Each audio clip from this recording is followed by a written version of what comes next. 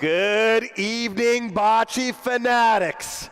We are here live from Lorenzino's Bocce Club in good old Youngstown, Ohio. And tonight, the regular season officially dead. The records, they're gone. The standings, erased. It doesn't matter who shot what in week 2 of the regular season. It doesn't matter how many fan votes James Salvaggio got. It doesn't matter if you got snubbed on the MVP ballot, Stewie. The only thing that matters right now is surviving. Welcome to round 1 of the Ohio Bocce League playoffs. Welcome to the game. Jimmy, he has been playing so.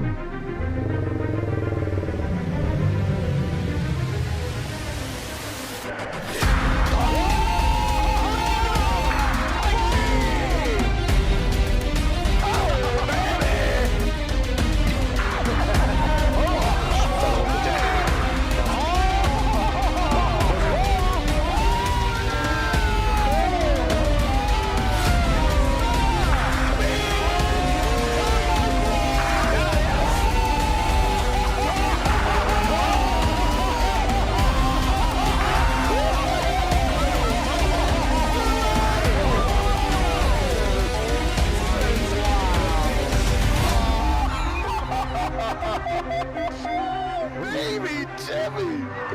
Oh, it is wrong!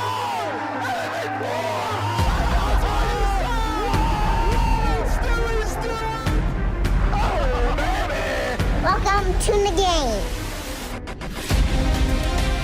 Love it. Oh, we have a doubleheader tonight, Lee.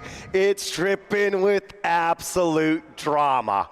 In our opening clash, the Mahoney Valley Hitmen walk into the building as the Giant Slayers after upsetting the undefeated SVBC.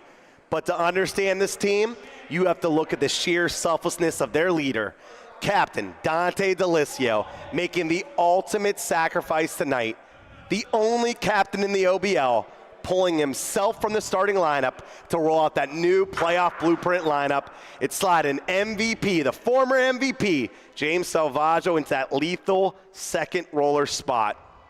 But waiting for them in the dark, not the Cleveland Hellhounds, but the Cleveland Raccoons. They are uninvited, hungry, and ready to cause chaos. And all eyes are on Robert Stewie Stewart. Stewie left off the MVP ballot. He is furious, and he's promised to unleash the Stewie sweep dance early and often tonight. Throw in the fact that Stewie and Salvaggio were literally traded for each other in the offseason. You better believe this one is personal. And if that wasn't enough, our nightcap is a ghost story.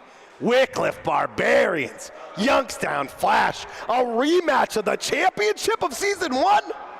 Last year, those Barbarians wore the crown, and the Flash fell just short. But if you ask those Flash players, last year was a fluke. Gianni Corlizzi and Dante Chiavetti missed that championship match, and they've been screaming from the rooftops to anyone that wants to hear them that with their full lineup intact tonight, Lee, this script is going to be written very differently. But those Barbarians, they're ready for a war. And we actually have breaking news out of the Wycliffe locker room. Corey Whitway getting the starting line tonight. You have to watch the playoffs on the couch last year, and now Corey is stepping in under the bright lights to help defend the title. Combine that with the fresh energy from a scorching hot Doug Lumbercarda, who is peaking at the exact right time on the back wall. This is gonna be an absolute heavyweight fight. I am Danny Catullo, and alongside the Queen Bee, Lee Chrisman, we welcome you.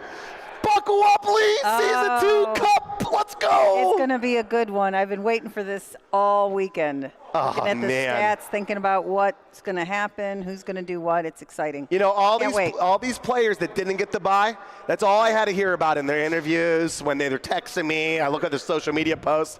They say, oh, your records don't matter. Oh, your records don't matter. I'm glad I didn't get a bye. I'm glad I get to play in round one. Yeah. Do you think these Hellhounds are glad they're playing in round one? I don't know. I mean, maybe they just want to get in there and get it over with and just kind of show what they got. As we take a look at the stats, what's amazing is this is actually 2 rematches, not just from last year. We talked about the Wycliffe Barbarian one against the Flash, but this is a rematch, same with the Barbarians, of week 1. The Cleveland Hellhounds rolled up this new lineup with Stewie. They played the Hitmen week 1, win the first game, right, and then it was all downhill from there. It'll be interesting to see if the Cleveland Hellhounds can be able to pick up where they left off really at the end of the year, when they sort of figuring out this lineup with, you know, where do we put Stewie, where do we add Bubba in? But to me, with the Hellhounds, it's all about the rolling. Right. Well, and, you know, I'm a little nervous for the Hellhounds just because, I mean, it's the end now. They haven't been had any kind of vibe going all season, and it's hard to just all of a sudden in one night say we're going to get it tonight. They've been trying to do that every single night. And for the Hitmen, I was going to say, Joe Palumbo lead shooting, Nardone in the hammer roll. What do you think about Savaja moving to the second roller? Do you like having the extra firepower in the rolling spot? Yeah. Or do you feel like you're misusing James? Well, no, I think it's not a misuse of James. I think it's a really good use of Nardone. He's really good in that spot, and I think that's probably where he should be. James can do both. So, you know, in order to get Nardone in that hammer spot, you put James in second roller. I think it's great. Well, you know, they wanted to get Nick Capogreco into the lineup as a lead pointer. They did that, and then they moved James as a second roller. You got Nardone into the lineup. They've been sort of like fiddling with all the pieces, trying to make it work. I will say they rolled it out against SVBC, and it was to no success. They got pretty beat up in that first game. Yeah. They did score some points late in that first game, but it really was a different lineup in the second game that made it work. It'll be interesting to see how long of a leash they have for these guys. We're bringing Dante DeLisio and Jimmy P over for an interview, but before that, I would like to say, Lee, I'm pretty excited about the second match, too. I expected the Flash and the Barbarians after last year to find their way, one of the two teams, into a division championship, but they weren't able to put that together. No, but it's going to be a really good game. I mean, I don't know what G's going to say about it, but it's going to be a hard one to pick. Well, Giuliano has something to say about every single match, so I'm sure he has something to say about it. Well, the Barbarians are so, in my opinion, really loaded, and the Flash are the quiet assassin type. They just kind of come in and then they do their thing, so we'll see what happens. Well, as we take a look at what the playoff bracket is going to look like, it is going to be interesting to see whoever comes out of this match will be facing a relatively hot Gamblers team. I don't know if they were excited they got the bye or not, because they were sort of figuring out everything together. But now they got the bye. They're going to play Wednesday night against the team here. At least they get to face someone that's going to be on a one-day break. Steel Valley Bocce Club, they've been playing hot. Hottest team in the league, and they have won 6 of their 7 matches. All right, joining me in the booth, I got none other than Dante DeLisio, the captain of the Mahoney Valley Hitmen, and I got the captain of the Cleveland Hellhounds, Jimmy the Bull Paisano. What is up, boys? Howdy. Danny. All right, I got some questions for you. You said you didn't mind. Going into the sweatbox, getting a couple hard questions. Dante, you're coming off that biggest upset, right? You beat SVBC. You were in the starting lineup when you beat SVBC. But tonight, a little selflessness. You're taking yourself out of the starting lineup. You're starting James Savaggio in the second roller. What prompted that? What prompted this lineup to be your playoff lineup? I mean, I don't think we have a playoff lineup per se, but I mean, if you recall last week, I wasn't in the starting lineup. The 4 that we're starting tonight was game 1 against Steel Valley. We didn't really have it, but I think that's one of our lineups, and we're still trying to figure out what our best lineup is. That lineup has a lot of upside, and I think that, you know, we're going to know early if that lineup's going to be working out or not. But I think it's our best bet to start off tonight. You got 3 great hitters in the lineup. Going over to you, Jimmy. Dante, he's always talking strategy. I got a quote from you, and you quoted The Art of War. Yeah. We're talking about psychological warfare. You said your goal is to irritate the Hitmen and pretend to be weak so they can grow a little arrogant. So are you the sleeping dog? How much of this matchup tonight will be won? I mean, Dante has it in the bag already. We talked earlier. He said that he pretty much feels we really can't give him much of a match. Pull the text out. So we'll see how it goes. No, playing the underdog role is fun. We have 1 match win all year. We're definitely the underdog. They love splattering that everywhere because Stewie, he can't beat MVP. Oh, we saw you in the YouTube comments. The Hitmen are going to get smashed in the playoffs. Well, you got your chance tonight. Yeah. Well, listen, I'm at least excited. You were selfless, and you're not starting in this. I haven't started in 3 weeks. But you're starting the Ryder Cup for sure. Definitely going to be a There's starter. 16 players, not just 4. Dante, Jimmy's openly admitting he wants your team to be arrogant, so he's basically trying to bait you, right? Yeah, it's not going to work. You just slayed the undefeated dragon, though. How do you keep your locker room grounded? How do you keep these players grounded, knowing that you're playing what is statistically the worst team in the league, and make sure you don't look past the Hellhounds and go into next week? Because everybody on our team is smart. Like they know. Like everyone. Mike Nardone, stop. Let's peel it back a little bit. Everybody in the league is good. If we were to ever look past anybody, you're going to lose, and that goes for every single team in the league. Dante, Jimmy, your owner Rocco. I love this quote. He called the Hellhounds the raccoons of the playoffs. Yeah. No one invited you, but you're here to cause problems. They're like, this team ain't gone yet. I mean, we won 1 game, and it was like a game 2. Like, no one even knows we won. You guys don't ever play the right lineup, so we'll throw that out there, too. Oh, now you're critiquing our lineup. Why don't we critique your lineup? Maybe. Go ahead. How do you go from the player of the match to not starting in the playoffs as the captain? What are you hiding from, Dante? Hiding from nothing. Play the game. You're the captain, franchise player. I only make suggestions. Our owner. So Joe benched you? Maybe. You're going to have to talk to him about it. Oh, it's one or the other. You're the captain. You have a C on your chest. Let's see it. You have a C. Last question. I'm just curious. See if we can get to this one. Last question for both of you. All right, Stewie and Savage traded for each other. James has now got, the team wins, moving over to Hitmen. Stewie's definitely, his stats have gone up this year. Did they? Who do you think has won the trade? Did the stats go up? We got the graphic. We're going to show it. He's leading the league in one of the stats. You tell me what it is. Jimmy's second. He was really proud of his team for 3rd place this weekend, so I'm a little bit worried about all the momentum from that. These guys, they're really proud of their teams. Maybe you get 5th, 6th in the OBL. Maybe take a picture, team camaraderie. I'm not sure. Jimmy, you like my odds makers graphics I put up for the Hellhounds? Are you guys upset that MVP, Stewie doesn't get part in the race? You guys, it seemed like you guys are a little bit more mad than me than maybe your guys yourself. I would love to hear this explanation why he deserves to be in the MVP race. Well, simply, statistically, he's the only person that leads in both categories. Statistically, he led the league in plus minus on the wrong side. I mean, his fault I'm bad. No, you're second worst.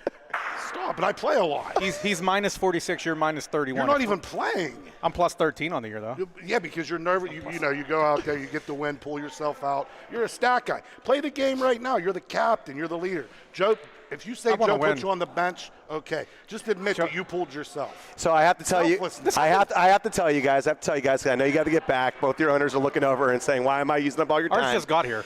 I got a haircut from Ben Diaz today, and he was getting on me a little bit about Stewie not being the playoff or not being the MVP of the league. He has no business. I said, listen, if the Hellhounds make it to the championship and he gets Finals MVP, why is Jimmy smashing my I will put in Stewie MVP into my hairline. If what? I promise you. Okay. For what? If Stewie gets the MVP of the playoffs, I promise you I'll put it into my hairline. Okay. That means they have to win it. I mean, if the Hellhounds, if you guys, I tell you what, Jimmy, if you guys win the Finals, I'll shave off my head. Oh, wow. I'll go Rocco Guerreri on you. I'll go glasses. I'll tell you this, we're not the Flash. If we get there, we'll finish it. But all joking aside, tonight, a lot of respect for these guys. Joe did do a great job assembling the team. And to be honest, Dante's a great captain. He's great, selfless. Like, he knows he probably should sit because maybe, I don't know, nervous or ain't playing too good.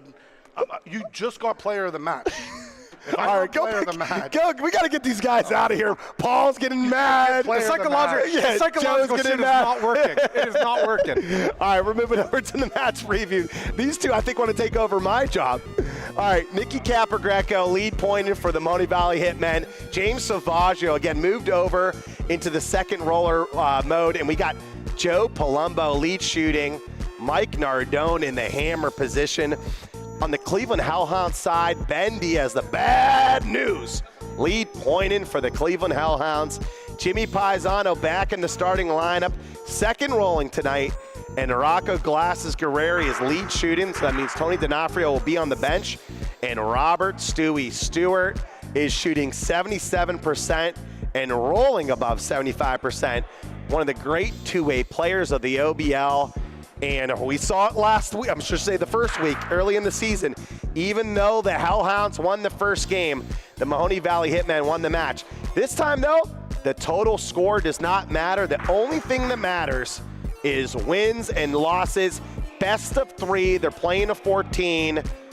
Lee, how pumped are you for this Hitmen Hellhounds battle?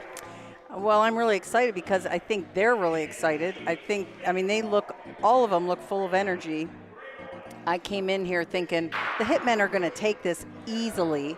And now looking at these guys and looking at their energy and excitement, I don't know. It's going to be close. All right, so pretty soon we got Giuliano. He's running to the booth here. We're going to be able to get his picks. As he's doing the picks, they're going to do the coin toss and do 2 practice frames to get ready. Once they do that right now, we will have Giuliano come into the bench. Oh, yeah, these players are getting ready. You can see them talking already, some smack to each other. Giuliano Romeo. I think he got a new wardrobe for us. He might be ready with a little bit of props. It's time! Styling it. All right. Why me always first? Bang! Because I'm a contract killer. Yeah. It's time. Playoffs. Where were you? I was in traffic running around, and I got in a contract that the Hitmen are taking down the Hellhounds. Boom! Wow. Season's over. That was short and sweet. You don't Season's over. You don't think anything. You don't think the Hellhounds can do anything. No, it's over. Hitmen are on a mission. They've been laying low, playing in the shadows like a real mafia hit. You know what it is? Youngstown he knows that they tuna. can't come after him after this. That's the it. season's going to be done. So That's it. No, because All right. Jimmy's waiting for me right now. Don't worry. All right, G, Jimmy. they're about to start the coin flip. They're going to do 1 practice frame. And then, okay, so they're already done practicing. G, Yeah. all right, you got Hitmen. Yeah, I got the Hitmen. Who do you got later on tonight? Barbarians or Flash? The defending champs, they made some moves. They're excited and all that, but give me the Youngstown Flash. The Flash. Cinderella is going to continue. Are they a Cinderella this year? No, they're not, but it's going to continue. Dante's not going to be making pizza, I heard. He's got somebody else. Maybe Mario's coming in. Uncle They're Mario. They're actually going to play, but the Flash going to play good. Gianni's going to pick it up tonight. I He's love have it. it rough. He's going to pick it up. All The right, Flash gets I made a statement earlier. If the Hellhounds make it to the championship and win, I'm going to shave off my head. All right, I'm going completely. I'm going Rock Guerreri. WrestleMania, If the Hellhounds win it all, WrestleMania 23, Yep. McMahon. If Stewie wins the MVP, I'm gonna put Stewie MVP. I'll put it into the hairline. If the Flash they make it to the championship, I'll put lightning bolts. That would would You like be that? better for you. Awesome, That's yeah. better. That's All better. right, Diane might like be it okay with that all. one. Yeah, Diane will be it all all. right with that. All right, we're going to go out to the court and watch these players warm up during the practice frame. And I'm interested, G. Yeah. All right, there's been a lot of talk about the MVP candidate, and Robert Stewie Stewart got left off the ballot. Were you okay with it, or do you feel like he got a little bit of the screw job? He had a great season. Hats off to Stewie, but it wasn't a screw job. Those guys who are on the list are well deserving. It was tight. It was tough. But Stewie, maybe next season. Wasn't your time. You really can't. I hate to say it, you cannot have an MVP on a team that Yes. lost like the Hellhounds. Yes, I was gonna. I let you say it. It's unfortunate for him. but- It comes down to this, okay? So Go ahead, Dan. we are, ultimately, as the commissioner of the OBL, I got to choose the candidates. And last year I felt that there was a candidate that was deserving from each and every team. It was fun to be able to put, someone from out there for each one. This year it was not for me. There was one team that was above and beyond, and that was SVBC. Yes. They had 3 players that are basically, to me, all contributed to that success. we're going to let the fans, the media, and the players decide who they think it was out of those three. But there was another player, and that was Anthony Capagreco, who shot his way, the Gamblers, into the other bye. And so when you have basically, he lost to his dad by, really by not even a half percentage point. It was 0.1 percentage point. Yeah. Right. It was like clear, like this little thin line of him and his dad being the top shooter. But for me, Stewie, he had his potential moments. The Hellhounds had a doubleheader. Yeah. They needed to win 3 games to be able to get out of the basement, potentially win a division. Mm-hmm. They lost the 3 games that Stewie started. Right. And he had a game-winning role. He had 2 game-saving roles that he didn't make. Right. And that's a factor. It's the clutch gene. Are you, even though your team's struggling, are you going to propel them to a win? Are you going to be like a Michael Jordan? Are you going to make things happen? And he didn't. Anthony Capagreco, like you said, has played a huge role in turning the Gamblers season around, and the resurgence of Ronnie Cap. What a year he's had. And, of course, Mikey Robb, and they're on the best team, Danny. Your points are 100% correct. Mikey Robb, Sean New, and Ron Capagreco are all playing way better than last year, and that's why they have the #1 team in the OBL. But right now we got the Hitmen versus the Hellhounds. The winner gets to advance and play the Koppel Gamblers on Wednesday. The loser, they get to go home, and you know what? There's going to be some uncertain futures. The contracts are only for 1 year, 2 seasons. Will these players re-up with the same owners? How many players will the owners get to keep? Right. Those are all decisions that are going to be made in the first OBL offseason. But for now, we're going to see a battle, and I am pumped. Will this new playoff blueprint rotation work out for the Hitmen? Or will it be the Hellhounds being the new Cinderella story after the Youngstown flashed it in 2025?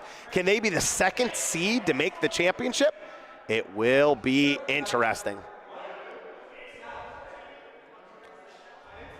If the Hellhounds do pull off this upset, this will be bigger than when David slayed Goliath. You heard it here, Lee. Wow. You heard it here. Not bigger than the Flash making it last year, just bigger than David. Yeah. No, Flash, that was a nice one. This is now, Lee. Yeah. We can't go all in right. the past. Okay. All right, here comes Nicky Cap. Coming off a win at the high stakes this past weekend. He's riding high. At the SOI in Niles, right? Yes. The Golden Nut. And our commissioner was on his team. But none of that matters now. He's going to put in a nice ball to start. A little behind, but it's still probably only a foot, if that. Brings up Rocco to shoot. Starting off strong right away. Right. It's a good shot, and look at that result. That's how you want to start off if you're the Hellhounds. You want to start off quick.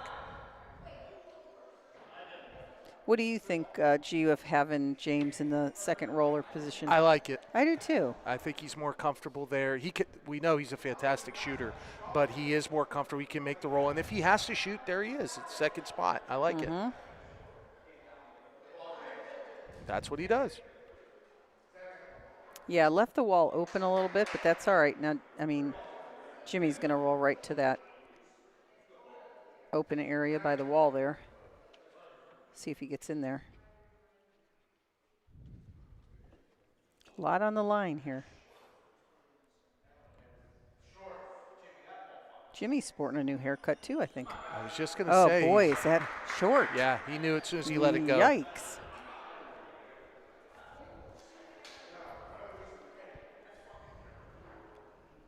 That's not typical of Jimmy to be that short. My goodness, that's 10 feet.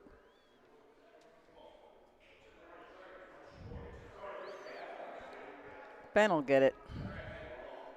What a year Ben's had. Bad news, Ben. Yeah.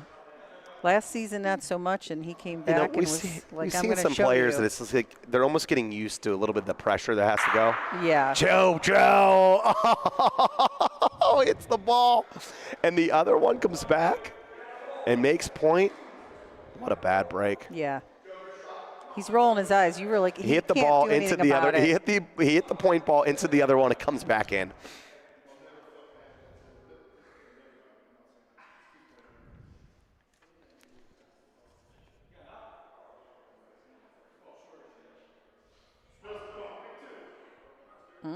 That's going to be short also.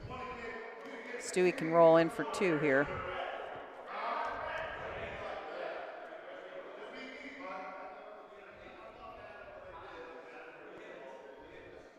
Stewie probably really wants to play a good game here today.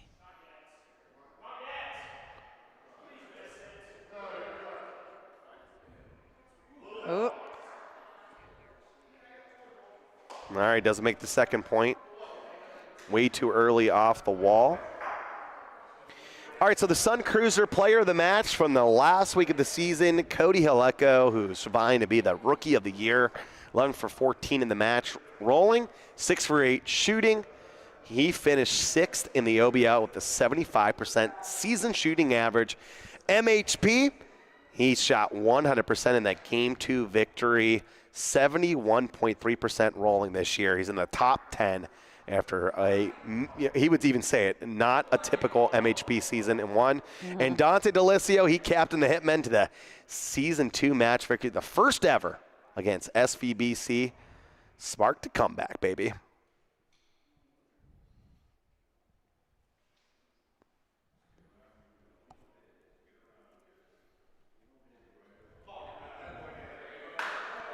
All right, Nicky Cap, 2 for 2. He's feeling good.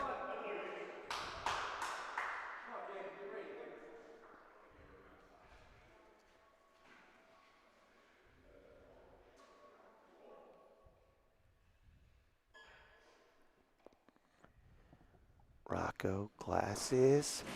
Guerrero with the little clip, but it doesn't work. Both lead shooters in the first 2 frames with a hit that doesn't move the ball enough.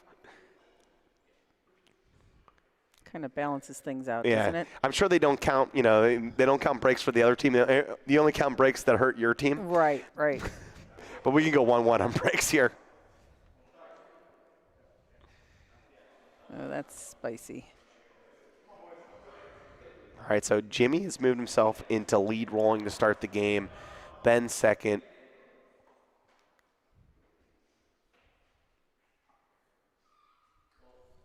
That kind of surprises me because Ben was rolling first last week and he played so well. And Jimmy will shoot, so I don't know about that. I mean, it's not that Ben can't shoot, but he doesn't normally do it. There's sort of, the one team that can give 2 craps about stats and they're just trying to win games now. Yeah. So if they keep scoring and it looks weird, I think the Hellhounds will be okay with it. Oh, I think so too, but just what the person normally does, the player. Jimmy is more of a hybrid, if you want to say that, than Ben. Sure. So it's a little strange for him to roll first, but Jimmy has like tried you said, out. If it works, it works. It's kind of a funky lineup. Jimmy's been trying it out. Let's see if Nardone could be able to get this. And that's why you put Nardone into the lineup. Mikey Nardone hits and sticks around. And a lot of room for James Salvaggio. We're going to have a 3-1 Hitmen lead.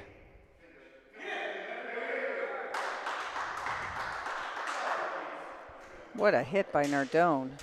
Ouch. Mikey Nardone. Got it. Woo. And there's that energy we talked about, getting into the lineup.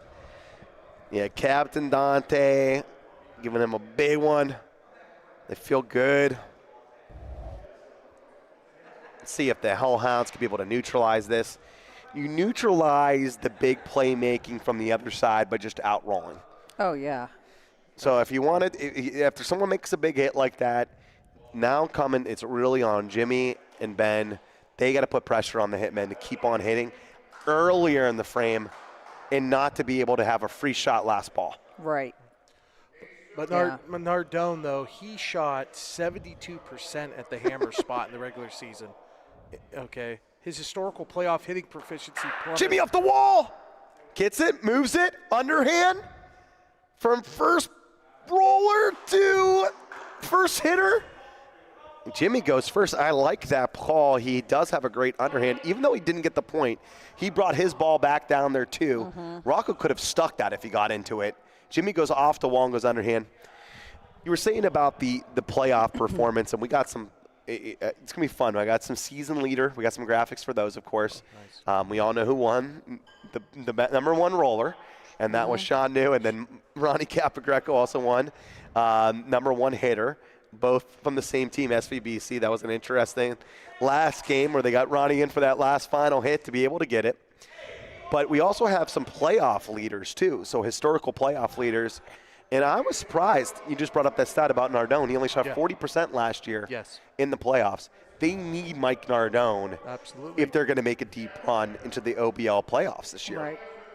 He makes those shots like the one we just saw. They're going to be just fine. I think he's more comfortable in that hammer position. Rocco picks it out. Makes two. Glasses Guerreri with the bullseye shot. I was kind of surprised they didn't do that to begin with. They had that ball. If he would have hit the pill over a little bit, they had their ball over on the right there, but it did work. They have two. Now JoJo, he gets rid of it. Does he stick around? JoJo Palumbo puts it on the Paulino. And there you go, Lee. The not shooting it first, now you would have an extra ball back instead. Stewie's going to have to try to make a play and probably just roll one close and give up the frame. I'll take you back to last frame, though. Joe Palumbo missed the hit, but he got into that front ball. Sometimes it is building blocks. Even though it's a missed hit, it's almost a sacrifice for Joe because he made it so much easier for Nardone to see the full ball to be able to hit and stick it by getting rid of the front ball, and then made it easier pathway for James Salvaggio to be able to roll in for the extra point. Oh, yeah, it was wide open. That was a no-brainer there. Sometimes you have to just get into something as a lead shooter. Can't be worried about sticking it. Can't be worried. Especially when you have like three balls back, you have to get into something and let the chips fall where they may. You got to make something happen. 100%, Danny. All right, Stewie was short on that, but he's hoping it blocks them, but James is going off the wall, so it's not even close to blocking. What a ball this is. That's a nice roll. What a luxury to have, basically like a top 10 shooter in the league with James to be able to roll like that. You can move him anywhere in the lineup.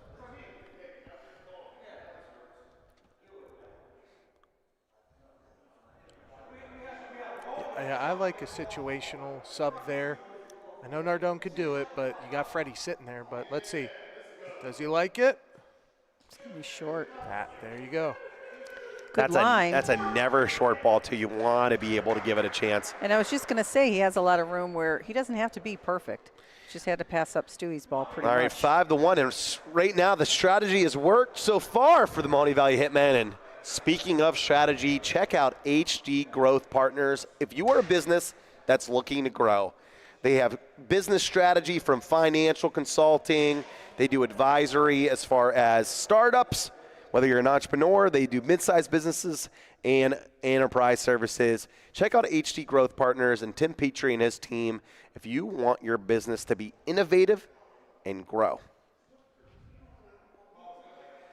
Speaking of growing, how about Nick Capagreco in the last 2-3 years? My gosh, yeah, he's. We used to say he lived in his brother's shadow. No more. No. The kid has made a name for himself as a clutch hitter and a tremendous roller, and be able to come down from the second rolling position and come all the way down into lead pointing. You know, it's a different skill set, lead, to be able to use the Paulino and trying to move it around. Yeah. Rocco Glasses Guerreri! Is this guy a playoff stud or what, G? Absolutely. He transforms when the playoffs start. He's hit a solid 72% in the regular season. He's jumping in the playoffs. JoJo puts it back. A lot of action here, Danny. I can't finish with the stats can't come fast enough. No. What's Rocco hitting in the playoffs, G? 81% in the postseason. Guy's a stud. What's Joe Palumbo hitting in the playoffs? Jimmy short again. It's not too bad, though. I mean, it's not a great ball, but he took the wall away a little bit. It's in the way. But he's got, there's at least 3.5 feet there. You gotta wonder, will the leash be? Will he put a short leash on himself for Bubba, or keep fighting through it? All right, here comes James Salvaggio. If you want to be a roller, you got to beat these balls, and James does. Great roll, but he is behind the Paulino. Yeah, but look what's in the back. He doesn't, they can't really hit unless they knew they were bringing that pill around, the Hellhounds. Here comes Stewie. He is hitting. Says Paulino be damned. Got into it. Moved the Paulino over. And it's the Hitmen ball. It was a good hit. I mean, he did what he needed to do. It's just the Paulino was in play the whole time. Right. It was really difficult to get that ball. But, yeah, you wanted it just a little softer so that his ball would stay with it in the back wall. It moves. And we get to see Ben Diaz versus Mike Nardone. I'm assuming Mike's going to shoot this. This is a good ball. It is in front. Now, Paulino's kind of bad for the Hitmen here if it goes the wrong way. Here comes Mike Nardone, stuck his last one.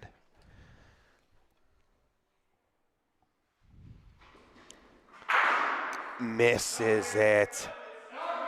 And the Hellhounds score the point. Stewie's wagging his finger. The sleeping dogs. Could they be lying to make a comeback, G? Well, they are called the Giant Slayers. I said it would be the biggest upset since David slayed Goliath.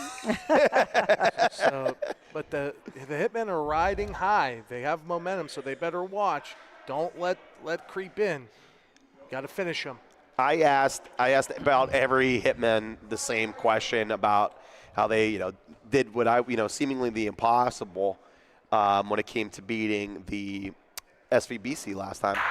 Joe Palumbo! Holy cow. Wake up and smell it. The coffee is on and Joe Palumbo has started it. Glasses Guerreri trying to put it back. Got it. Clips it out. Shot after shot.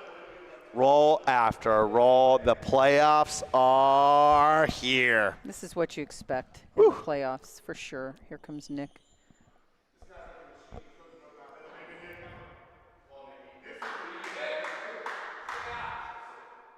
Another good ball by Nick. Right on the pill. Well, right next to the pill.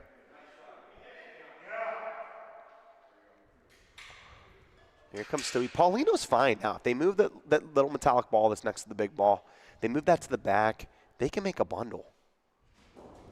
Stewie hits it, moves the Paulino, but who's going to get the point? Stewie says, I tried to move it. I tried to stick.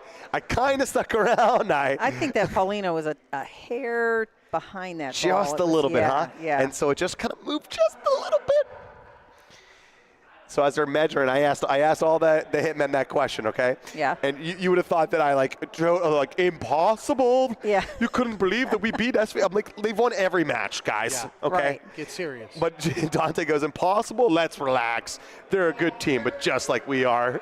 I was thinking about this, and no offense to the Hitmen at all, but it seemed like Steel Valley just kind of went flat the second game. Oh, it wasn't yeah. that the Hitmen They were playing really outplayed them. It was just Steel Valley just went flat, didn't it? You saw what everybody saw. It was like they were playing for records. They were joking around. And I tell you what, that may come and bite SVBC in the butt because you're really not riding anything going into the playoffs. It's going to be interesting to see if they come out flat going into tomorrow's match. I'll tell you this. I'll put the Vegas. You could put the stat line. I'll tell you, Alessio, get ready. There's not going to be nothing flat about SVBC. No. You right now. No, I don't think so. I just think last week. Yes, I agree with you. Yes. Yeah. They put in other players, which was fine. Yes. But it just didn't. Nardone gets it. Ooh, look at that. Clears the setup. runaway. All right, it's 100 balls out there for the Hellhounds, but James Salvaggio has about 100 feet to roll in.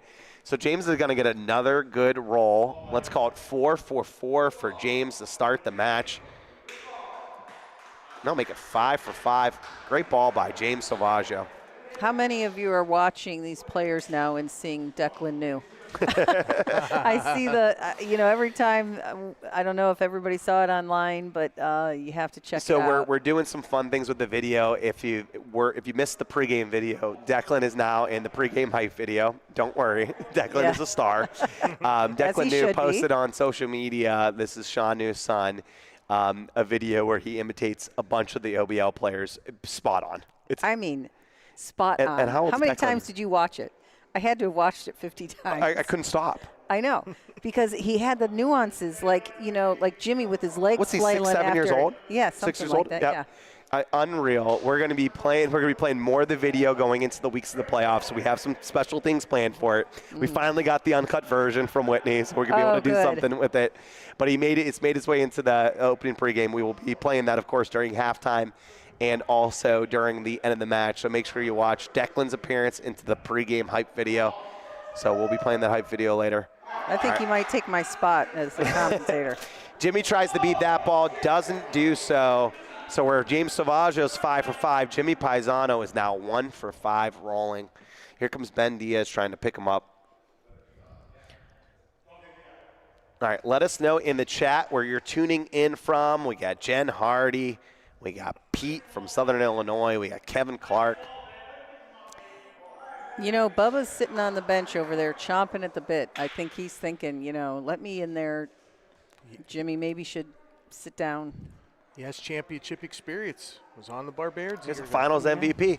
Joe Palumbo! Stay hot, JoJo! Hits and moves both the balls and makes 2 for the Mahoney Valley Hitmen. We also got Jay Lowe from the Bay in the chat. Laura Bowden, we appreciate you. Michelle Kenny, what's going on? Playoff time. Luciano Catullo. Luciano, the birthday boy, is here in the building. It's his birthday? It was May 8th. He got a cake. Jimmy Paisano brought him a cake. I was May 9th. Where's my You're May cake? 9th? Yeah. Oh, gee, you and Luch can split. There we go. The May babies. We also got Luch's video. He wants us to show it, so we got that. We'll be showing later. we got our wish. Bubba's going in. There you go. Jimmy already rolled his ball, though, but if Jimmy's going to be first, you gotta put it on there.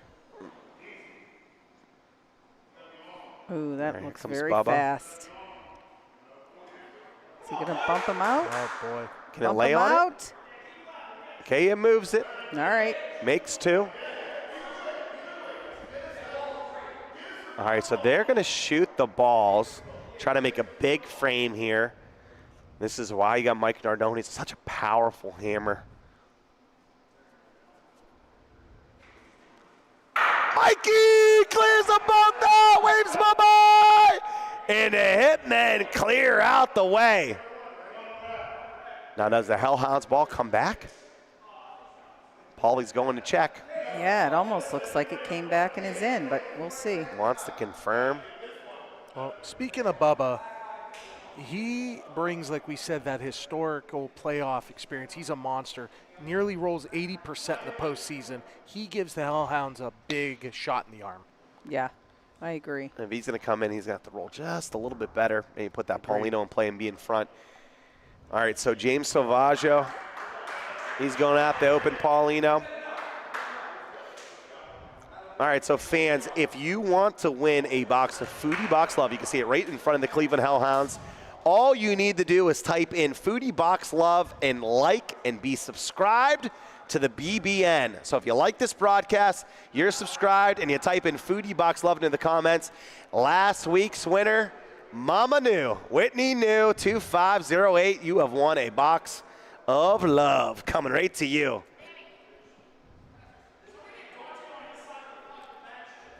I did try to win that foodie box. Didn't work. You can. It's a random draw. It's a random draw. I know that. I was praying it didn't You're get just, you're only good at Chuck-a-Luck.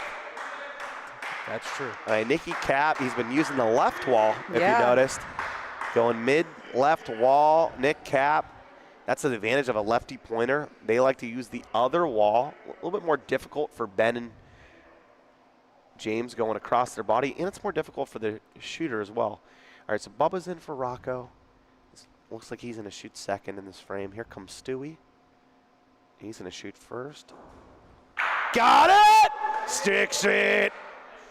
Robert Stewie Stewart sticks around. There you go. A little bit of energy there from Yeah. Stewie. We got Tammy Paisano in the chat. We got Tony and Anthony from Babylon Bocce. Joe Palumbo. Joe's on fire, too. 6 for 7. He had a rough What weekend. a day. He had a rough weekend in Niles, Ohio. That's why he's bringing it. All right, leave your misses there. Who cares about the tournament? Yeah. OPL's all that matters. It's the pro leagues. Gee. There you go. Nobody cares what you did in Warren, Ohio. All right, so season plus minus lead. Just a new stat for you, G. Plus minus leaders. I mean, when the player's on the court, how many more points does their team score than the other team, right? So you could be negative as well. Mike Robertson plus 67. That's insane. Sean New 63, Ronnie Cap 53, Bobby Middle 47. That is that iron core from SVBC. And Pat Peasant, number 5 plus minus in the season from the Gamblers. Wow. One of the stats of why Stewie didn't make it, negative 46. And there Right. you have it. MVP discussion. No, that's not over. on him because he has great stats. I mean, it's Yeah. on him, but it's not on him. You know what I'm saying? Discussion's over. I'm just saying he's got great stats, so I don't want people thinking, oh my gosh, he must have played horrible all year. Ooh. No, he didn't. No, he But had, there's not winning frames. Got to win frames. Right. And it does matter. You could roll good, earlier in the game. There's certain things. Well, and here's the other thing. He hit really well last week, but he never ended up with point, which doesn't go against him. He still gets credit for the hit, but again, you didn't get any points on those things. Wow, what a ball that is! Great cover by Salvaggio. And now they have decisions here. They could put Rocco Guerreri back in and put him in for Diaz. Bubba has to play out the frame. So it could be Bubba shooting this, or if they want to, they could put Rocco in for Diaz or Tony in for Diaz. I would put, your lead shooter from the game. Rocco's 5 for 5. Right. So they're going to take their time, use the timeout here, think about this. It doesn't matter if their ball goes because they have 2 backs, so they roll in for 1. If you know what I mean? If the Hellhounds ball goes, that's all right. It's going to go.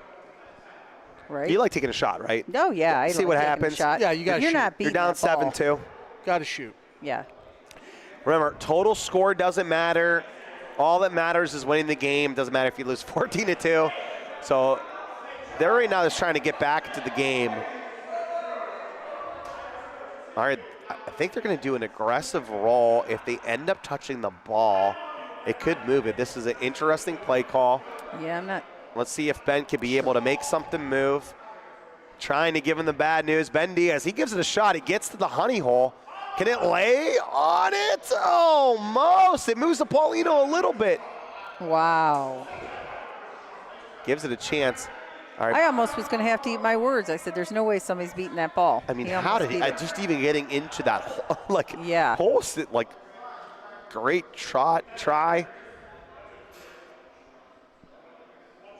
We got Luceni in the chat. We got Boss, War Eagle. They should be trying to drag this Paulino is what they are trying to do right now. Oh my gosh, Drag he might it have. for 3. Oh my gosh, he might have. Bubba makes the point, makes 2. 7-4. And the Hellhounds go aggressive the other way by rolling. What a ball by Bubba. If you know you can do that, that was a smart play. Jimmy believes in his Not guys. everybody can do that. Jimmy believes in his guys. All right, Yeah. so they got Jimmy leading off. And I think they're going to wait to make a decision whether they bring Rocco back in the game or Bubba, depending on if it's a roll or a hit.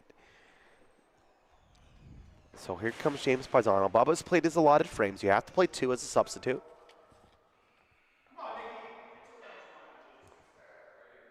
So you cannot give Nick Capagreco that much room. This one's all on you if he doesn't get it. All on you. Me and G were like, finally, leave. Put herself up. The jinx could be yours. Leave. No. Uh-oh. No, he's fine.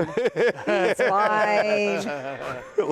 Lee wipes her brow. The queen bee, right, wipes her brow. That's right. All right, he beats the point, but that's not a great ball. That's in, but I love rolling. You got your own ball to play on. You can tuck one here. And this is where, like, there's nuances to bad balls. And so Jimmy's ball, although it's not a good ball in the scorebook, it could be a good ball in the frame, depending on if his now secondary roller, who's usually a lead roller, Ben Diaz, can tuck one in there. And this is kind of the strategy that Jimmy likes to play around with when having an elite roller behind him. But Ben doesn't go wall side. Boy. He goes into the Paulino and misses. Doesn't move up the ball. Doesn't really even give it a chance. No, and I don't like going into the pill because if you bump it, your ball's staying and it's shooting to the hitman. So I like what you said. Going going into the on ball. Yeah, 100%. Move your own ball, you're fine. Right. Or you tuck. And that's Absolutely. Jimmy's actually talking to Ben about that. He's saying, hey, when I do this, you need to come right at my ball. It's those building blocks we talked about.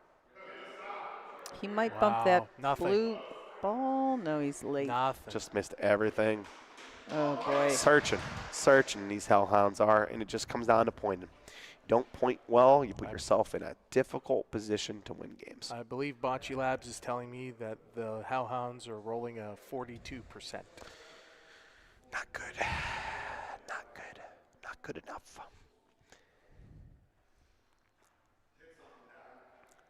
The Hitmen, on the other point, they're 15 for 17. Yeah. Wow. You're not going to lose many games. It doesn't matter that the Hellhounds have not missed the shot. The Hellhounds have not missed the shot today. All right, Stewie makes a good point, but they're all out. Joe Palumbo needs to get into Paulino or ball. JoJo got Paulino, moves it and gets excited. Wow. That looks so easy for him. That is not easy to hit that Paulino. No, not at all. Great shot, Joe. Somehow got it clean. Now, it's interesting. How far do they need to move to make point? They're going to confirm they're not in. So if the Hitmen aren't in, I would want to know. I'd be rolling right at my ball. Right, I would too. Oh, Danny's cat out of the bag. Get all the information.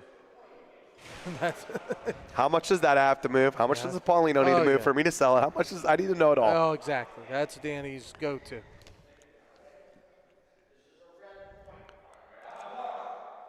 All the way when I was in elementary school, I was on the math counts team.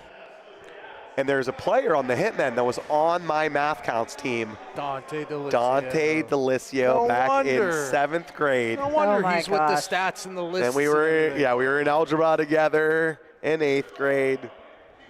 And we used to make up our own fantasy leagues and talk about how one day we were going to run a professional league of something. Hey, there you go. Neither of us played bocce then, but we sure do now. Comes full circle.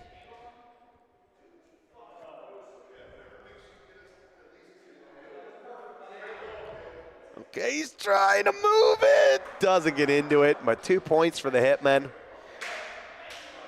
9-4 ball game. All right, Deep Water Consulting. When we get to recognize some of those great deep water rolls, Deep Water Consulting is a sign that you see in front of the Hitmen. They have tax advisory, business accounting, and consulting, and more. If you are a business that's starting up, and I could say this from firsthand experience, contact Vinny Nacera and his team over there at Deep Water Consulting. They're certified Pennsylvania CPAs, but they're much more than that. It's like going and working with a friend on building a business. Vinny, we appreciate all your help to get the OBL up and running. Go to Deepwater PGH, that's for Pittsburgh, deepwaterpgh.com, and talk to Vinny or one of his team, and they'll help you out. All right, great ball again from Nick Capogreco, 8 for 8, and he is a stricken. I'll make that 9 for 9. 9 for 9? Yeah. If you look at the stats, too, it is, like you said, Danny, it's the rolling. The Hellhounds are hitting fine. It's the rolling. We say it every week in the OBL. You can't roll, you can't win. Bottom line. Well, especially when the other team's rolling like they are, you know. All right, Glasses comes back, moves the Paulino to the back wall. He'll take that.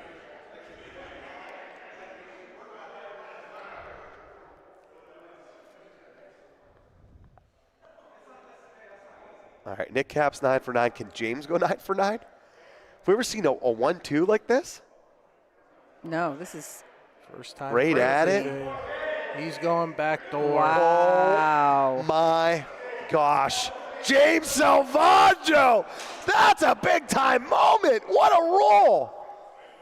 The only problem with that one is they're going to take that one off the wall, I think, and it's going to be gone. But that was a beautiful ball. It's kind of a tough angle, though, It to get in is. between. It is. Here comes Jimmy Paisano. He's going to shoot underhand. Gets into his own ball. Oh, it doesn't work. James, great ball, James. James Salvaggio with a tucker. So difficult with their own ball, the way that it lied. Yeah, Jimmy looked a little worried, like he wasn't positive it was going to work. Yeah. You know? Here comes Ben. Trying to give him the bad news. It doesn't come right enough. I think it's going to stay out left. We'll stay in the ballpark. Needs to touch something. Touches the boy. back wall. We play back wall dead on this synthetic court. Daniele Corleone came in from Italy to build. And that's how they typically play on synthetic courts around the country and around the world. And that just means the ball has to touch another ball. Could be your own, could be the opponent's, or the Polino, which is that shiny metallic ball that's towards the end that James Salvaggio aptly put his ball right next to. All right, Stewie's just trying to put a cover in. Yeah. That needs to be Ben's ball. Ben Yeah. needs to put that ball there so that Stewie can be able to go after it. Exactly. Instead, now you have free rolls here. Will Joe Palumbo roll this ball? I was wondering if Nardone should roll the ball. I think Joe's going to roll it. I'm having Nardone roll this the whole time, just because if you're going to start in the hammer position, you're going to have You're to have a right. lot of rolls. Very true. And so he has to figure out the speed and everything. He's good. Barely doesn't burn it. And Joe is going to roll the ball. And Joe's laughing, so it's I mean, that's not even close. No. That's not even the same zip code. No. And I tell you what, they're laughing now, but if they're a point away from this victory and they don't get there, they won't be laughing then. Joe Palumbo. You said it, Danny, not me. Do we have OBL bloopers? We need to put it that on there. Bloopers. Wah, wah, wah. Joe Palumbo is unfortunately at the bottom of the rolling leaders, under 40% this year. All right, here comes Nicky Cap. Won't see many of those from Nicky. Direct quote from owner Rocco Guerrieri. They're the raccoons of the playoffs. Not invited to the party, but somehow they're there. Nobody wants them. And if I'm the Hitman, you better put them away, like you said, Danny, right now, because the raccoons can scurry their way back in. All right, here comes Nick Capagreco. The Hellhounds get a big frame, then the momentum shifts and some excitement because the Hitmen are kind of leaning back now, like it's done, and it's not done yet. It ain't over until it's over. Glasses with the miss. First one of the night. Yeah. All right, they're going to roll here. Bill Barnett made an interesting comment talking about Stewie. He said great players on struggling teams are often required to make difficult shots that great players on great teams don't. So meaning that Stewie has to make some much more difficult shots. Yeah, I agree with that. They still only have one ball and carry a heavier load. It's easier on the great teams. I agree with that statement, Bill. My point was that in Salvaggio got nominated from last year, and the Hellhounds were only 3 and 4 in match play last year. But Salvaggio made all those shots. Yes, correct. Very difficult shots when it seemed like their team was down and out and they weren't going to get a big high playoff seed. Salvaggio made those shots. I just want to see Stewie make more of them.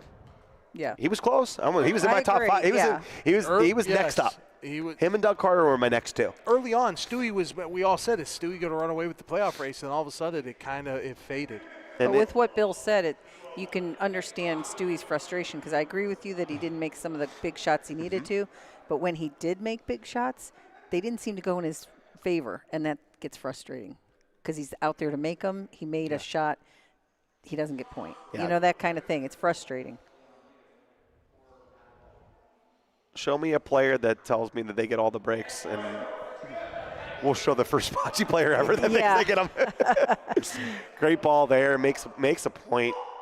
But again, last ball of the frame.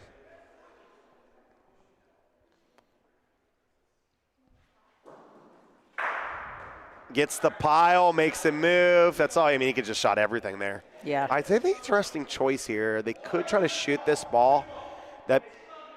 And if they get Paulino, it's great. If not, they could be able to shoot for a bundle. Paul's in the way. The Hitmen actually have the third point.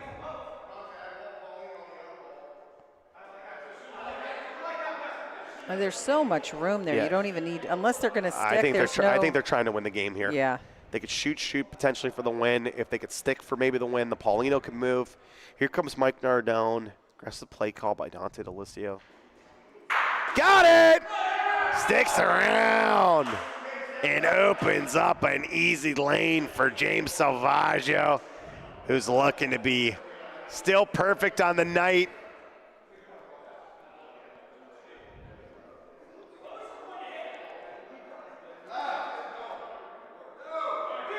All right. That'll work.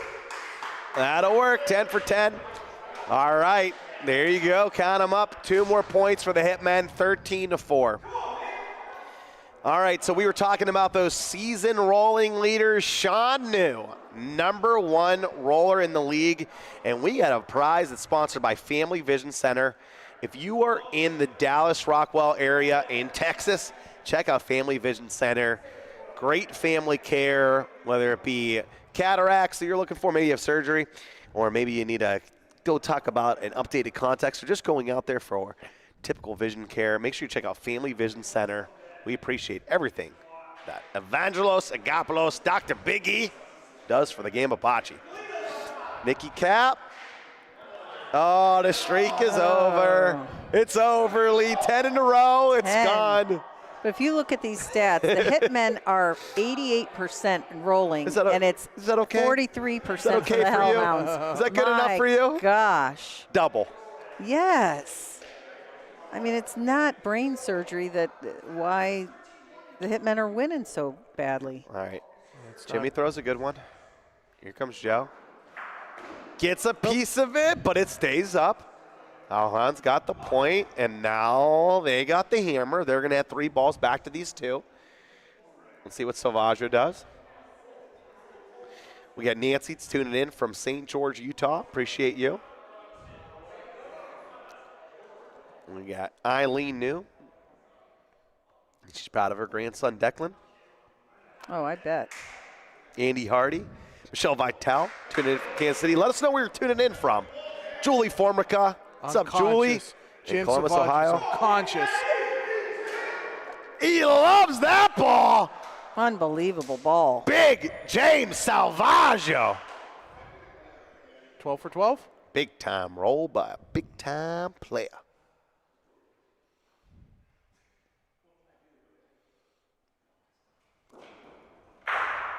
Got it. Moves their ball too. That's fine. Yeah, that's all right. They're a ball ahead.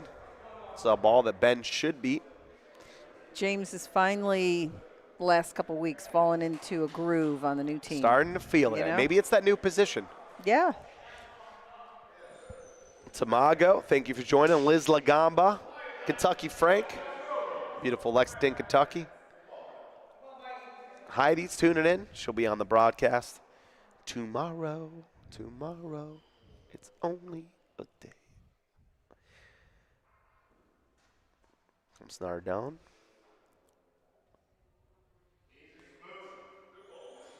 This ball, if it doesn't lick it, it's gone.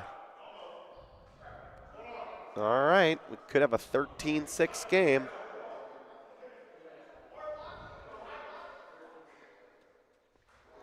Jim was looking for maybe a big play shoot in the back. But instead, they're going to go get 2 here, 13-6. Jimmy's always looking for a big play, and that's why he calls a great game. Because he's not just looking for the easy rolls, but he doesn't get it. Wow. Doesn't get it. That is a ball you have to beat. I mean, all you had to do is. He does. It. It's in. Oh, it is? Woo. Wow. I didn't It didn't look Every in, sigh did of it? relief from Stewie, sigh of release from Coach Jimmy. Did you think it was in, G? Not a chance no. in you know Yeah. where. All right, so make sure you tune in. We talked about it. Okay, not only tonight, we have a double header tonight. Coming up is a rematch of the championship from Season 1. The Youngstown Flash are taking on the Barbarians tomorrow. The number 1 seed SVBC will take on the winner of that match on Wednesday. The Koppel Gamblers are awaiting the winner of this one. Could it be brother versus brother, or will the Hellhounds come back and pull out this series? And then the championship Sunday, starting at 5:30. Broadcast starts at 4:45. We are going to, we're going to be announcing the All-Stars. We're going to be crowning the MVP, and then we're going to have a best-of-5 abbreviated games. They're playing to 12. Best-of-5 series. They see who gets season 2 of the Cup. No. Perfect, G. All right, we got the Roma boys in the chat. We got Nick Albertone. What's up, Nick? Uncle Ron Delicio, Patrick Pezin. Jimmy DeSenza, Robert Zullo.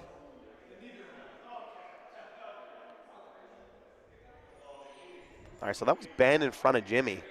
They make the switch on this important frame. They go short middle, and it does not work out. I thought they would have played the Paulino a lot shorter to try to get a big frame maybe. Yeah. Here comes Rocco. And I'm surprised Ben went first. Rocco moves Paulino. Oh, brother, what a bad break. All right, you got to go Stewie here and maybe just bring the Paulino all the way back, maybe reframe. Yeah. Has to make a big play here. They wouldn't be mad at that, I'm sure, the Hellhounds. We got Marco Orlando in the chat. We got the CBL MVP Vanessa in the chat. Here comes Stewie.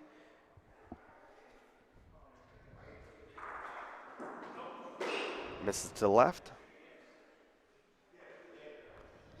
Does Jimmy have anything in his hat? Shoots as hard as he can. Drives the moves Paulino back to them. And makes a good point. He was trying to shoot that Paulino off the court, if I know Jimmy. Sean Crone in the chat. Joe Palumbo to effectively win the game. Gets the ball, moves Paulino. And this is in an ideal spot for the Hitmen. It could have been much, much worse. A lot of room here for James Salvaggio. Can he go a perfect 12 for 12? James Salvaggio for the game winner. And that is all she wrote. Mahoney Valley Hitmen take game 1, 14-2-6. And that is a bloodbath, I tell you. Are you surprised or not, Danny? I'm curious what your thoughts are. Did you think it was going to be closer? This is about what I expected. Yeah. Yep. Until the Hellhounds commit to a lineup, commit to something, it just they look sporadic, and that sporadic comes with sporadic rolling, the sporadic play. Ben Diaz struggled in the 2 rolling spot. He struggled when he had the Paulino at the last frame. I mean, if you want to be a great roller, you have to roll better than that. Ben knows that. Yeah. Had no backup from Jimmy, 4 for 9. Stewie didn't roll well either, 4 for 8. They didn't use Bubba, and they should have. I mean, clearly they should have. You don't know. Maybe he wouldn't have rolled any better than the other ones. We don't know. But he was 2 for 3. Yeah, they should have stuck him in there for a little while. At some point, you got to make a change if it's not working. Rocco Glasses-Guerrero, 8 for 9. Shot well. Jimmy had a couple big hits. Stewie only missed that last one. The hitting was not the problem for the Hellhounds. It was the rolling. And on the other side for the Hitmen, G, they seem to have it figured out.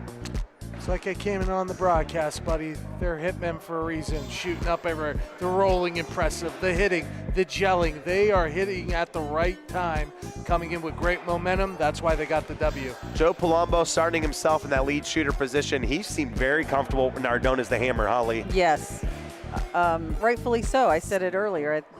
Nardone is comfortable there. He likes it there, and I think that's the right spot for him.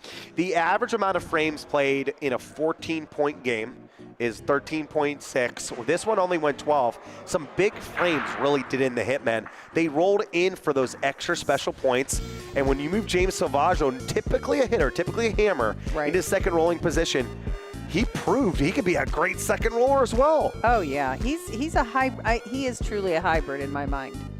All right, so speaking of hybrids, we have the fan all-star vote has been completed. This is worth 1/3. I'm going to bring this up. I'm interested on both of your thoughts. Let's go pull up those rosters. All right, let's start talking about the North first. Ben Diaz, Bubba Infant, and Carl Greenaway as the pointers. The hybrids leading off the fan vote, Stewart and Mike Paisano. And the shooters leading the fans, Tony D'Onofrio and Johnny Vivo.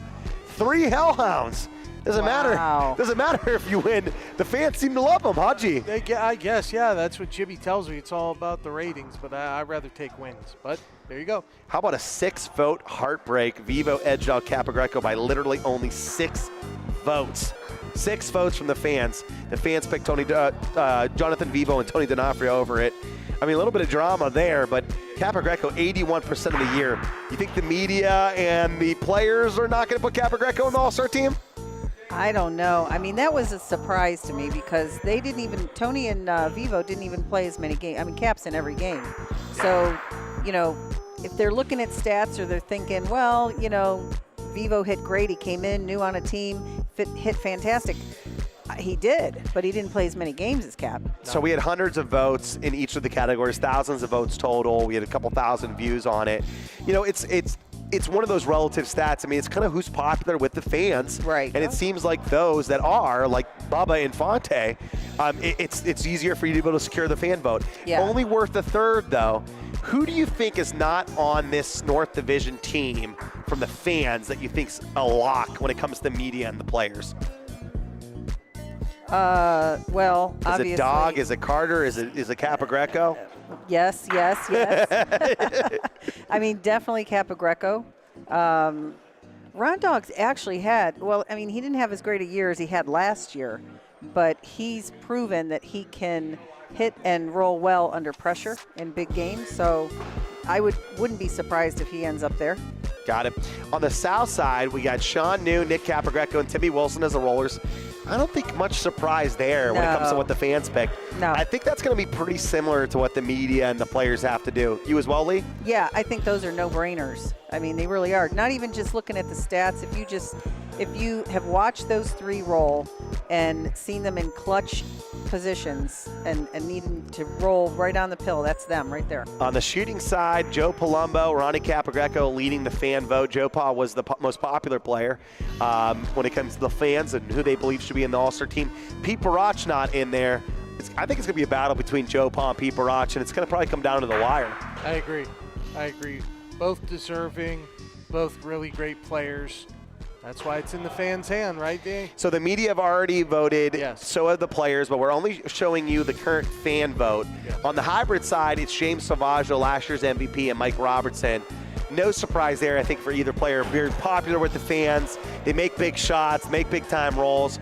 You kind of have to be a little bit of a showman as well, Lee, when you're going out there and trying to win the hearts of the OBL fans. I mean, that's a lot. I mean, Joe Palumbo on the shooter side, that's part of why he probably is in there. He's a showman. He hits well, he hits great, and he's a showman. All right, we got a new graphic for you after we just finished this D-Cats out of the bag segment. I love this one. Who won the trade? Okay, we're looking over Season 1 stats and Season 2 stats between Stewie and Salvaggio.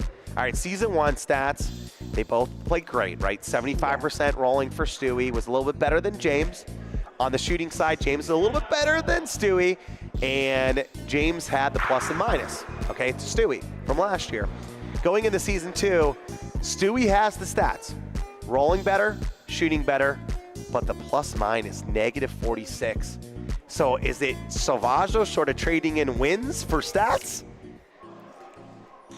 You know, I really personally think they're very, I mean, obviously it's very similar. I've been kind of a big proponent of Stewie's because I think he's on a losing team, and so I don't think you can, you know, dog him for the fact that he's on a losing team. However, I think that James fell into that role a lot easier. It's gelled into the team easier than Stewie did. I don't think the Hellhounds completely gelled when Stewie went over there, and they did with James. So I would have to go with James as the better trade. I think the Hitmen won the trade. Yes. Yeah. So whether or not you believe that Stewie or James, whoever the better player is, you know, to me they're tied. They're both Right, great right. players. Both can do 100%. both. But it looks like the Hitmen won the trade. It seemed like that was the spark they needed in the lineup to bring Salvaggio in. They're 4-3, 8-6 in games, and the number 3 seed. So the best team, and that's why they get to play the Hellhounds. All right, so practice frame coming up now, and then they will be off to the races. All right. I mean, don't you think, Danny, that some of, like in any sport, when you trade, you have to be able to fit into that team. Sure. And you have to, the whole team has to, have some type of synergy. And the Hellhounds just haven't had it. Yeah, it's going to be interesting to see how they approach this next game. You can see Bubba, he's getting ready to come in and play. They have to figure out something to be able to make a game against the Hitmen. All right, this is the Season 1 playoff leaders. This is the little stat that I love. Who likes to play under pressure? Some people get lucky. Others call Eddie. Shout out to State Farm and EdIsabellaInsurance.com for sponsoring. The lead pointer last year in the playoffs was Bubba. Matt Taylor was number 2. Russ Miraglio, number 3. Sean New, number 4. And James Salvaggio doing it again. Pressure makes diamonds. On the shooting side, Rock Guerreri was number 1. He's, again, shooting 89%. Mike Robertson, who didn't shoot well in the regular season, shot much better in the playoffs last year. Doug Carter, no surprise, about 80%. Pete Parach was on literal fire all during the playoffs last year, helping Youngstown flash that miracle run to the championship. And Ron Diggity Dog, 79%. All right, so they're getting ready. Final thoughts going into game 2. You think we got another Hitmen victory coming up, G? Yeah, they're locked in. They're not messing around. I don't see any reason to change the lineup. I don't don't think Joe's going to make any changes. So, yeah, they're locked in. It's going to come down to the rolling. Can the Hellhounds figure something out, do their rolling? I don't see it, but this is the playoffs. You never know. Yep. What about you, Lee? What do the Hellhounds need to do? They have to change their team identity. What do you think they need to become? Oh, that's a really good question. I mean, I don't know what they need to become, but I think I know what they need to do, and they need to find a lineup that works and stay with it. Not saying you can't have situational substitutions, but, they switched a lot and kind of were floundering the whole time. I mean, you have Bubba who came over, right? Mm-hmm. And I don't think they utilized him to his full capacity, in all honesty. Well, it's going to be interesting to see if this one, we'll figure it out. So both captains are on the bench to start.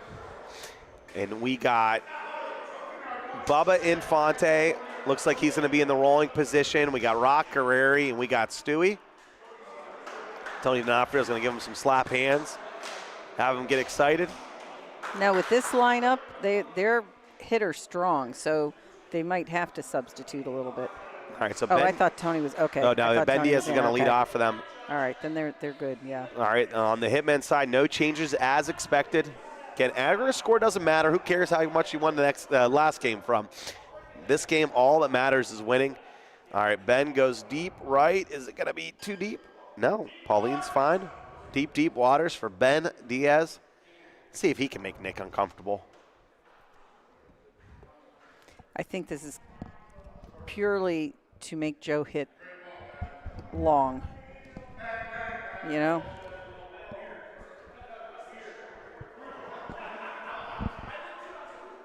You want to put it way down there. It makes it more difficult for the hitter to shoot and definitely to hit and stick, right, G? I agree.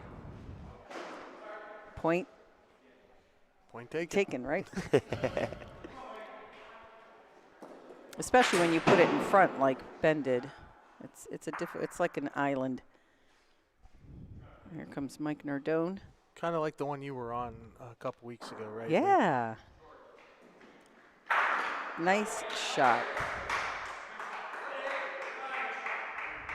Hellhound point.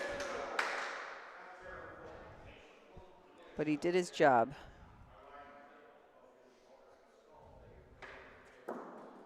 It's 3-2 ball count, so the Hellhounds have the upper hand here. What a ball. Picking up where he left off. Yeah, kind of put it right where Ben had it, right? Okay, here comes Rocco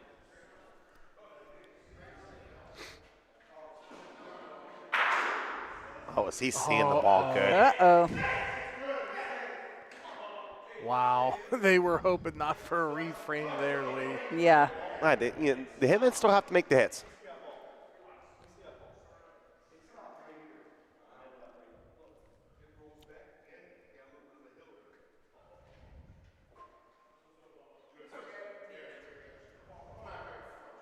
Trying to put the Paulino in play.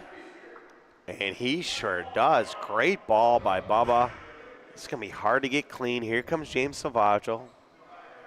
Rolling 100%.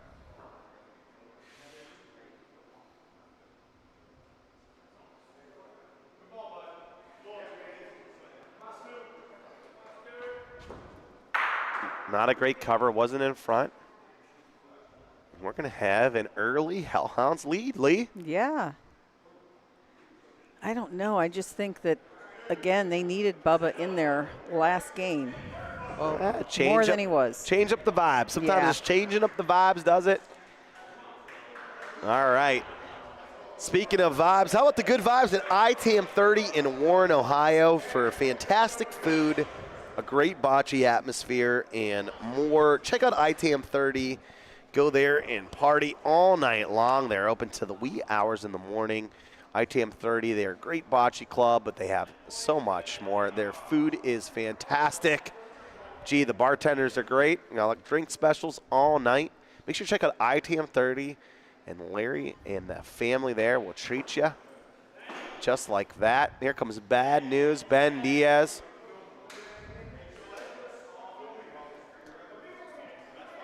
All right. Even when you're playing against one of the ITAM 30 players, they're like, we're rooting against you, but we still love you.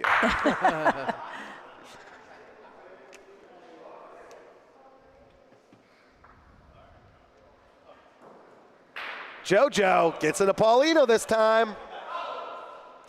Misses his first, but gets his second, and makes a great point, too. I kind of like shooting this one. Yeah, I think you got to shoot this. There is a young man that I'd say is out of ITAM 30 that is on my OBL watch list for next year. I know who it is. Well, you and I have the same brain, so I know who it is. Say him out. You can do it. Jared Cooper. Automatic. He is so good. Yeah, I know. I mean, he's a good roller and a hitter. I mean, he is so good. Very good. And he hasn't been, I don't think he's been playing that long. I can't. No. And a very, I mean, not that this makes you get on the OBL, but Bubba really Burns nice guy. Oh, very man. nice guy. Him and his brother-in-law, Dylan, are two of Yes. my favorites. You could put Dylan in that category, too. Correct. He's on his way close, and I only say Jared's name first because I saw what he did over the weekend. But Jared Cooper from Warren, Ohio, that young man has some places to go to. I'm telling you. He's got to catch a little bit and get some speed here. And the only place the Hellhounds are going to go to is the couch if they don't start rolling well. That's a good ball by Stewie. So, Bubba, good ball first frame, not so much this next frame. Stewie with a good one here. He could be able to play on it. And Jimmy already back in the game. This is a good substitution. It's a difficult role for a lead shooter. Jimmy just trying to play on his ball. Got to go. What a ball by Jimmy. Even if it's not point, great cover.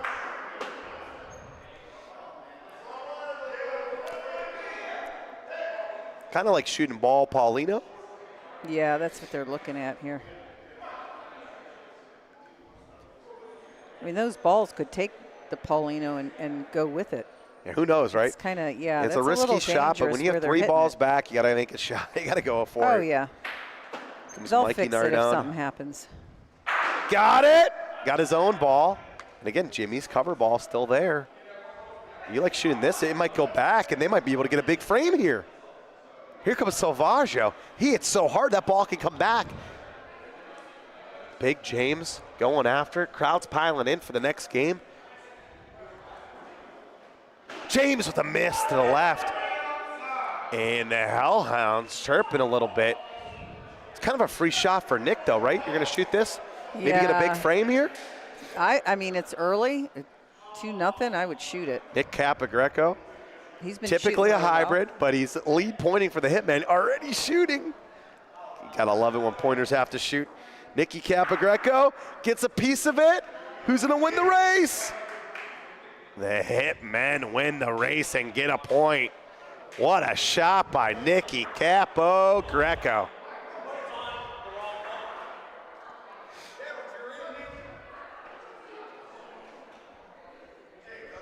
He was a little lucky on that when he hit it on the right side and it still ran, you know? Probably was aiming more for the left, don't you think? Yeah, I think so. But it worked. Yep. Just hit something. They don't care how they get it out of there. Make something happen. Make something happen, Nicky. He continues to stay on point.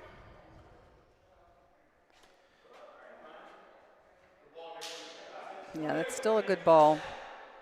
Ben's going to try and put one right on the pill. About 1 3/4 behind it. Here comes Ben.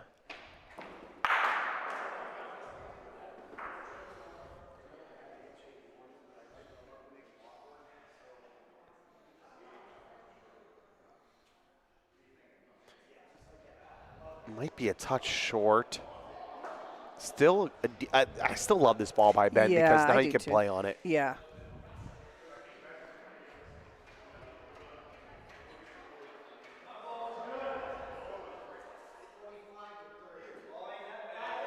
All right, here comes Jimmy Paisano.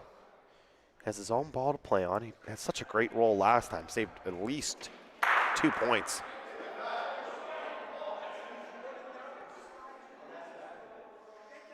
Ooh. Touches Paulino Oh, and boy. makes the point. Great ball by Jimmy. Yeah. That's what Ben wasn't doing when Jimmy was in front like that. He wasn't given a shot to Right. play on your own ball, Paulino, or the back ball. Here comes Joe Palumbo. Remember, their ball back in Ricky's zone.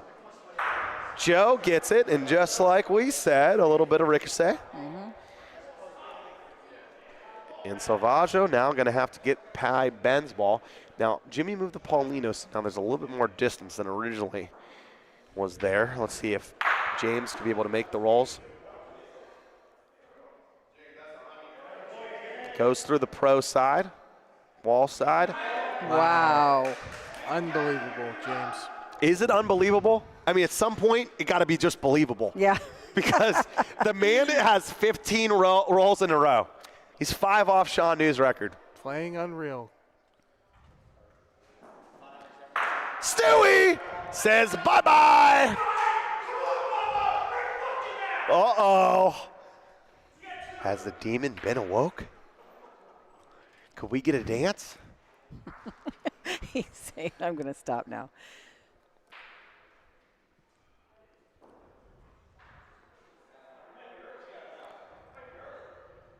Is this one going to get there? No, that's short.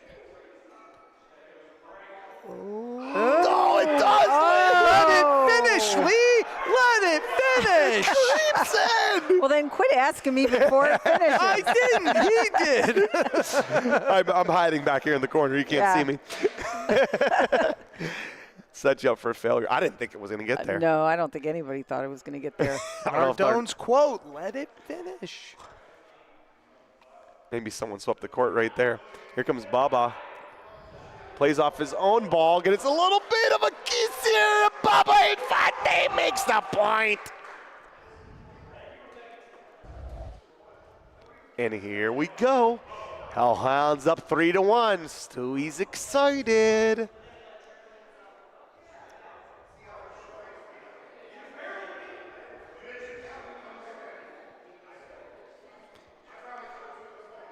Like clockwork, you don't roll 40%, you roll 80%. You're going to win more frames, G. That's it. Got to be able to roll. Well, the Hellhounds rolling's up a little bit this game, so let's see if they can pull it out. There you go, Ben.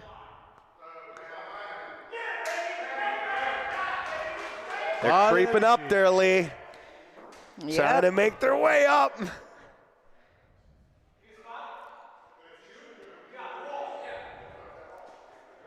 3-1 Hellhounds. James is going to take it off the wall. It's his expertise. Yep, that's why they're switching. From second roller to first hitter comes James Salvaggio. He can do it all. James with a clean sweep.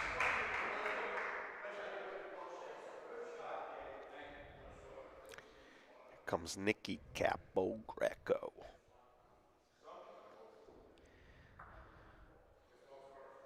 Little Nicky with the roll. Does he like it? Does he like it? No, he loves it, Lee. Nick Capogreco on the Paulino. Brings up Stewie. Now this is interesting. They're not having Jimmy hit it off the wall. They're having Stewie go straight. Or Rocco come back in instead. Here comes Bubba. Got it! Oh, he's stuck in the Paulino trickles.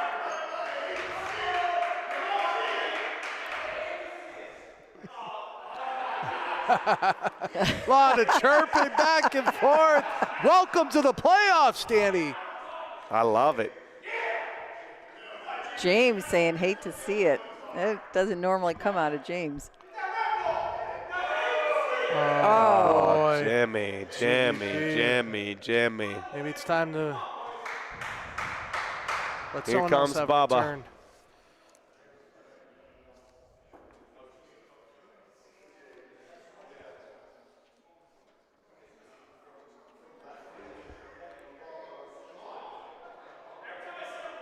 He goes deep waters, makes the point.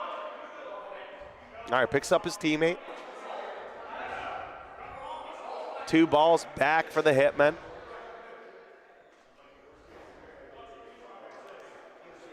Joe's having a little bit of a hard time seeing it. But he said he has Nardone back, so. Gets in that front ball. I thought it was But gonna like skip. we said earlier, you got to clear the room sometime. Right. Sometimes it's building blocks. I don't hate this. No, and Joe did say before he hit, he said to Mike Nardone, worst case scenario, hit that front one. Here comes Nardone trying to give it a ride. Got Paulino! Oh, and it goes to the Hellhounds! How many points?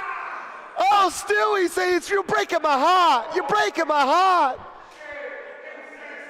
Nardone misses ball, gets Paulino. It's at least 1. Can it be 2?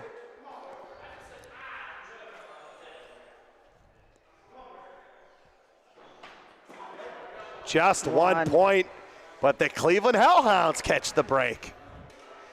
All right, speaking of breaks, if you need one, you better check out Magic Vacations. From short little getaways to Napa Valley to Long Beach vacations on the coast, use Magic Vacations when you're in need of relaxing and no stress from planning vacation travel. Check out magicvacations.net and use the code OBL and you receive a special gift when you arrive on your enchanted getaway. Vacationing is stressful enough. Leave all that job to the experts at Magic Vacations. Great ball by Ben. They're starting to feel it, Lee. Little momentum. JoJo hits, sticks around, and makes the point. JoJo Palumbo. Stay hot, young man.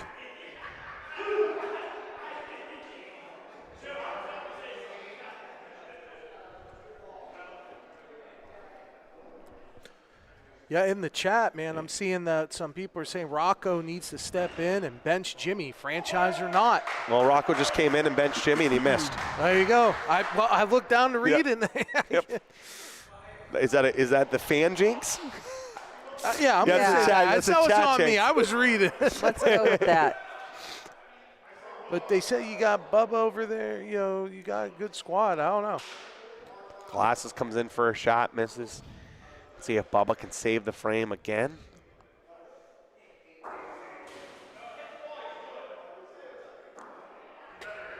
Oh. Well, it wasn't so much it was too early. The speed was never going to do anything. Now Stewie got to cover up here. Ron Dog in the chat, watching this game closely.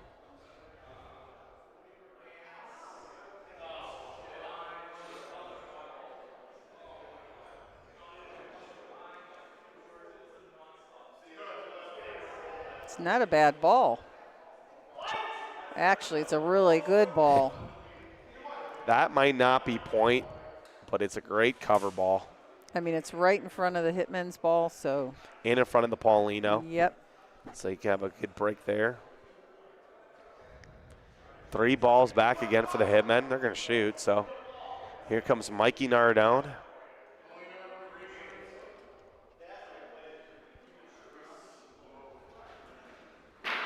Got Paulino. Okay. Now they got another ball back.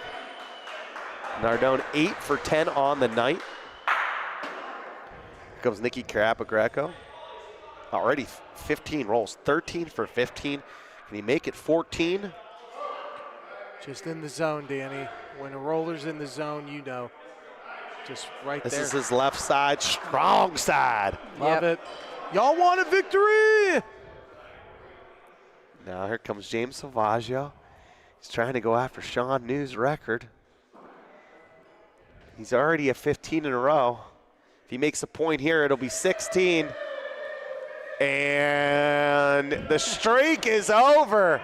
It's over. 15. Sean New still owns it. Wow. Streak's gone. Only 1 point for the Hitmen. 4-2 ball game. And Jimmy and Stewie shoot that ball down before it even gets there, Lee. When did they start doing that? I've never seen that until about 3 weeks ago. We did it during a cash game a while back, a long time ago. And it used to be a thing that Stewie and I did that we didn't really bring out into tournaments and to the professional league. But you hit it. We kind of hit it. It's gotten awoken as Stewie's emotion has gotten awoken for the Cleveland Hellhounds. They're going to need something awoken because it's win or go home now. Here comes Nicky Cap. Goes a little early off the wall than he wanted to. I don't think he wanted to touch the wall. Still puts it in front. Another darn good ball by Nick Capagreco. Hellhounds still need to pick up their rolling. 52% right now as a team. They have to pick it up.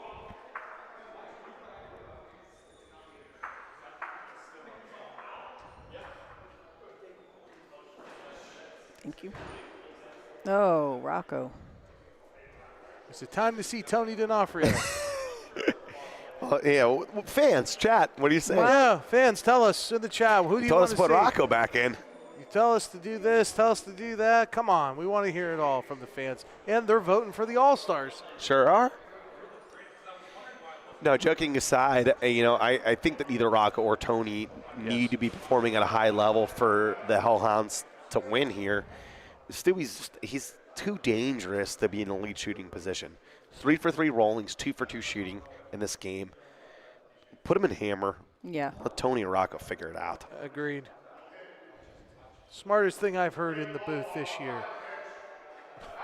Look at that ball. Little tuck right there. A tuck, baby. That's a perfect ball. What a roll.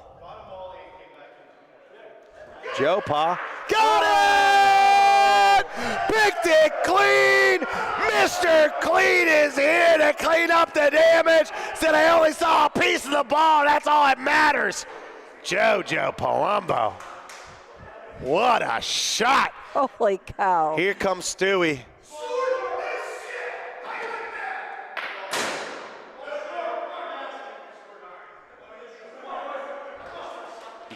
Doesn't get there. Not a bad ball. It could get bumped. Decent cover ball. Should make it a lot more difficult for James to roll in. What a shot by Mr. Clean, Joe Palumbo.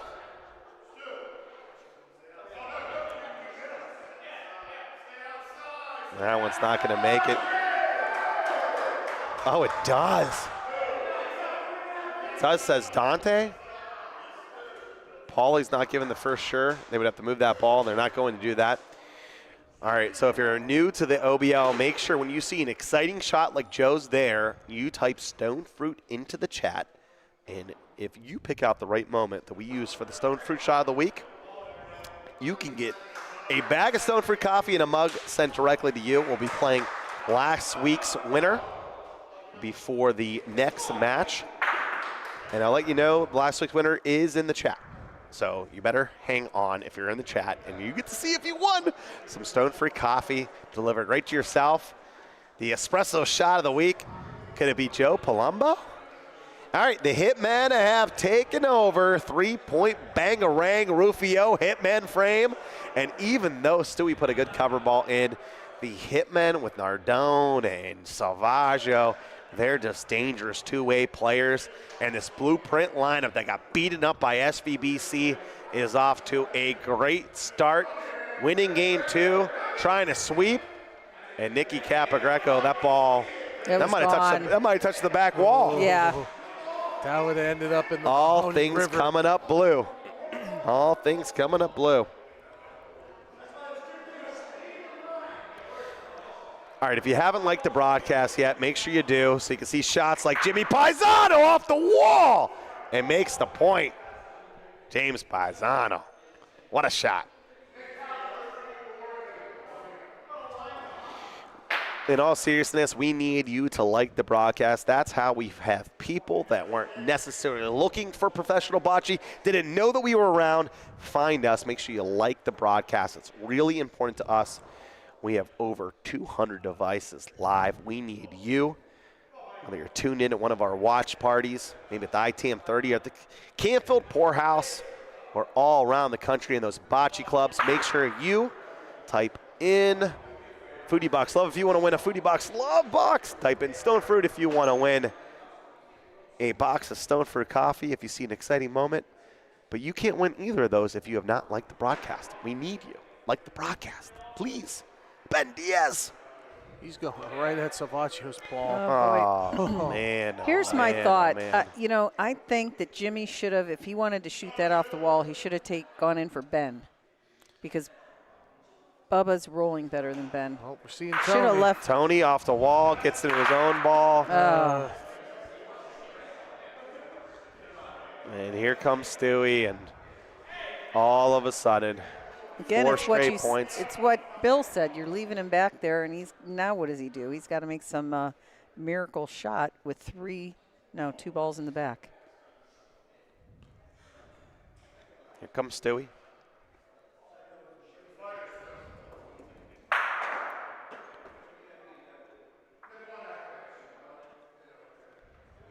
What a ball by Stewie. Beats the point. Yeah. All right, Joe Pa had a big hit last frame, was talking some smack. Goes out and gets the next one.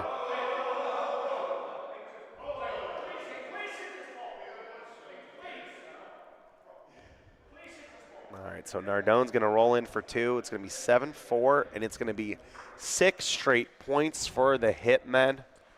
Could we get a sweep?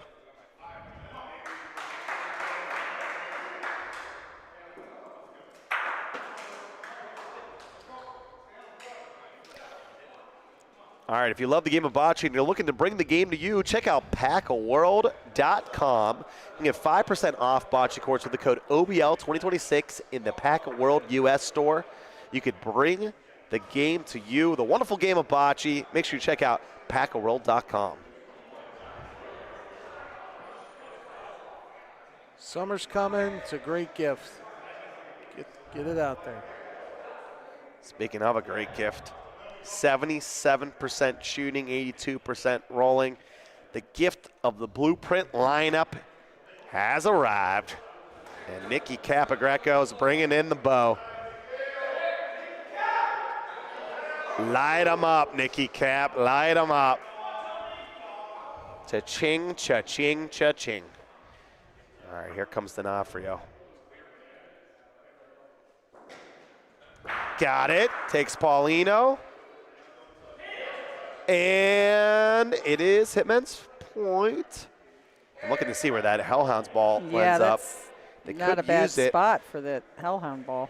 I like Ben going first here. Here comes Ben Diaz.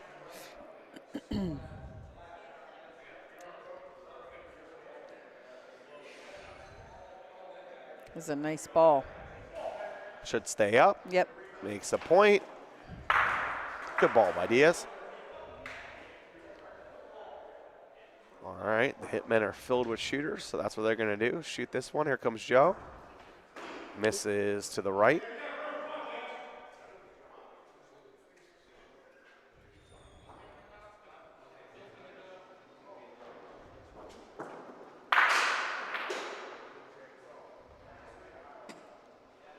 James Salvaggio Look at this ball. getting hot at the right moment for the Hitmen. Puts it by the Paulino. He's playing like the MVP was a season ago. Yes. And his trade partner, the guy he got traded for. Here comes Stewie.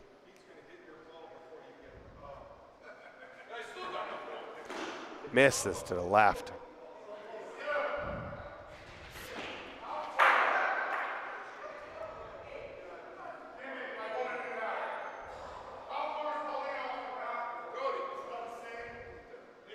You have Mike Nardone with the ball still.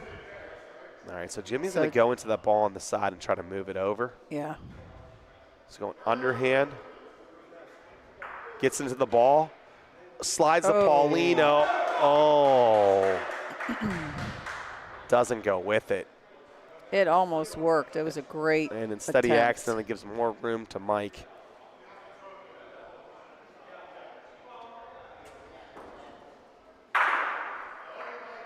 Comes Nardone.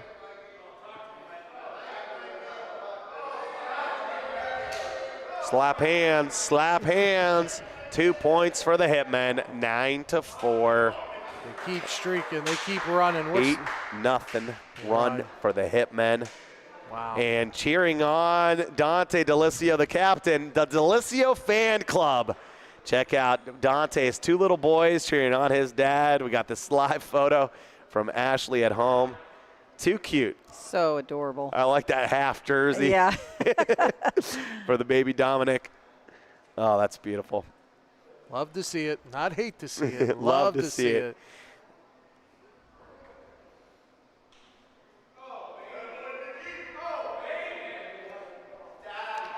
Captain loves It'll be it. interesting to see if the Hitmen square off against SVBC, if they're going to root for Papa, Oh, their yeah. grandpa Rocco, Oh. yep, or their daddy Dante. We might have to do the split jerseys, like Brady Quinn. Oh, boy. We don't talk about that.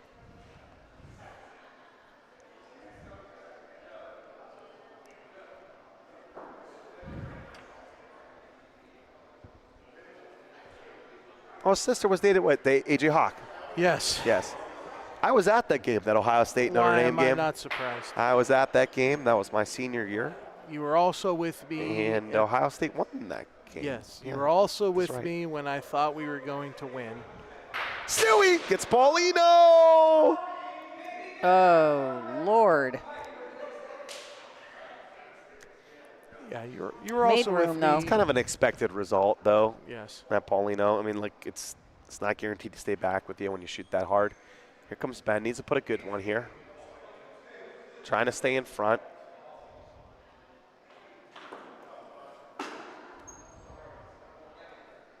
She go.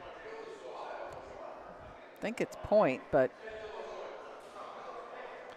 And it's Yeah. point, but not good. not a good point.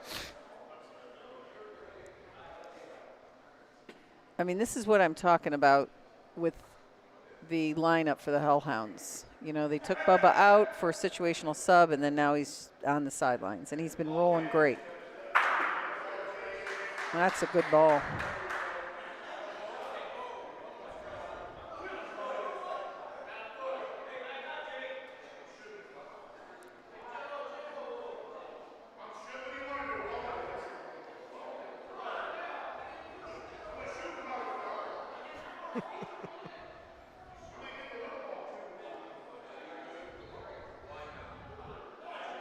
I don't know. It's 9-4. All right. He was going to shoot. Changed his mind. Or did they change it for him? A little bit of both. Yep.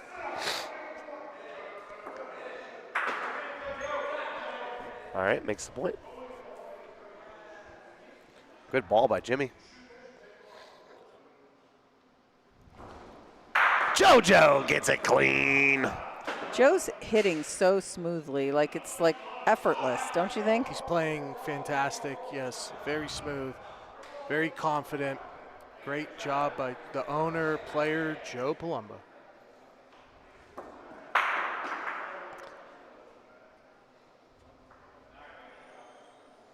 Here comes Mikey. We're going to have an 11-4 game, 10-0 run, Hitmen.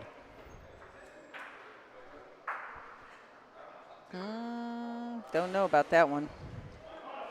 It's a hard angle to see whose point.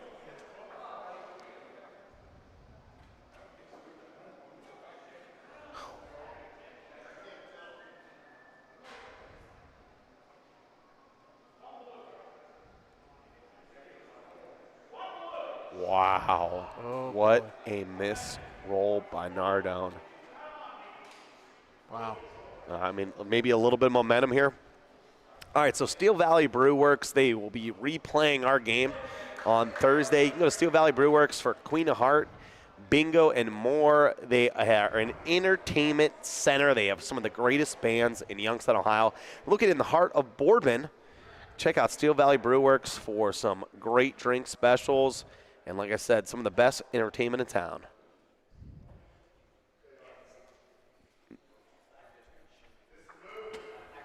All right, Nikki Cap.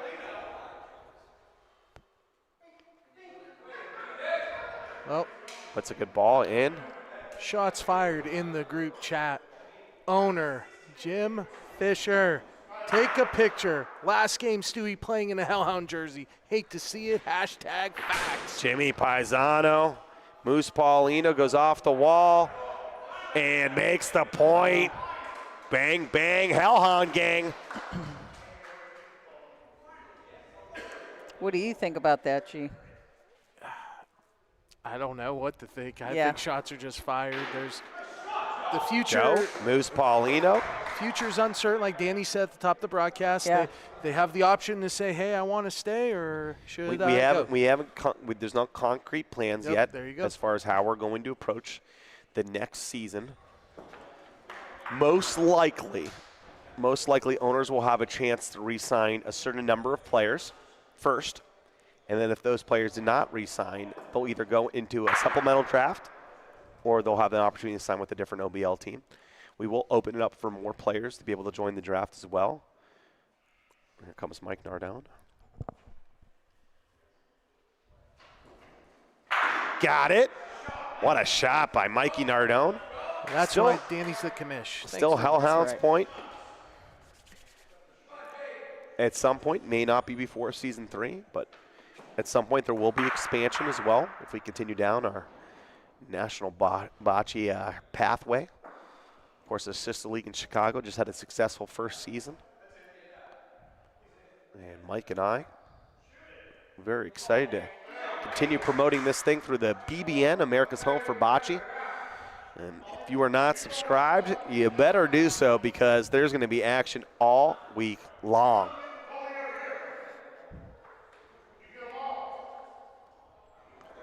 All right, so if he moves Paulino, Jimmy said, just a little bit, maybe about 6 inches, that I don't like shooting here. all right, here comes Tony. Could be a weapon here. He could stick. Gets it, sticks it. Tony D'Onofrio! Bang, bang, Hellhound gang! And now Stewie's rolling in for 3. Stan corrected on that one. Danny's a Swami. He saw it coming. Uh-oh, Spaghetti-O! The Hellhounds ain't dead yet, Lee! Ain't dead yet! Nope. No, I didn't like that because I thought that ball might come I back. understand. But yeah, that was, But I it was told a you. good shot. Great shot. Tony just got that nice smooth stroke now. Yeah. Hits and stays around. 10-7 Hitmen. Do the Hellhounds have a run in them to make it to a game 3? And then who knows what happens? I got One to nothing play in game for. 3. What'd you say? I got nothing for game 3 then. Yeah, throw all the stats, throw everything out the window after that. Right. Yeah, Danny saw in the future that Tony was going to stick that ball. He used his ESPN. Well, Tony does usually hang around. I mean, whether it's 2 feet, 1 foot, 4 Diaz. feet, but wow, what a ball Gives by him Ben. the bad news, goes deep, deep waters. Here comes Joe. It's important to do that right now. JoJo gets Paulino again. He's feeling it.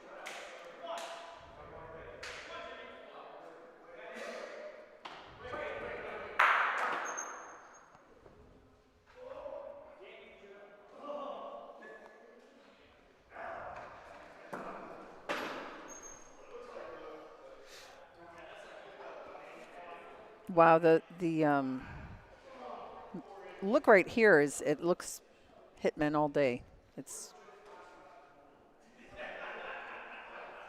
Hellhounds. All right.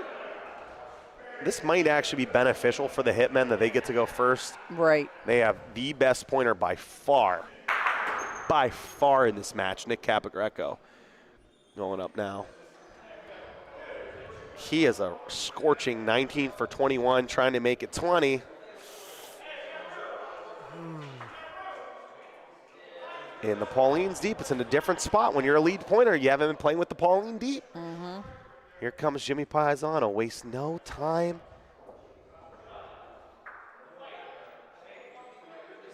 It's got to get some legs there. No good. Doesn't reach. That was a ball that Jimmy needed. All right, let's see if Stewie can be able to beat this. Maybe tuck it. Nick's ball's so bad that even if it takes 2 balls to beat it, it doesn't do anything unless Paulino gets moved to the back. Stewie open Paulino basically.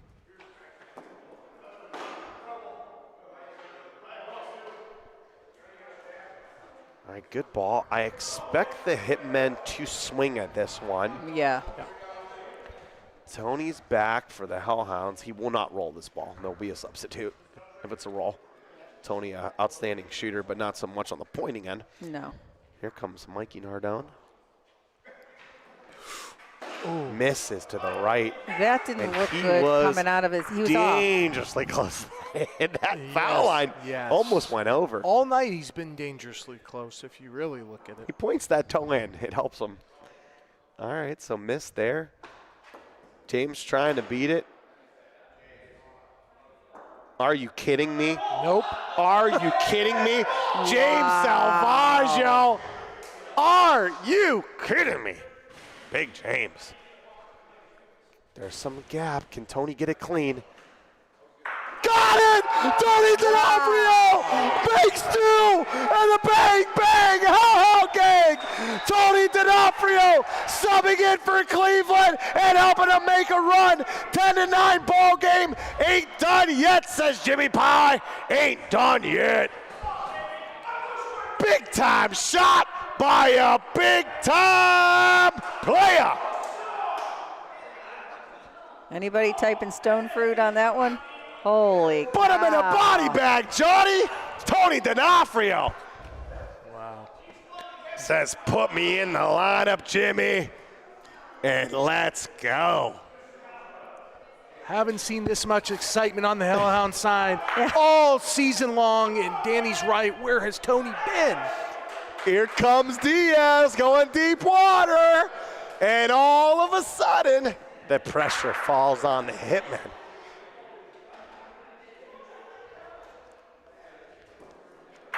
Joe gets ball, and you know what? It kind of was like Nardone was short, didn't get to 11. Right. 10's like they're still, 4 away. It's a huge frame. No one's, very difficult to get 4 points. And the Hellhounds were like, oh, we're still in there. We're battling. It adds up in Bocce They very get a fast. 3. They get a 2. And now all of a sudden, all right, Nicky Capogreco looking to place another good one. Redeemed himself. All right, this is the interesting ball. I see Jimmy wanting to try to beat this, but instead, they're going to go Tony D'Onofrio. It's a difficult shot for a right-hander. Up along the board, gets it, picks it clean. Tony D'Onofrio stays hot. Uh-oh, bang, bang, uh-oh. Here comes Salvaggio. Already 7 for 9 on the night, rolling. Last year's MVP. Wanted to move over to Hitmen for a better shot to win the playoffs. And James puts it on the Paulino. Man, has he been playing so freaking good as a second roller for the Hitmen. James Paisano off the wall, gets it! Moves it clean. It should be Hellhounds point, not 2 though anymore. Still great hit by Jimmy. The franchise player, 4 for 4 shooting now.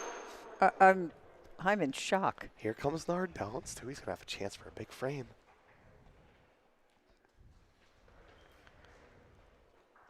Nardone rolling, going at the Paulino. Another great ball by Mike. A little bit off the Paulino. Here comes Stewie.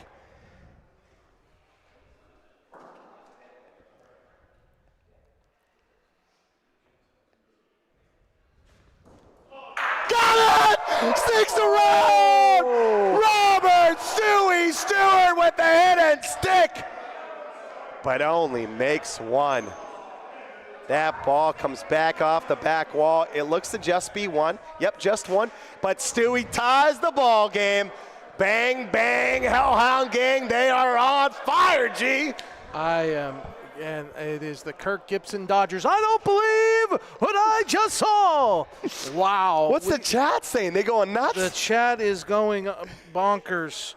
Stone fruit, he's on fire. Stone fruit. I need a stone fruit.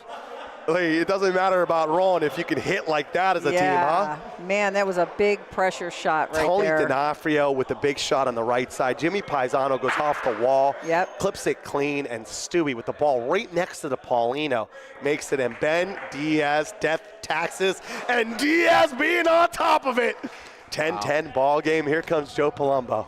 Can the Hellhounds pull off the impossible and come back and make it a game 3? Joe Palumbo clips it. Just a little dicey. Jojo. He likes you. Here comes Paisano trying to put it back. Jimmy's hitting so good. Can the rolling come with it? Jimmy Paisano, did he throw one? He did. Did he throw one, Lee? He did. He did. Ultimate Warrior. He's starting to feel it. The Ultimate Warrior. Right on the Paulino. Now comes Mike Nardone with a big shot. Bo Wetzel, the judge, looking over the line. Oh, got the Paulino, and he's over! Yeah. Bo Wetzel calls him over! We saw him on the tape.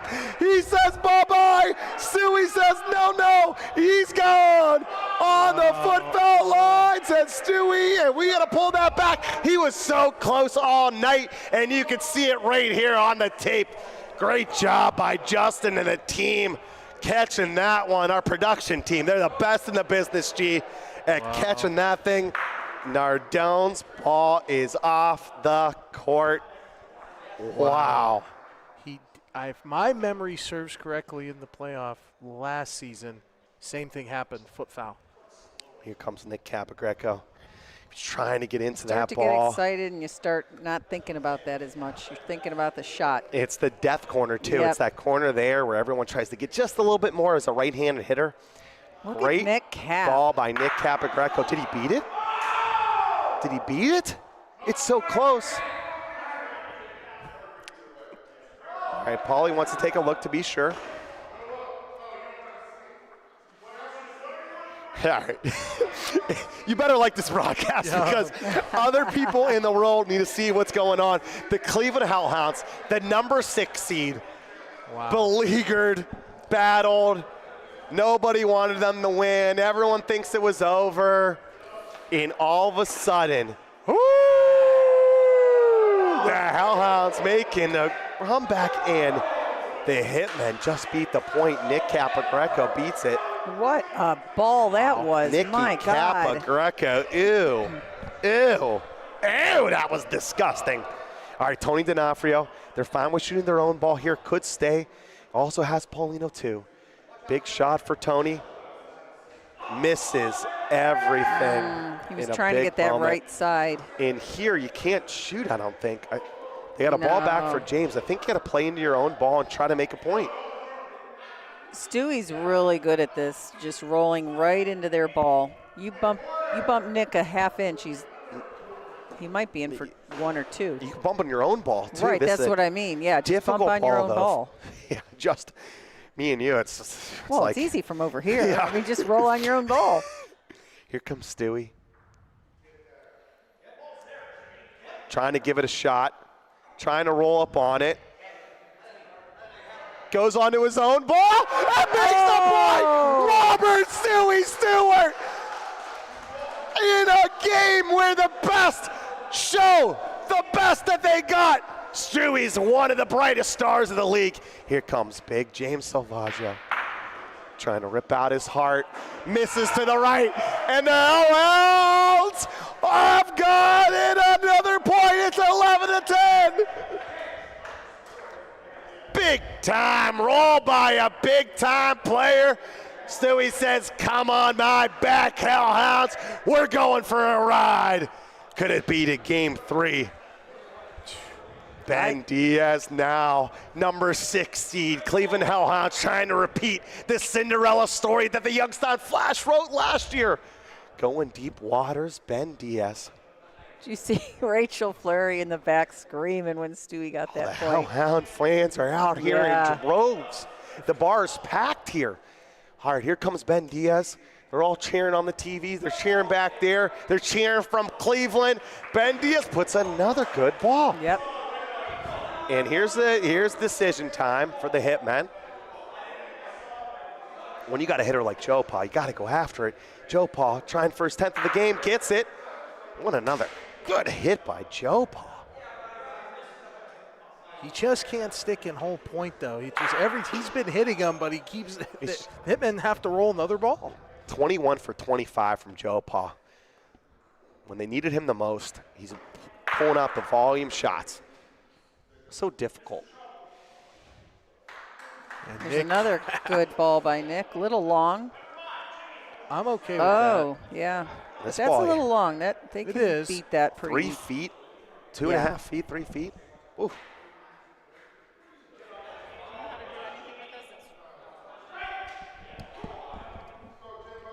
All right, Jimmy's going to get point right here. He's putting it right next to it.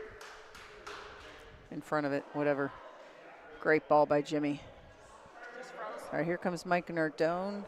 This has to be rough coming off a foot foul. Like now that's in his head. I hope he's thinking about it, right? Yeah, I hope he's kind of not thinking about it, just shooting. Yep. Got it. That Good takes shot. concentration. He's an athlete, though. Mike Nardone, college football player. Right. Weirdly enough, Lee throws the football left-handed. Oh, does he? Wow. Right-handed bocce player. Now that is unusual. I mean, usually if you do that, you're right-handed. You might play sports left-handed, but to play 2 different sports with different hands, that's unusual. Well, LeBron James, he writes left-handed, shoots a basketball right-handed. Nardone trying to be the LeBron James of this sport. Jimmy got to beat the Draymond Green, right? Yeah, 100%. Stewie touches a little Paulino. And Thankfully, makes the point. he knew when it left his hand, but they it could was a little tuck here and toasty. let's see if James can tuck one. It's going to be a difficult shot, most likely for Tony.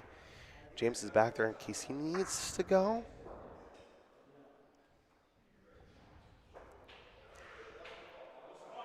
James Salvaggio. Does it get there? Does it get there? I don't know if it's there. Yeah, okay. If the Go Hellhounds are straight at in, it. Bubba's coming in to try to make 2 instead of Tony.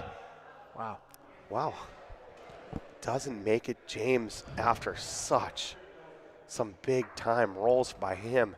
Misses a shot to the right and now misses a roll.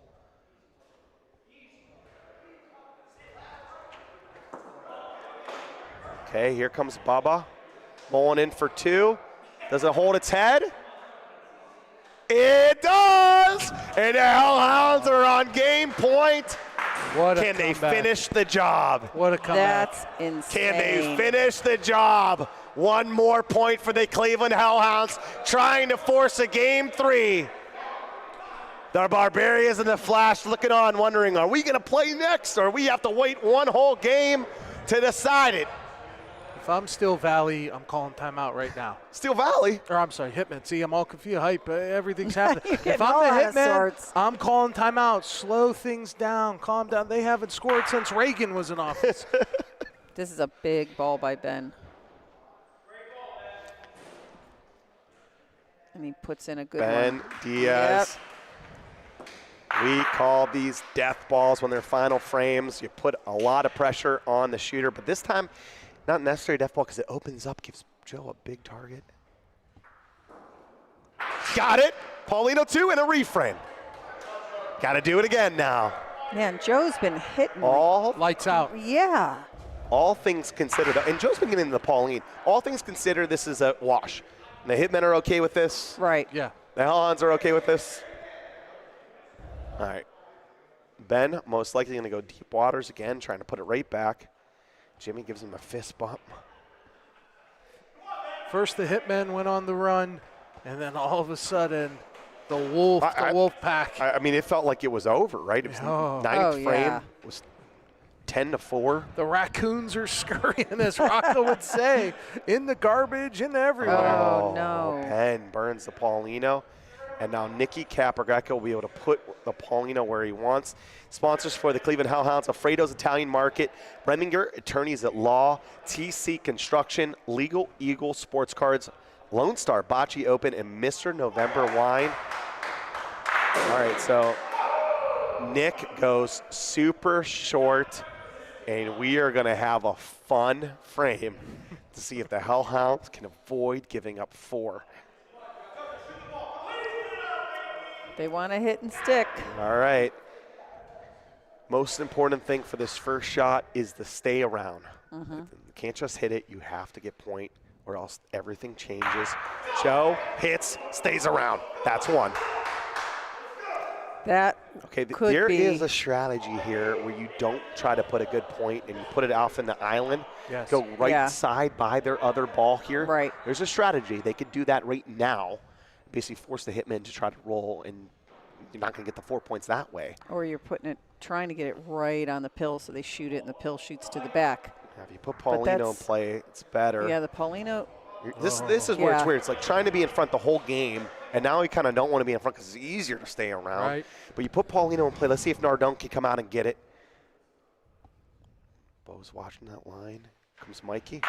Got it. And does it stay for 2? It does. Now another decision right here.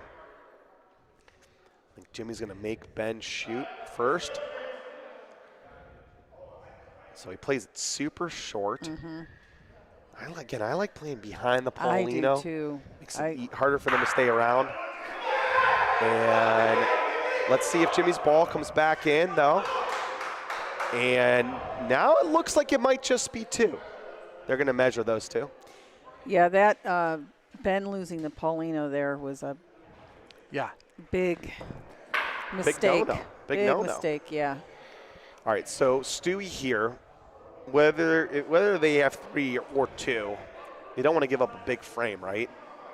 Do you like putting a ball behind the Paulino and Yes. putting something in play for the Hitmen? Yes. I like rolling left right side? in front of that.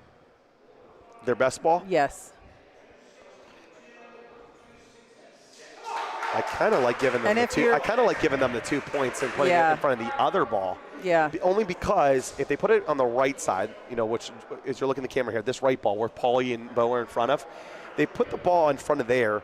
It's potential that they can hit the ball and the Hellhounds ball scatter, and they can lay up on the 4. But we'll see. We'll see what Stewie Yeah. does. I think at some point you're just going to try to give up the point and make Nicky shoot. There's really no one to come in for him. I was just looking at the bench, Danny, trying to say, hey, who's going to come in? But like you said, there's no one really there. All right, Stewie puts the perfect Yeah. ball. Puts Yeah. it in front of the ball and says, "Do you want to shoot that, Nicky Cap?" And the Hitmen making a change. They're thinking about it. Their ball's in play. I mean, listen, if both ball goes, the Hitmen could still score 3, maybe 4. It's still possible. Yeah, it's possible. Do you want to just take the 1? This is where Danny gets all his information. Danny's looking I'm shooting around. this ball. 9 times out of 10? With Yeah. Nick Capagreco, I'm shooting this ball 100 times out of 100. There it is. I'm shooting this ball. Tell us in the chat, would you shoot or would you roll and take 1 the point one? doesn't do you good. No, it doesn't. I'm Shoot shooting, the ball, yeah. make the hit. You might get a Yes, bundle. I agree. But Nick Capagreco. Oh, the boos come down from the crowd. Boo. Boo. The boo birds, the boo birds. Oh, the Hellhounds love this. You can have one, they say. I don't know. That could have been way, we way, know, way Lee. worse. We know what you're going to say, Lee. Play What? it safe. Keep the No, Pauline. it's not play it safe. It was game point for the Hellhounds. I don't if he care. misses that, it's game. Okay, so They're what? We still go to in the- another. We go to another. What's the big deal? They're All right. still in the game is the It point. doesn't matter. Like and subscribe. Tell us what you think in the chat. Hit or roll. Come on. All right, Nicky Capagreco trying to put a good one here. They opt to go to another frame. I say if Nikki would have hit or shot at it and missed, you guys would have been like, oh, that wasn't the play. No, it was the play, even if he missed. No, I don't change the call. Just said we didn't execute it. Here comes Nick Capagreco, executes on that roll. And now the Hellhounds will have the hammer. Oh, Jimmy's going to go off the wall. This is a difficult wall shot. Gets it, though. Clips it clean. Jimmy Paisano. That was a difficult wall shot because it wasn't near the wall. You've asked for Jimmy to pick up his game, and he shot 5 for 5 in this game, too. And now they got options here. This time now the Hitmen have balls back. They make the Hellhounds roll now. Yep. All right, so Ben Diaz. Ben's a little angry about his last Paulino throw, so he puts it right there. Everyone Says, agrees "Now." with you in the chat, Lee, so there you go. That Aw, should make you thanks, feel good. everyone. I appreciate that. JoJo gets it. These Who's going to guys- get the point? Does that Hellhounds ball come back in? It does. And now the Hellhounds will have double hammer. Wow. Tony D'Onofrio, Robert Stewie Stewart. They'll have chances for 2 hits to win the game.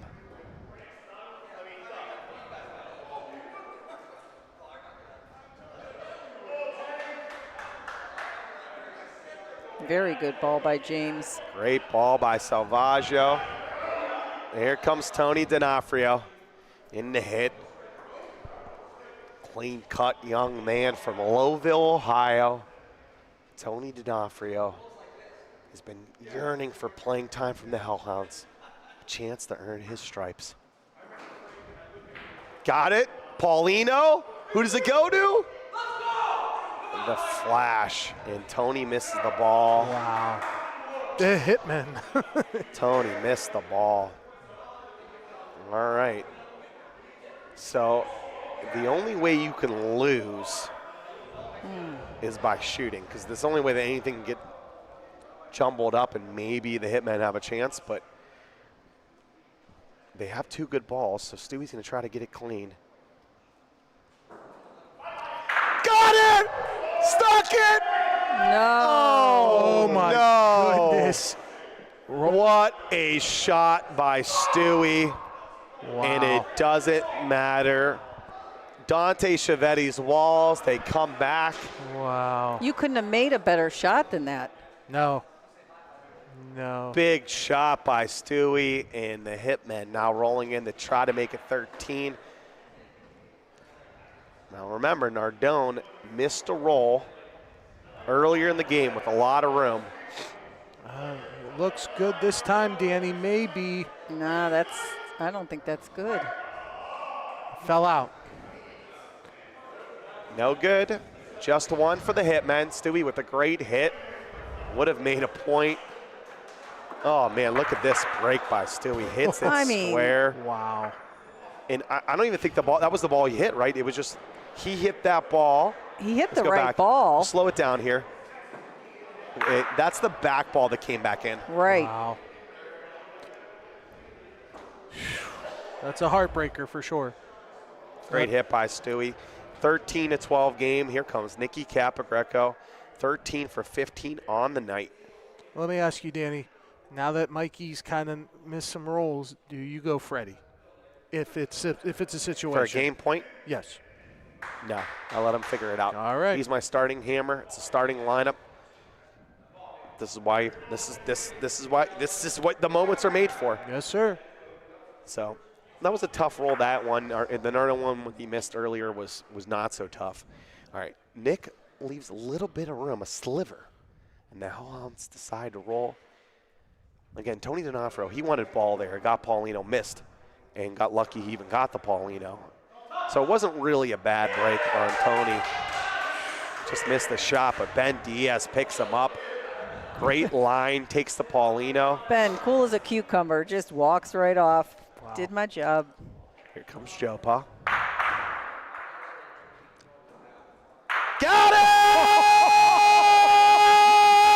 It sticks around! Joe Palumbo. Big time shot by a big time player. Tony. Got the front ball, misses the back ball. Stone fruit. Offers now a Shoot it. lane. They're going to go for it. Pauline should go after Stewie hits. If he misses, they're in a heap of trouble. Here comes Stewie.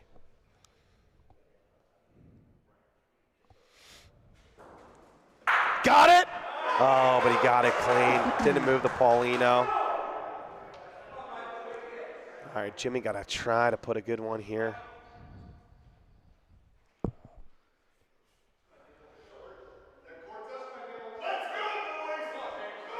James Paisano. Gotta go. And he made it. Okay, all right, do they shoot here? See how it comes out. He could get it clean. How much could room roll. is there, I'd want to know. There's two hitmen back. It looks to be about 2.25, 2.5. Wow. You have to roll out to the right if you're This rolling could be anywhere. the final frame for the Hitmen if they could pull out 2 points.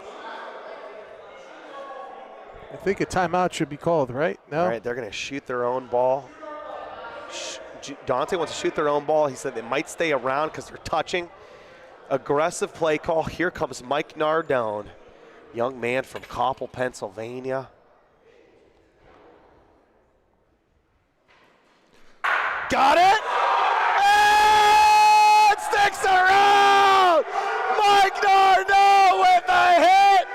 And what a call by Dante DeLisio. James Salvaggio rolling in. And the Mahoney Valley Hitmen, you got a date with the Coppell Gamblers this Wednesday. And the Hellhound season finishes just What like a it started. game. With a heartbreak. 14-13 Hitmen. Wow. Can I roll that back?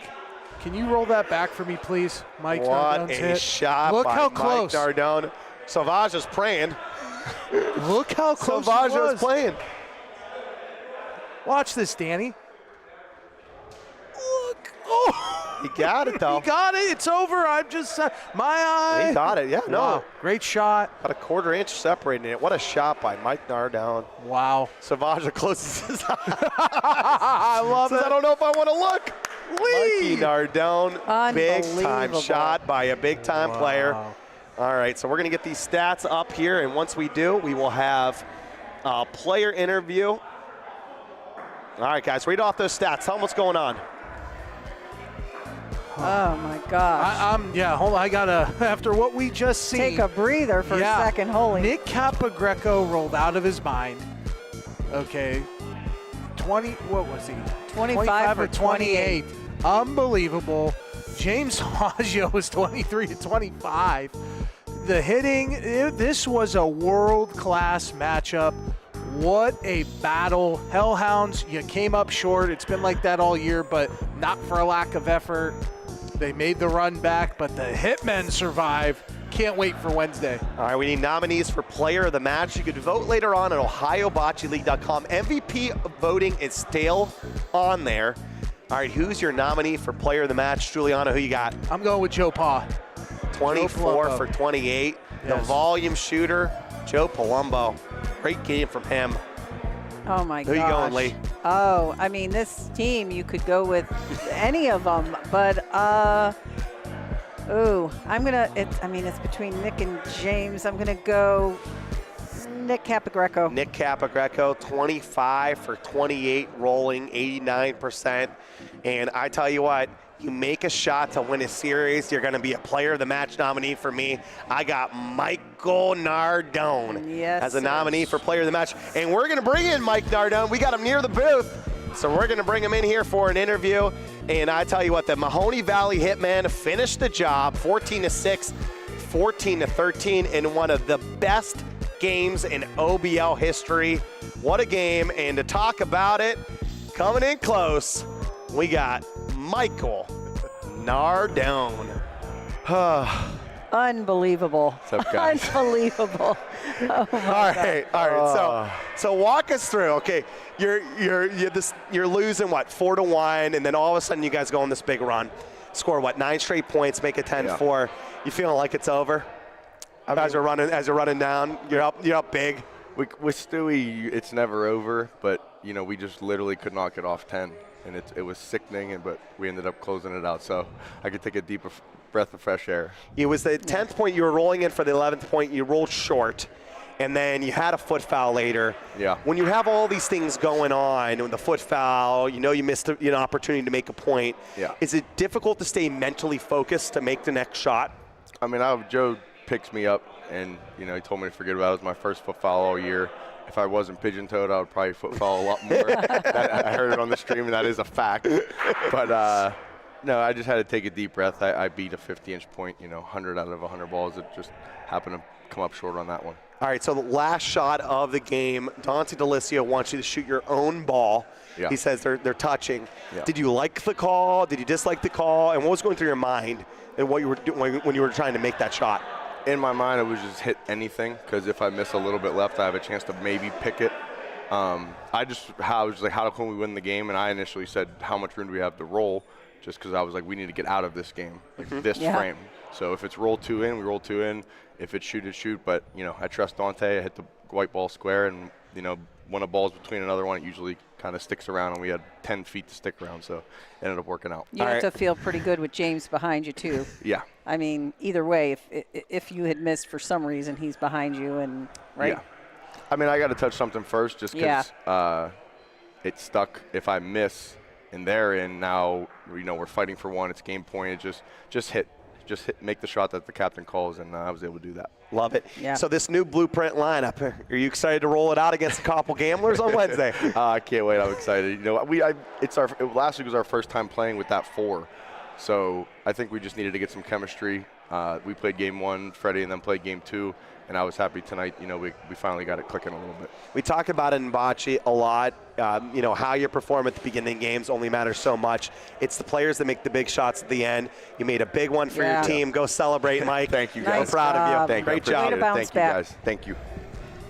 All righty, so talking about that MVP race, we got Mike Robertson, Anthony Capagreco, Sean Smooth-New, and Ronnie Capagreco. Lee, 4 great players in the MVP race. It's going to be very difficult for most people to pick, and that voting is still up there for fans to be able to do. Who's leading it for you? Who do you think has the edge? For me, I think I mentioned this last week. I think for me, Mike Robertson has a little bit of the edge, even though Cap's hitting at a higher percentage, obviously, so is Ronnie. I just think Mike has led that team so well, hit and rolled well, and he's stepped up when he's needed to. So to me, that's a all-round MVP. How about the Capagrecos, separating by 0.1%? How close can you get? It's in the bloodline. It's in the bloodline. Started with Ron's dad, and it's trickled down. It's very nip and tuck. I'm leaning towards Ron. Just the resurgence. He didn't really have a great season 1. everyone kind of forgot about, oh, Ron, he's a dime a dozen. Well, man, oh, man, he has played well. Mike Robertson, yes, I love how he's captained the team in moments, and he is the franchise, but just the reassurance. And, of course, Anthony, 28 in a row, bringing Koppel back, and then Sean being the lead roller. It's difficult. It's a hard decision. I have no idea. I haven't made my final call yet. I'm close. The one thing I just want to say that has been mentioned about Sean New, he's the captain of Steel Valley. So Mike Robertson's a franchise player. Right. Yes. Bonnie Capagrec, of course, is their veteran, lead shooter. But Sean New is the captain. And what I've seen Sean New is not just with the stats, the 20 rolls in a row, rolling 76%, which is the best in the OBL. The plus minus of 63. Oh my gosh. It's really the impact that he has off the court as well. Yes. Yeah. It's that calm influence with the game calling, working with middle on some strategic plays, and also with the lineup too, making sure that the bench feels included, getting them some playing time in those second games. Sean New, also the captain of the Steel Valley Bocce Club. It is going to be tough. All right, we're going to be bringing Dylan into the booth, and we are getting ready for the next match. And it is really a David versus Goliath from last year that is kind of a toss-up from this year. The Youngstown Flash were the 6th seed last year, and they made their way all the way to the championship game to face the Wycliffe Barbarians, who had won the North. Last year, the Wycliffe Barbarians were the #1 seed, and they came out victorious to be the champion of the league. This year, way more of a toss-up. The 4th seed is the Barbarians, the 5 seed is the Youngstown Flash, and we don't know where they're going to finish. Both teams performing almost identical. The point diff for the Barbarians, -9. Point diff for the Flash, -14. Both of them sitting around 500 in the year. It's definitely more of a toss-up, and we are bringing into the booth to help talk to me about it, the Mr. DP and the thrill himself, Dilly. Dill, what's going on, Mr. Palsy? I'm back. I feel weird being on this chair, not over there. Justin saw 12 men on base yesterday, said, I'm done with the guards. We're out of here. We're out of here. Needed to come in, get you a little replacement, and bring you back into where you feel comfortable, which is in the broadcaster chair. All right, so Ohio Bocce League has a lot of fantastic things going on, right? Go to OBL.com, and you can be able to vote for the MVP candidate. You can check out our social channels, be able to check out those stone fruit shots of the week, or all the amazing clips on Facebook, on Instagram, and more. Dylan, but who would have thought we would get a rematch of the championship this early? Mm-hmm. What do you think about this Barbarian versus Flash matchup? Who do you got? It's a toss-up for me. I lean more with the Barbarians, but the Flash just have the chemistry. They've been here before. When the playoffs come around, this is when they start to really kick it into high gear. They have the guys that have been there a million times. But I don't know. There's just something. It feels like the last couple weeks the Barbarians have really started to click. They've really found the lineups that have made the most sense and the spots that people should be playing. It's going to be a lot of fun. All right, the Barbarians had some choices to go with the lineup, and they decided to pull out a starting lineup of Corey Whitway at lead point, Carl Greenaway at second roller, Carter at lead shooter, and Ron Dog at hammer. Were you surprised that Russ Maraglio was not in the starting lineup for the first game? Yeah, that was immediately the first thing that stood out to me. I mean, Corey is a fantastic roller. We haven't seen him in a lot of the games this year. It's kind of been Russ and Bob Galise when he's been here as the lead rollers. He's been kind of in the 2 spot, but Carl's been rolling so great, so he hasn't really been playing a whole lot. But I love that decision to have him start off. The one game this year that he was lead rolling, he was fantastic. I mean, he rolled lights out. He's definitely capable of doing it. And if it doesn't work out, you have Russ right on the bench. So you can make the switch, right? Worst things to have. All right, so Carl Greenway's in that second roller. Both Corey and Carl, it's their first time starting a playoff game in the rolling position. Yeah. So Corey didn't play at all, actually, for Koppel last year. Carl was a hitter. That 1-2 punch got to do it for them. On the other side, we have two of the most dangerous rolling combo, a dangerous rolling combo, two of the most dangerous rollers in Timmy Nice to Meet You Wilson and Backwall Bobby Gentile. What makes them so dangerous together? Well, it's just the combination of Timmy's first point is so special, and he's behind Sean New. He's been the second best lead pointer in the league, and that puts so much pressure on the other team. You're bringing out Doug Carter, Ron Dog. You're bringing out their strength, the Barbarians' strength, and then you follow it up with Bobby Gentile. The further the Paulinos down the court, the better it is when he rolls. So just having him as like a weapon when you need a big-time roll on the back wall, he delivers more often than not. So the Flash last year, they really rode the back of Pistol Pete Barach. This year he's shooting 72%.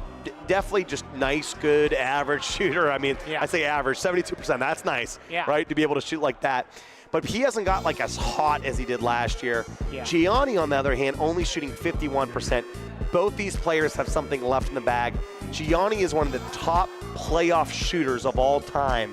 Do you feel like Gianni and Pete are going to pick it up a level now that we got something to play for? Yeah, I think Gianni, he won't admit it, but he's one of those guys that, like, he knows, you know, where this team is, how good they are. He's seen it. They were on the cusp of winning it all last year.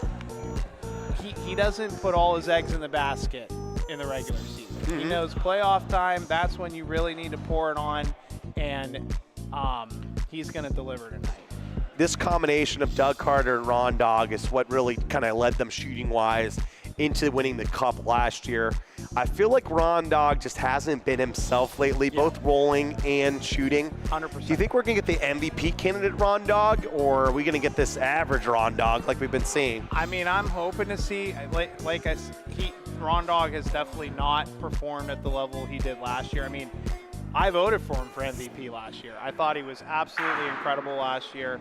And he's been silent pretty much. It feels like when we talk about all these fantastic, great players in the league, we kind of lose track of Ron Dog. He's a franchise player. He's won this league already. And I feel like we haven't talked about him at all this year. Well, he hasn't performed like he normally does. All right, so let's check out the All-Star votes. Now, these are the fan votes. They're finalized. Let's check it out. And I got Michael Luceni in the booth talking about the North Division. Luch, what do you think about what the fans have said with Diaz, Infante, Carl at pointer, hybrids being Stewie and MHP, Vivo and Tony D'Onofrio? Seems like we're missing some big names, huh? Yeah, absolutely. But the fans have spoken. That's who the fans love to watch. I mean, definitely some faces missing, though, from that list of the North Division, including Anthony Capogreco, who's, you know, an MVP candidate. So the media and, you know, so everyone's a third. So it's the fans third, it's going to be media third, and the players a third. Other than Capogreco, anyone else on the North Division, you think the media and the players are going to think differently than the fans? Yeah, I mean, there's two really big guys that, I mean, obviously we have talked about Capogreco already, but no Doug Carter and no Matt Taylor. Those are two guys that I just feel like they've been so great all year. The players know, and we obviously know because we watch it all, that those two guys have to be up there for the All-Star. The North Division just shooter heavy. There's a lot of guys. How do you choose two guys out of that list? It's difficult. It's difficult. All right, taking a look on the south side, Sean New, Capogreco, Timmy Wilson. I think those are sort of automatic pointers. Yeah. It'd be difficult to put someone else in there. On the hybrid side, Salvaggio and Robertson, Joe Pa and Ronnie Capogreco.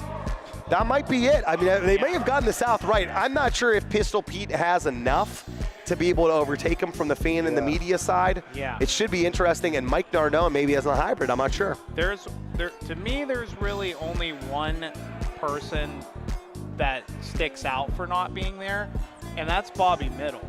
I think that because of how good Mike Robb, Sean New, and Ronnie Cap have been, you kind of lose track of their fourth guy, and he's been awesome.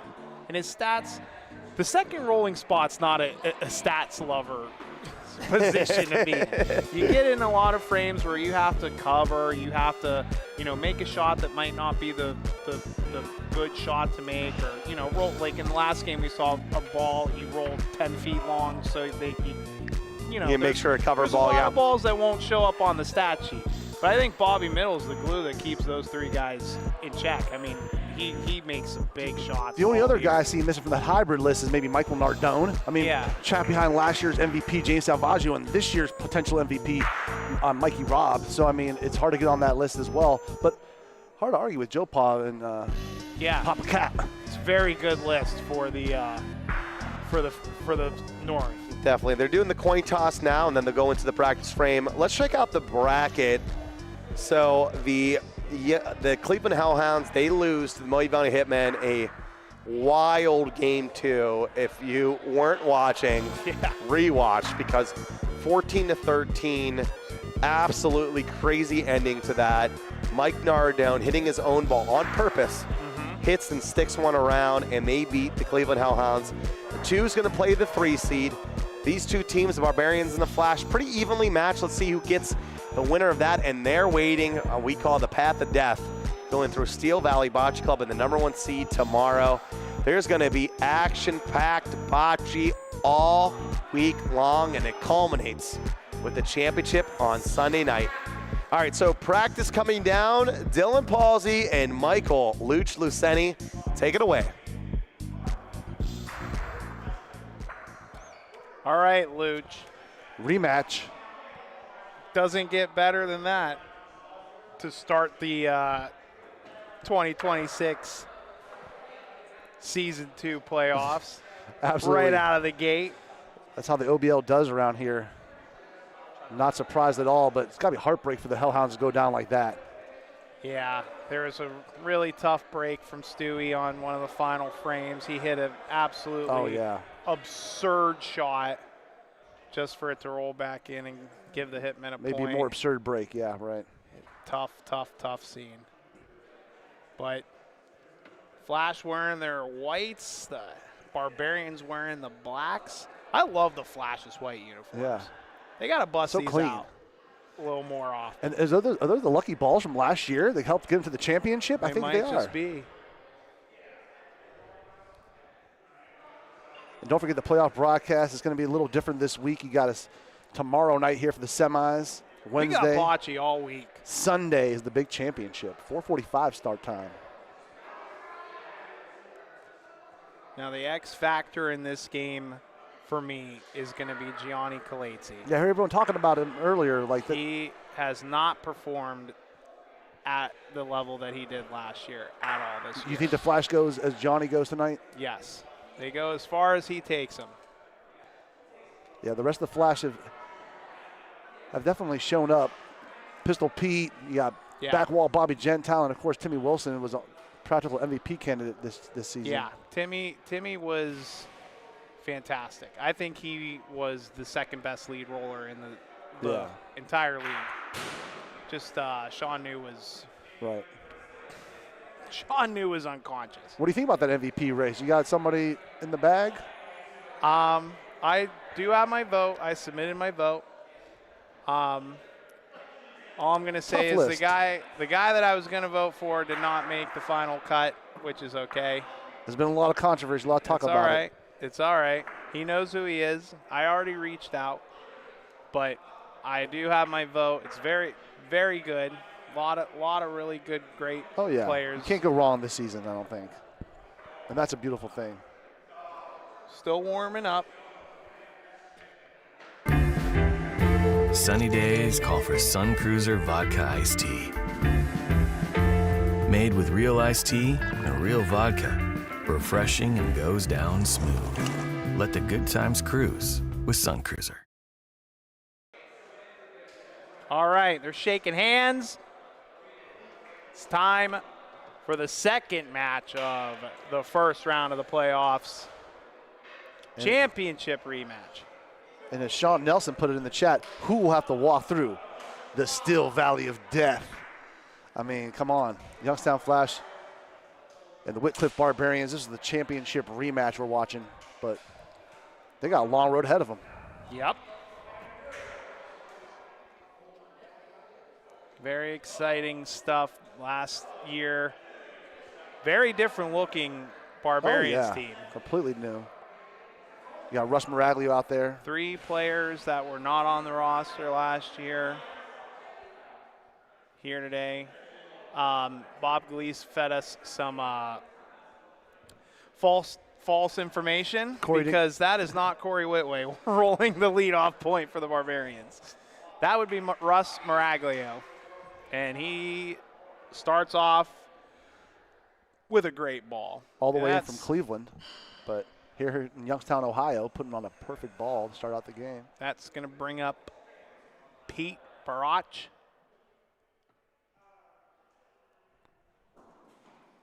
And he got it. And the Barbarians ball is going to follow it all the way back over.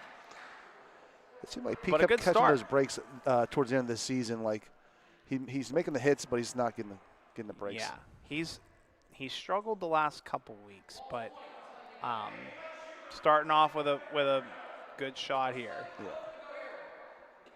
And the entire Hitmen, or Flash, I should say, their bench is Tess, Dante Chiavetti, Matthew Estes. Everybody in attendance today. No one's stuck at Newark Airport. Yeah, or work in the kitchen. Yeah. Timmy. It's a little bit close. I'm going to measure this one out. Really tough roll. Did you have a pick here tonight for who you had going? I'm leaning with the Barbarians, but to me, this is a true coin flip. Yeah. I think these are 2 very evenly matched teams, both of them finding their stride a little bit down the stretch.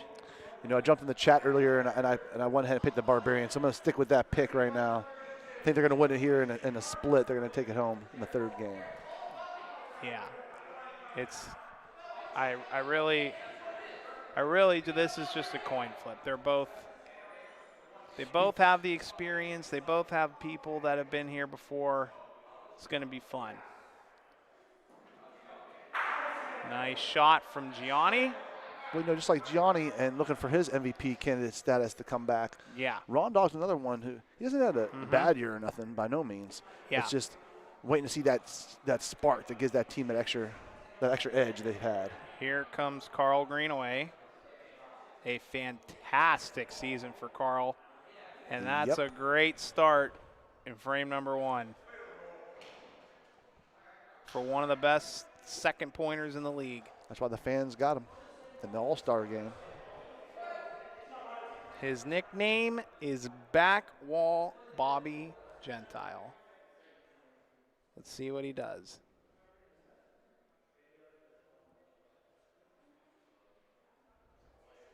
And this ball might be a touch short. It's a fighter. It's getting there. It's creeping. There's no Bo. Look out. Let us know it's in. All right, Bo. There comes Doug Cotta. Bo's in playoff form right now. Here comes Doug Carter. Got it. Clean. Oh, yeah. Kool-Aid Man smashing through there. And here comes Ron Dog to try and make this a 2-point opening frame for the defending champs. Title defense. That looks good. The dog in the zone. That'll be 2. And the Barbarians are going to start off with a 2-0 lead. Too easy and too sweet for the Barbarians out here early. Yeah. Fantastic. Look at Bo. Look at Bo. The French fans love Bo. Love him. How could you not? As do the American fans. Everyone You loves better be Bo. careful. All around the world. He's going to get. Canadian fans as well. He's going to scrape his hands up. That ain't a soft surface to be sliding on. We're not at Mount Carmel in Lowville, Ohio, Bo. Might leave a mark, kid. Here comes Russ Miraglio. Almost fell.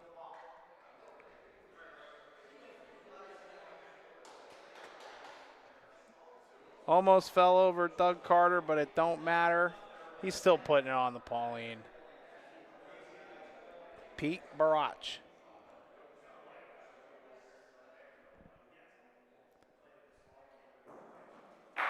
Got it. The pistol. Oh. Taking a shot, but there he goes. The brakes again for him. Just a tough scene to start the game for Pete. 2 for 2 shooting, but breaks have not come easy early. Timmy Wilson. By the way, shout out to Pete. He won the NEO Sports Plant up in Cleveland, Ohio. They had a 2-man this weekend. He took home first place with Russ Maraglio. I'm not surprised there. You got 2 of the best to do it around anywhere. Timmy Wilson sits on the back ball and gets a point. That's a big time ball for Timmy on the back wall. Here comes Doug Carter.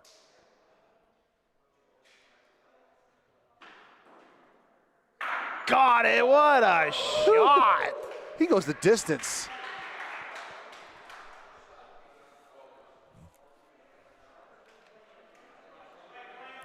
What a hit by Doug Carter. He's lining them up today.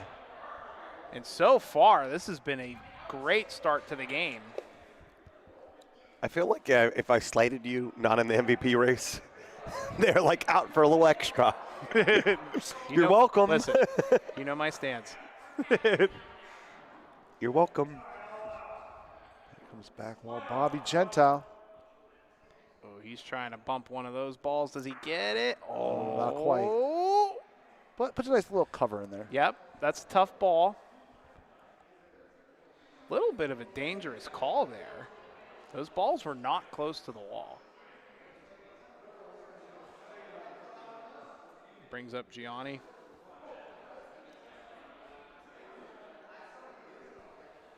He's going for something a little bit different. I think he's going just right at it. He's got to kiss off of something. He's got to kiss off of something. He didn't touch a thing. Bo said he did. Wow. Oh, man. Thought it just missed it, but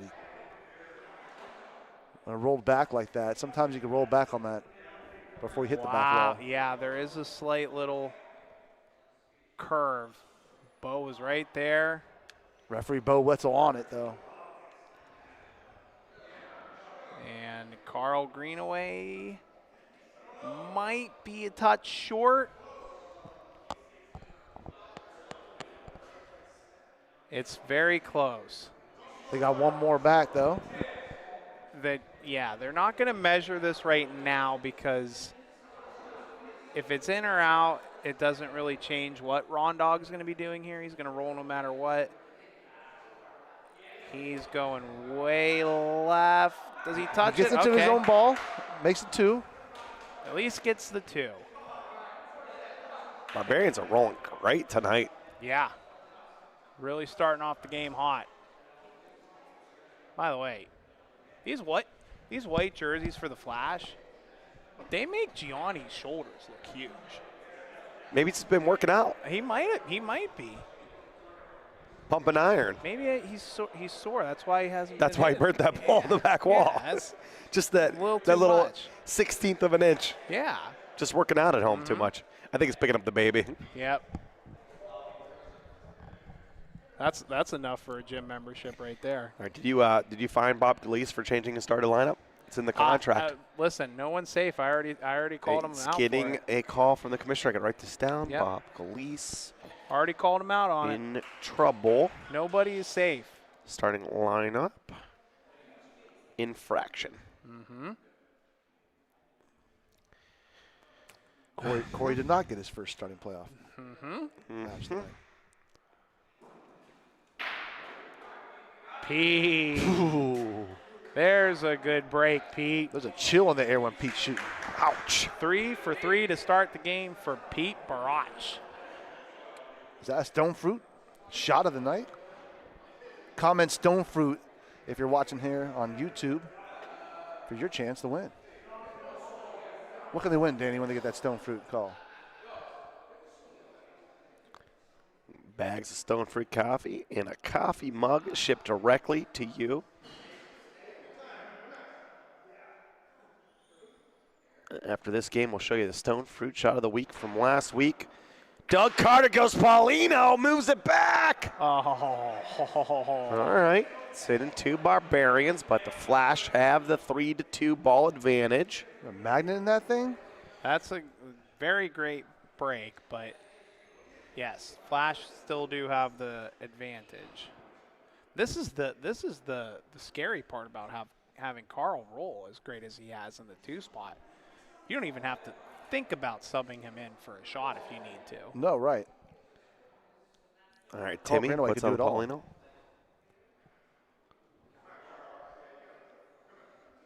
I think that's the beauty of having a player like Carl, hybrid like Carl. Oh, yeah. Who's rolling so great. Now, if you saw it earlier, that's what the Hitmen did. They moved James Salvaggio in that second rolling position, so basically rolling out a 3-hitter lineup. Yeah. I'm a huge fan of that lineup, too, as well, for the Hitmen. The blueprint, as they call it. It's close. SVBC, they have Bobby Middle. Yeah. Who is played everywhere, but he's also an elite hitter in the second rolling position.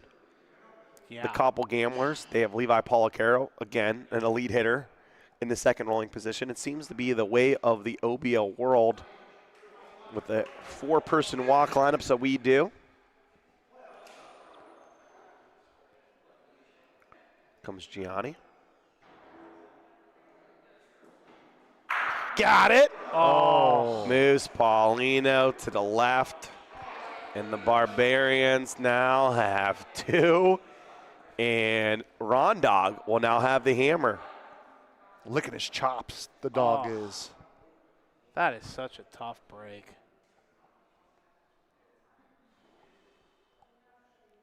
The dog ready to bury him. There's an OBL watch party going on at St. Anthony's Bar and also at Eastside Civics. That's point, but for how long, Danny? Here comes the Dizzle going after it. Could be 2 or 3 here if he gets it.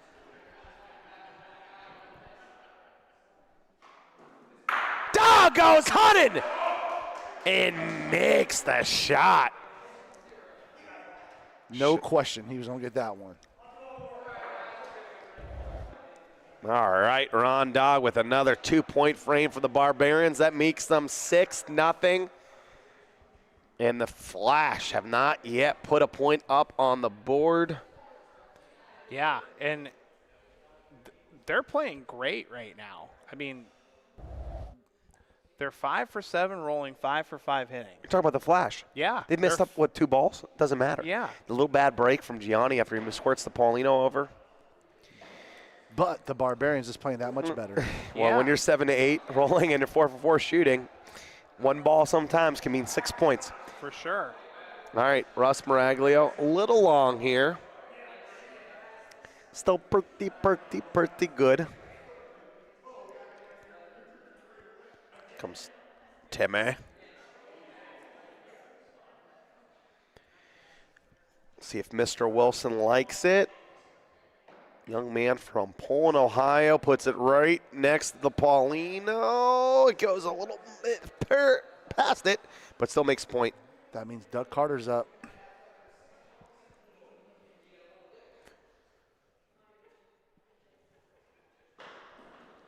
Got it, Paulino. Whew. All right, he's been getting into something each and every frame. He's not a huge fan of that shot, but you got to make contact, and he does.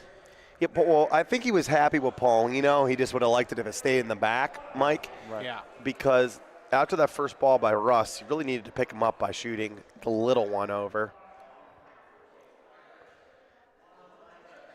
From my naked eye, it looks like it's Flash's point, but they're confirming.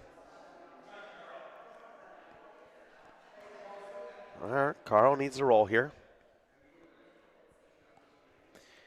Barbarians behind the 8 ball again.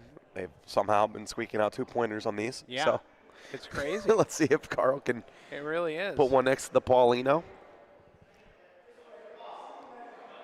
This one's going to need a little more legs, but it's going to get there. Didn't get off to the pro side, the wall side. That same ball on the wall side is a lot more dangerous. But now Bobby has an entire wall to play off of.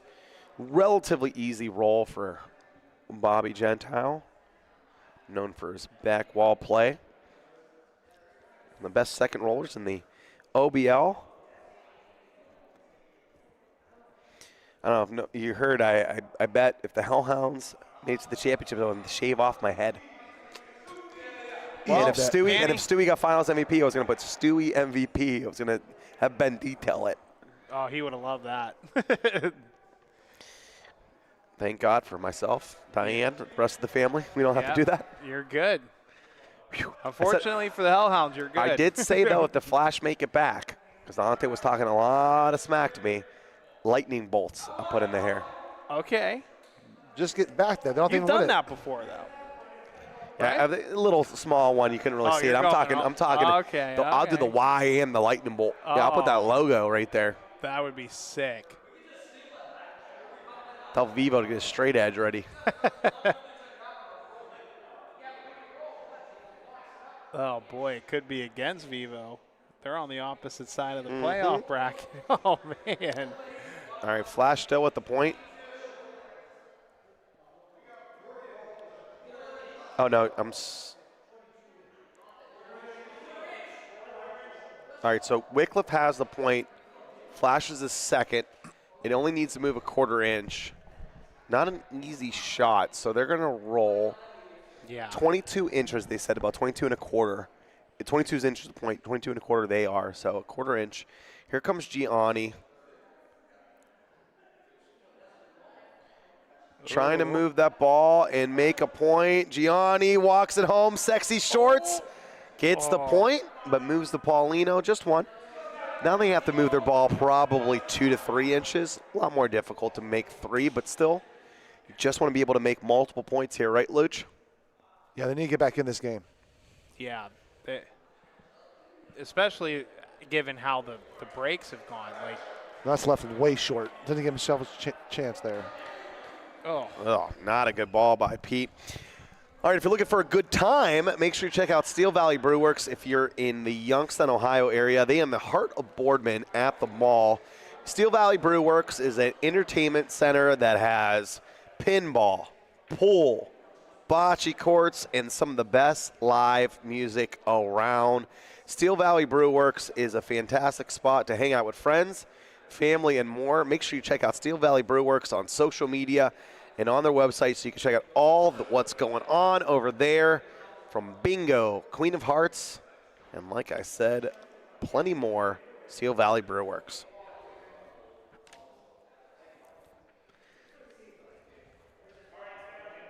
All right, Gianni. Is this playoff, Gianni? this is playoff. 51% regular season Gianni. I think this is more like 76 playoff Gianni. Yeah, one of the best playoff shooters in the league. We have the playoff leaders. You want to pull up the shooters in a minute. Here comes Doug Carter. Got it! Clips the ball. Great hit by Doug. But to me, it just matters more what you do in the playoffs. It's when the lights are brighter, more fans watching.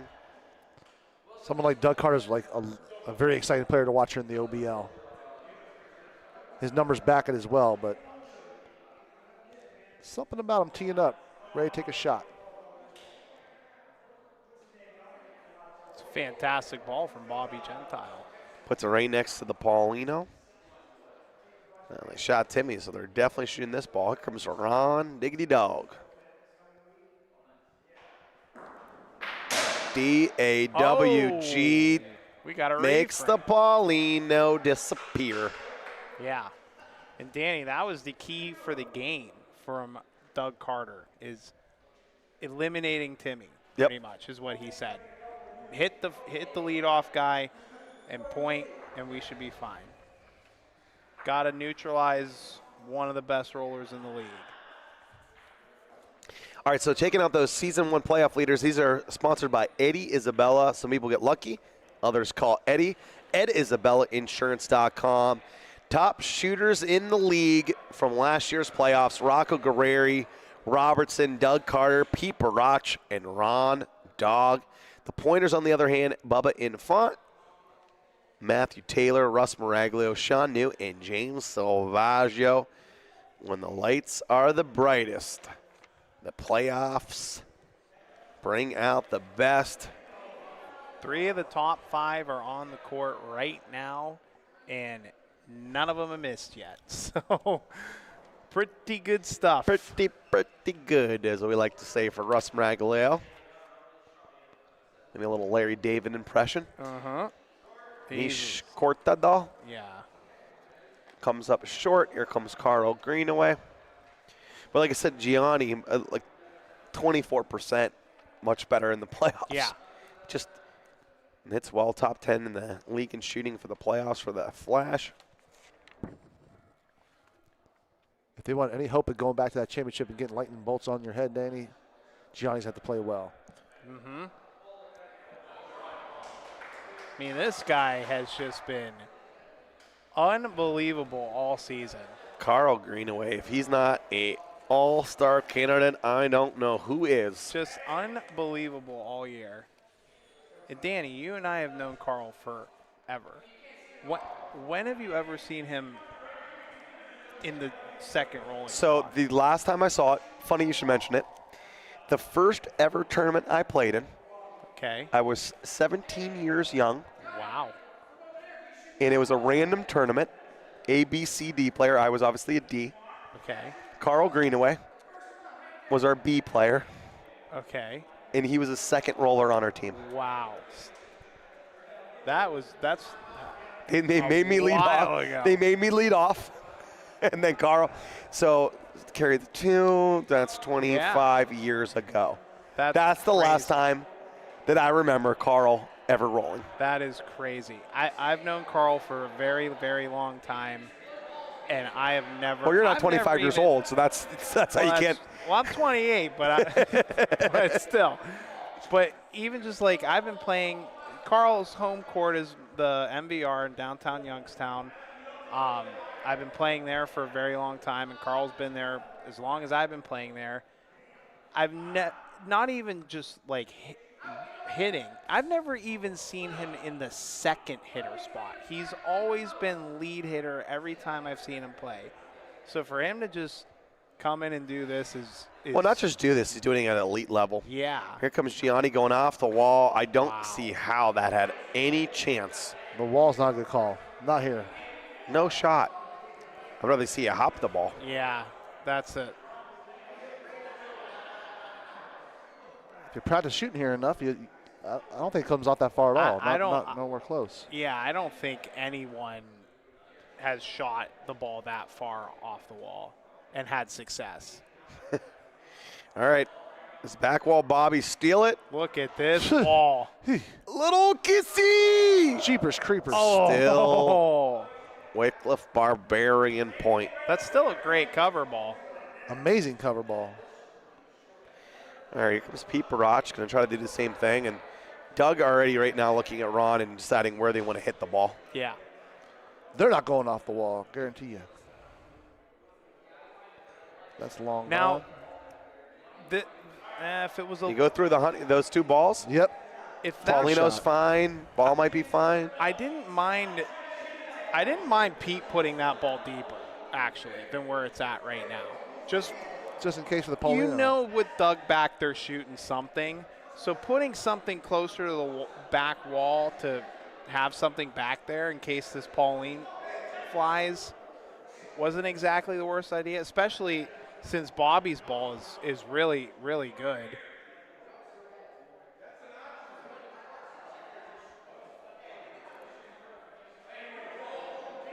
This is for a roll? This is another. I don't hate this call, Danny.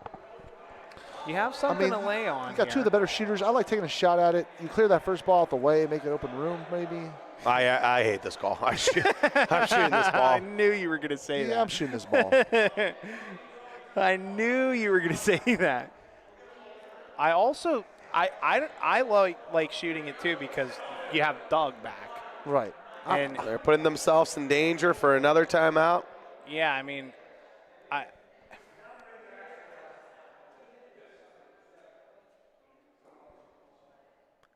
They decide to I roll think they up might have this. used 2 timeouts here. Oh, And that ball has man. no shot. And now what does Doug do? Chance. Now you have to roll, huh? And you don't want Doug to come out of the game Yeah. No. Yeah. for a very low percentage make. Just hated everything about this call. Yeah, Doug is a 65% season roller. Is he going though, to surprise Danny. us? Is he going to shock us? Danny Catullo. Get out of here. No! Danny! No! Yes, it is! Doug Carter lays down the lumber and makes 2. 8-1 Barbarians. And that's why Bob Galeese says, roll, Doug, you're a stud. Oh, my God. What a roll by Doug Carter. Take out the stats and put him through the grinder. He's a 65% roller, Danny. Come on. Put some respect on him. Ouch. Stone fruit. No, that's not how that works. Yes, I know. I love it. That might be the shot of the week. What a ball.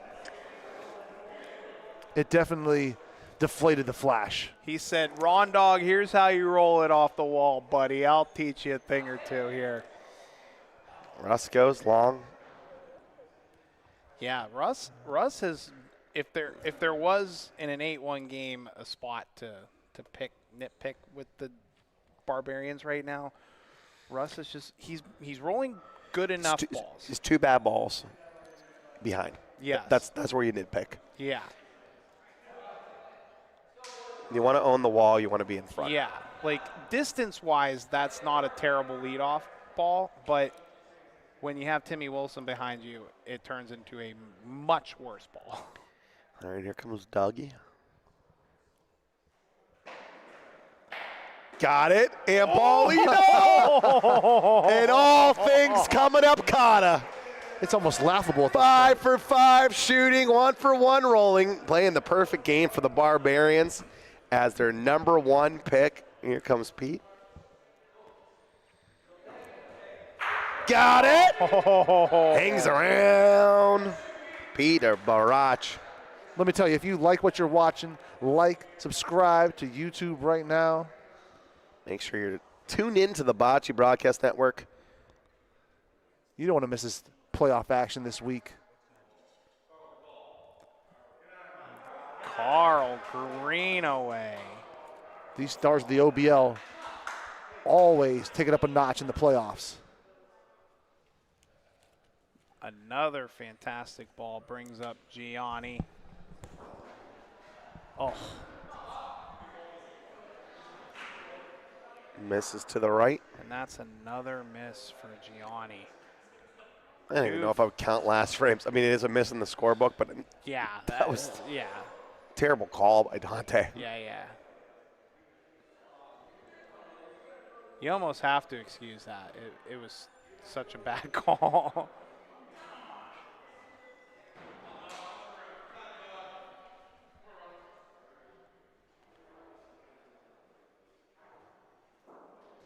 There it is. Oh, the Ron Dog trying to get it.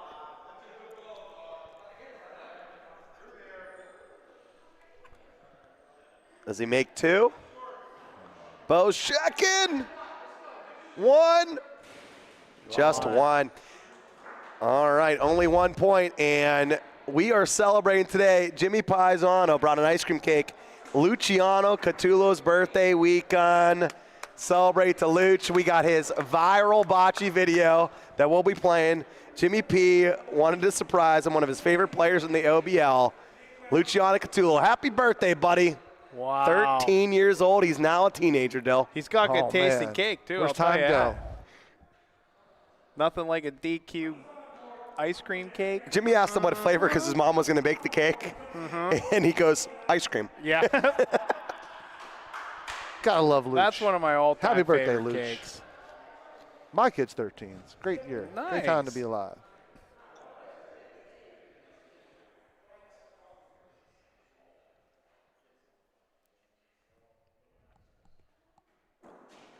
Pete. Oh, to the left, misses. A rare miss. from First Pistol. miss of the game for Pete. 9-1 game. The Barbarians left out that extra point. Yeah. Gianni, what a hit. Gets Paulino. That's a frame changer. Maybe right a there. game changer, huh? Yeah. That's what you expect your franchise player to make those hits. Yep. He needs to make those hits. Give your team a little confidence. We talked about Doug Carter, what he said earlier, Danny. Pete Barach, same thing. He says his performance is crucial. He has to take care of the first pointer. This is And so short. far he's been, wow. This might be Carl's worst ball of the whole season. Not even lying. No, I had to agree. That might actually be his worst ball of the whole season. He doesn't have many. Maybe worried about burning it, but left a mile short. He wanted to be on top of the black line. Yeah. All right, so Doug, double target. She had his own ball or Paulino. Now they're sitting 2. Now, Flash have control of this frame, but the fact that they have 2-1. But Doug may have saved 2 or 3 points there. Yeah. Actually, Boney signaled for 1 point there right now. Yeah, that was a big shot. Getting point there was crucial. All right, so Ron Dog, he can hit off the wall, maybe hit his balls over. Look at that perfect speed from Timmy Look at Wilson. that ball. Do you like covering by hitting your own balls, or do you like rolling one here? You got a great lead. I like rolling one in here. Yeah, I do too. Only because there's just that chance your ball sticks around. Ron can still this, you know. Oh, look at this ball. I came close. But when you're an MVP type candidate like Ron, you can always That's pull still it a out. fantastic point ball or cover ball. That's going to be very difficult to beat. And heaven forbid, you don't want to sell this thing somehow. Touch up the Paulino. That is a very, very good cover ball. All right, we call him back wall Bobby for a reason. Does he make a point here? He's going after it. Might be a little short. In the wall a little early, a little short. Yep. That's okay. Flash made the one. They needed it. Desperate Yeah. times. Call for desperate measures. And And get Paulino back. willing to bet Timmy's going to go back to those deep waters, deep water consulting out there.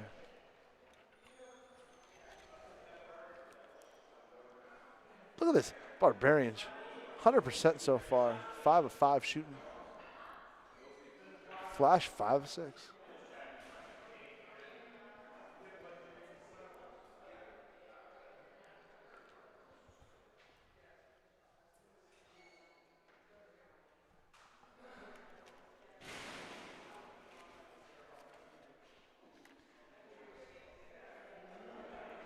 Timmy Will.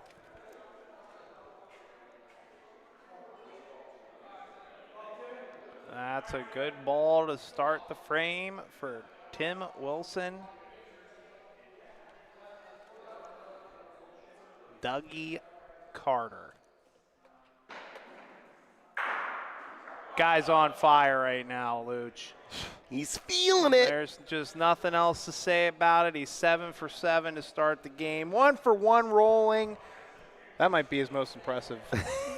This is a performance. Yeah. Perfect game. Listen, a little disappointed wasn't an MVP candidate, but understood he didn't have the first 2 or 3 weeks of the season like he normally has. Yeah. He's been on as of late. Yeah, I don't know if anyone's come on stronger than Doug Carter towards the end of this season. He's been on an absolute tear. They measured it but forgot to tell both forgot to tell the teams who was in. Both got a tough job out there. They were keeping it to themselves. It's all right. They wanted the people at home to guess. You got to give the people what they want. Russ Marag, he needed that ball. Last couple frames hasn't had the best points.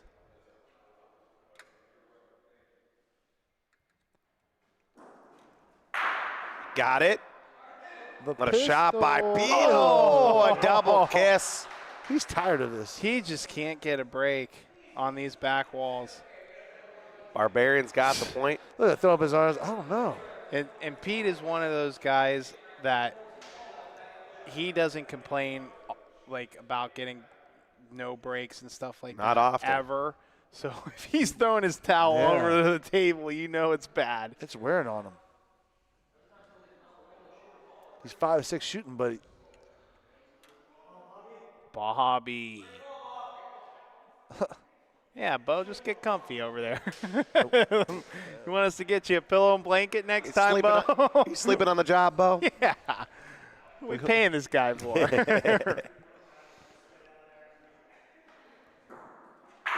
Got it. Ron dog. and we hope you're getting comfy for Season 2 playoffs of the OBL. That's arm dog. What a shot. Strong arms it out.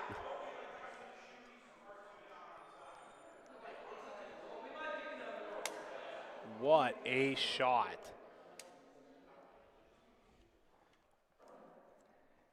You know what? That we talk about Bobby Gentile, but it's just this team as a whole, Danny, on the back wall. You got the Doug Carter, Ron Dog, Pete Barach, Gianni. That's not gonna be good all ball. these guys off the back wall are just, well, as I say that, Gianni throws one of the worst balls I've ever seen. But they have so many guys that are so great on the back wall. Here comes Carl. He's going to settle in there, right on the Paulino. He's going to make two here. And this is one of them. Look at this guy. Carl Greenaway. Speaking of strong arm, 11-2. All right, so I missed it earlier. We just got so excited we couldn't really have a second. But these are the sponsors for your number 3 seed Mahoney Valley Hitmen, who have made their way into the semifinal against the Couple Gamblers. Lodge 2850, Sons of Italy from Warren, Ohio. Shout out to Lou and that beautiful place in Warren. Mayfield Smoke Shop, Erie Canal, Clark Diedrich, and Quinn Vesters. We appreciate the sponsors of your Mahoney Valley Hitmen, 3rd seed, and have moved on. How about those Hitmen? Danny, have you ever been to the Sons of Italy out there in Warren, Ohio? First time was Saturday. One time, only time. I spent 18 hours there. Congratulations, my friend. Thank you. You, your brother Angelo, one of my all-time favorite people ever. Very, very Broke awesome. the barrier. Won our first tournament together. Here comes Pete. Pete Barach, Scott Paulino moves it over. There's a break for Pete. Sometimes all you got to do is throw the rag, and then the bocce gods throw one back. Pete, you threw it up to the rag. You thought you had to pray to the different god, and sometimes it happens. That's all you had to do. They keep tabs on that kind of stuff.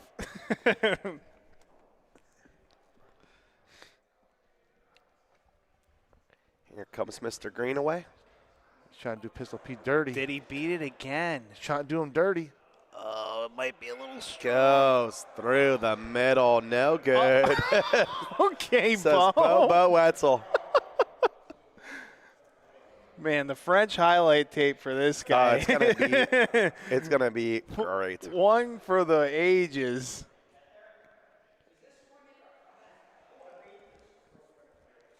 How about Bobby Gentile last year? Had to move it to like 2-hole. He was 2 shooting. He shot 84% last year in the playoffs. Yeah, and he had some incredible shots. He had the one against the Bocce Club on the back wall that he cleared for 3. Remember that shot? Unbelievable. Full length of the court. Doug Carter puts a good cover. Doesn't make the point. I mean, but makes it difficult. Do you like shooting something here? Yeah, that's not an easy ball to beat.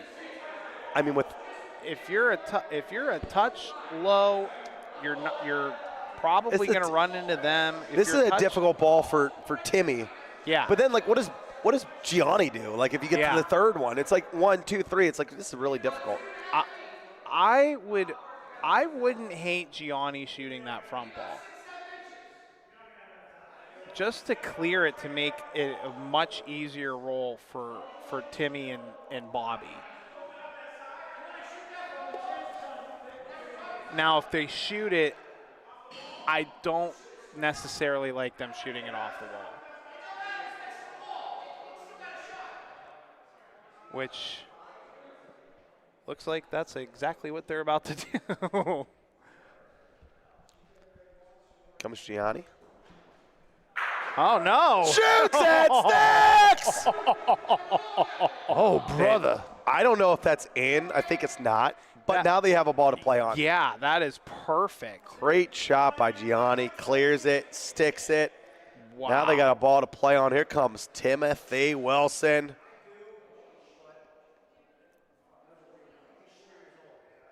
Don't be short.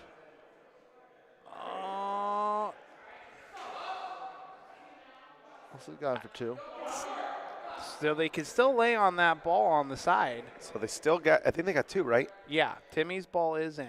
All right, they're trying to make 4 here. Could change the momentum. And here comes Bobby. It's early. Oh. That's out of there. All right, just 2 for the Flash.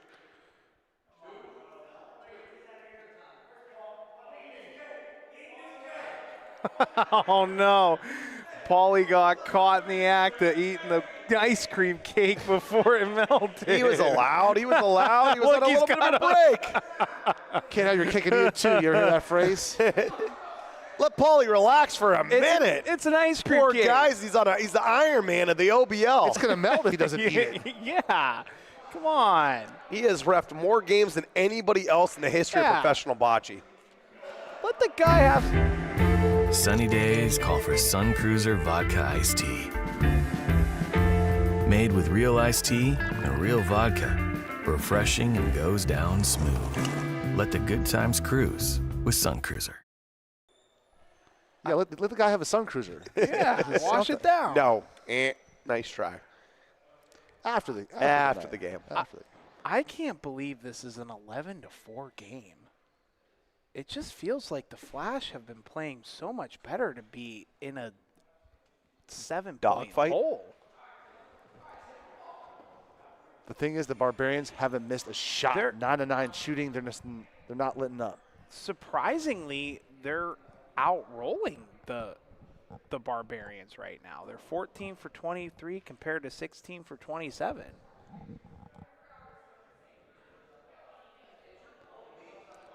Big ball coming. Oh. Russ Maraglio, pretty good.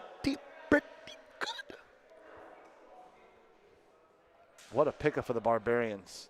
He wasn't on the team last season. Yep. Might be the reason they go back to the championship.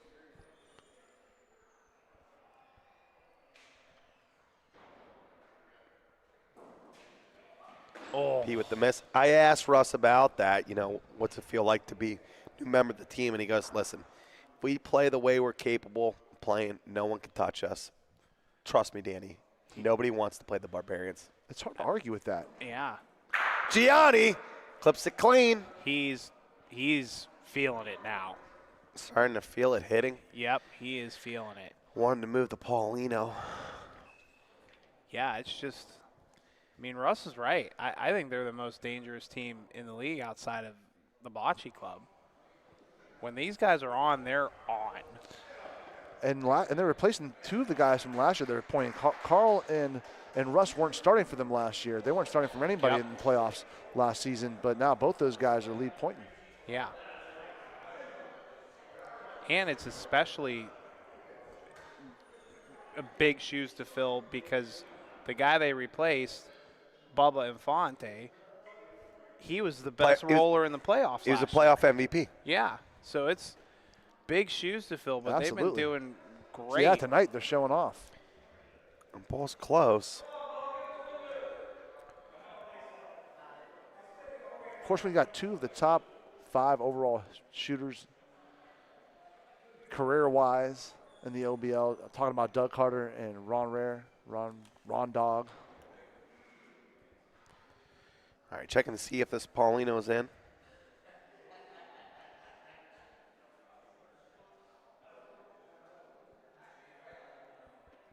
They say that's the Barbarians still in. Yeah. All right, they're rolling in for game here. I got to lead Doug in, right? Have to. Not necessarily. He's a roller, Oh, Mikey. Ron Dog, you're short. It doesn't beat the front ball either. I don't think so. Yeah, I don't think it beats either of them. Yeah, and he blocked that ball. You can't shoot. See, it now out. this makes it a way easier call to leave. You Doug got to in. leave Doug in now. 100%. And as I say that, here comes Corey Whitway. And Doug called him in, called him over. I mean, you talk about playoff stats. No one's touching me on these calls. All right. Corey Whitway, first playoff ball of his life.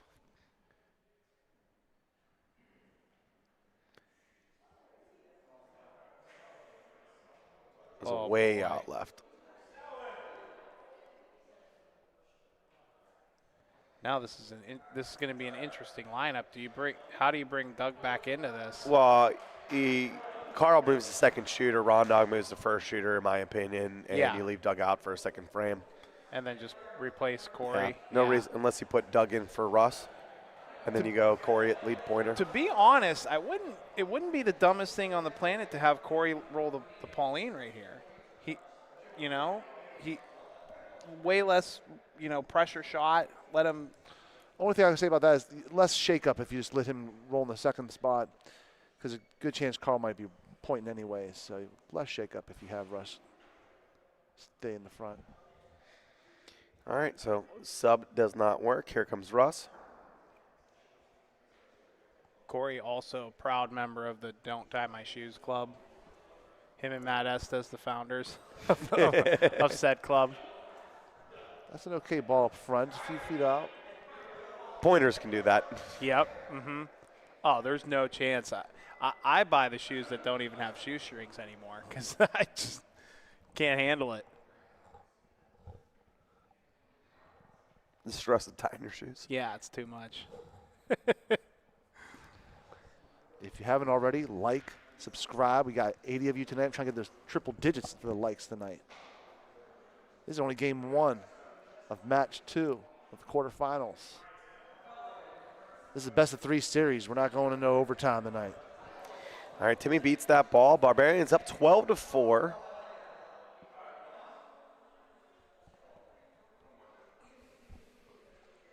And Carl is actually going all the way to lead shooter. Off the wall. Ooh, I think I like the off-the-wall shot. I liked it more than Ron. Just missed the spot, though. All right, let's see if Corey can put a better roll in here.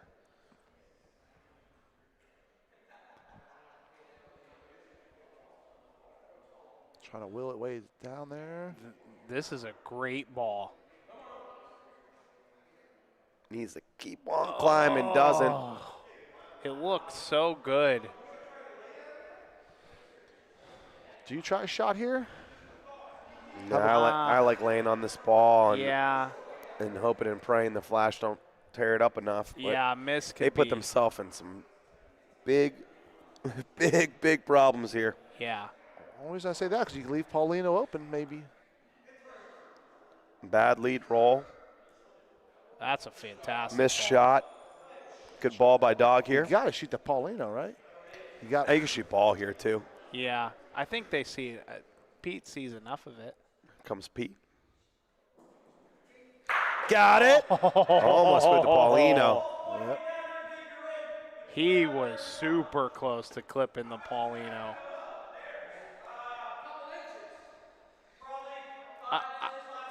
I don't think there's any discussion here, right? It's just a straight roll right. I like Timmy's kinda the call wall. going against his own ball, but they want to play away from it. Don't want to sell it. It to be deep, deep. Yeah.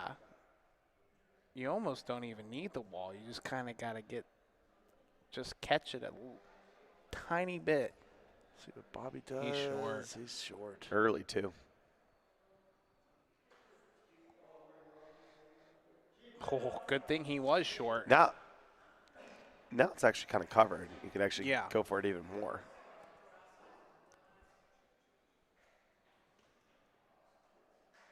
Hoping to pull out multiples. Oh, Gianni. Oh, no. Oh, no. No. Bumps it. Does he bump it enough? It might be sold. Still the flash point. Sigh of relief, but they Do you only see got how one. much he just bumped that ball? That's how much room they had. It's still not in, and that's how much room they had Somehow, on the side. some way.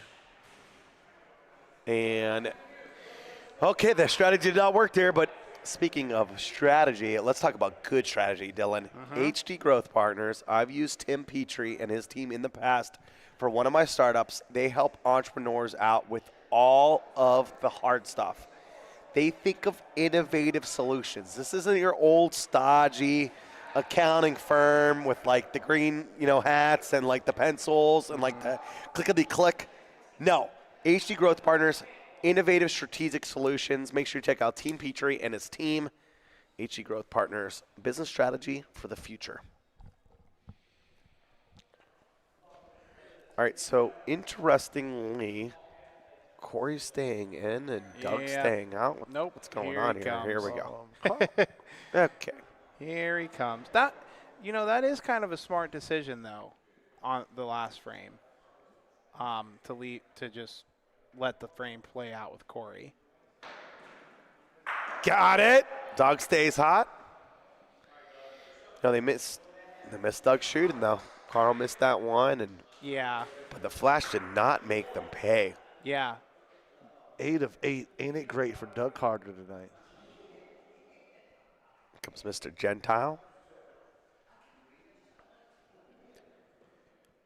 And I was blown away by the numbers from last year. I'm surprised Bobby wasn't up for playoff MVP. If they would have won it. Yeah, he was unbelievable. He was getting the nod, I think. For sure. I think he was their best player in that run. He was unbelievable. Was Mr. Miraglio. Bobby leaves him some room.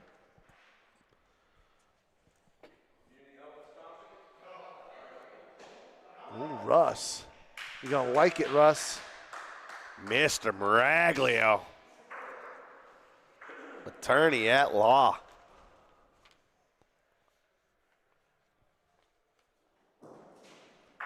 Got enough of it, Bisopi Barac, the Croatian sensation.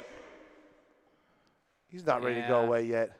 But this opens the door for a potential hit here for the Barbarians in the game. Oh, the Ron Dog with a miss. And there's still life for the Flash now. All right, Carl trying to tuck one in. Still a lot of room here for Carl.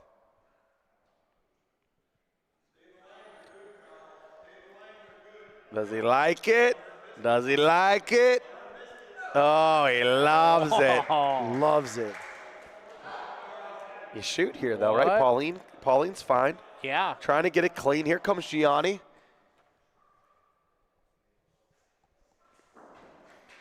Oh. Misses to the left. 13-5 Barbarians. They put him on game point. Big Barac makes the hit, and Gianni unable to follow.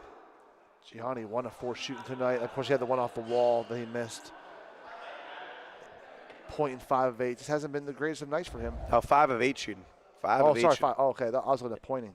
You're right. 1 of 4 pointing. Hovering right around his season averages.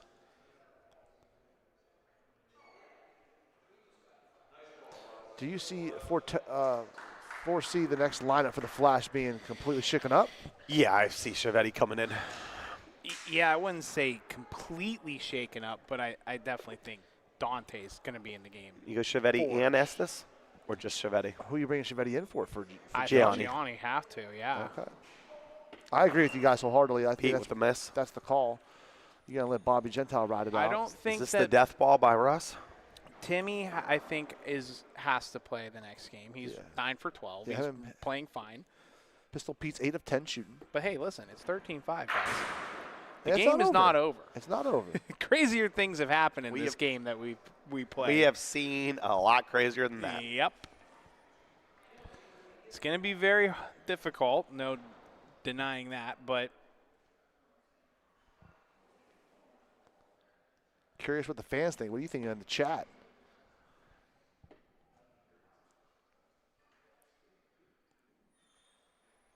Here comes Timmy.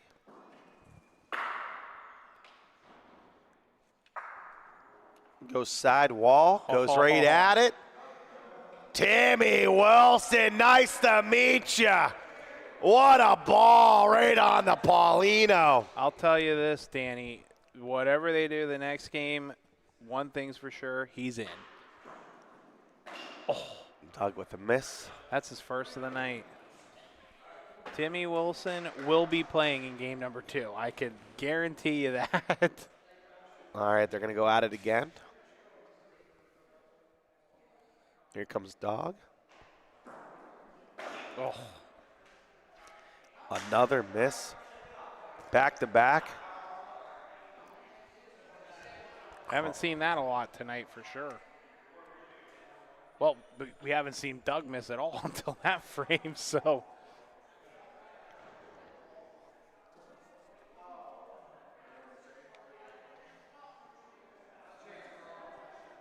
Carl give himself a shot.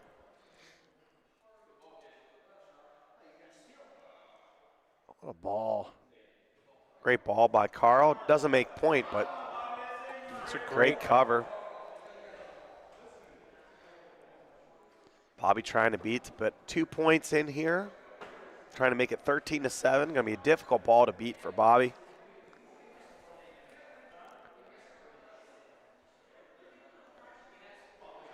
Gives it a shot.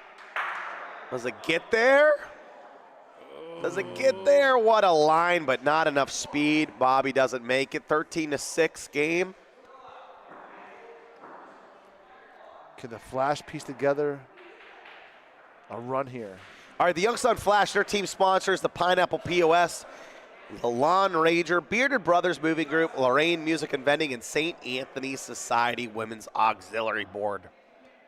Shout out to those sponsors for the Youngstown Flash.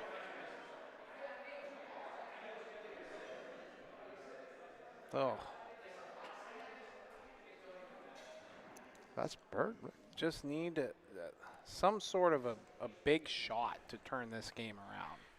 Big stick, big something. Big time roll. Yeah, the Flash have to work for every point they've gotten. Yeah. And every time they've scored, they've only scored 2, 1 frame. The rest has been ones. And they've left a lot of points on the table.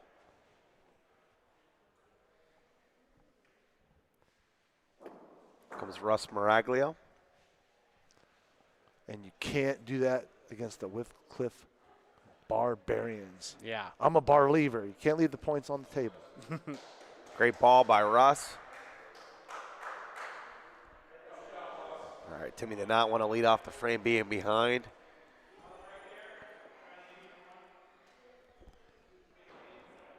There's not really in either one. He's just going to try to clip out the ball.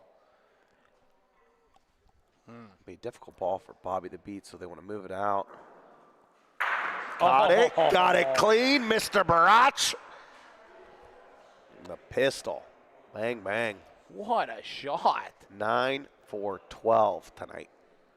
Yeah. It's going to be hard to take him out, too, for this second game if they end up not coming back here. Here comes Carl. This ball might be hot. One of the last 2 championship finals teams will be out tonight. Will be the Whitcliffe Barbarians or the Youngstown Flash. Carl doesn't make the point. Here comes Ron Dog. So you're saying there won't be a rematch, Danny? Impossible. It's statistically impossible. There you go, Ron Dog. Now he hasn't really been 6 for 10 rolling, 2 for 4 hitting. Yeah, he hasn't really been. Gianni misses it. Yeah, they're gonna have to shoot here with Bobby. Game point. Bobby trying to move Paulino over, hopefully. Yeah. If not, he could try to just beat the point. I just First kind shot of of last the night. gasp effort for Bobby Gentile. Misses it, hits his own ball, and the Wycliffe Barbarians win the first game 14-6. And I expect some changes, guys. Yep. On that Flash lineup, just struggling to make anything go. All right, so taking a look at this scoreboard, the Wycliffe Barbarians were in control early, and they finished out the job. Started out with 3 two-point frames and just kept on finishing. And even though every time the Flash, you could see, every time they put up a point, the Barbarians came storming back and scored the next frame. They never let the frames score 2 frames in a row.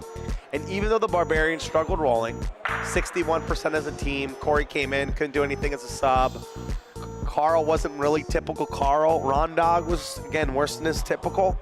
Yep. Russ Maraglio set the frames up beautifully, made great points, and Doug Harder's kid hitting 8 for 9, coupled by a couple clutch shots from Rondog, do the justice. On the Flash side, Gentile 54%. Yep. Gorlitzi 25%. Pete didn't roll a good ball. Bobby Gentile 7 for 13.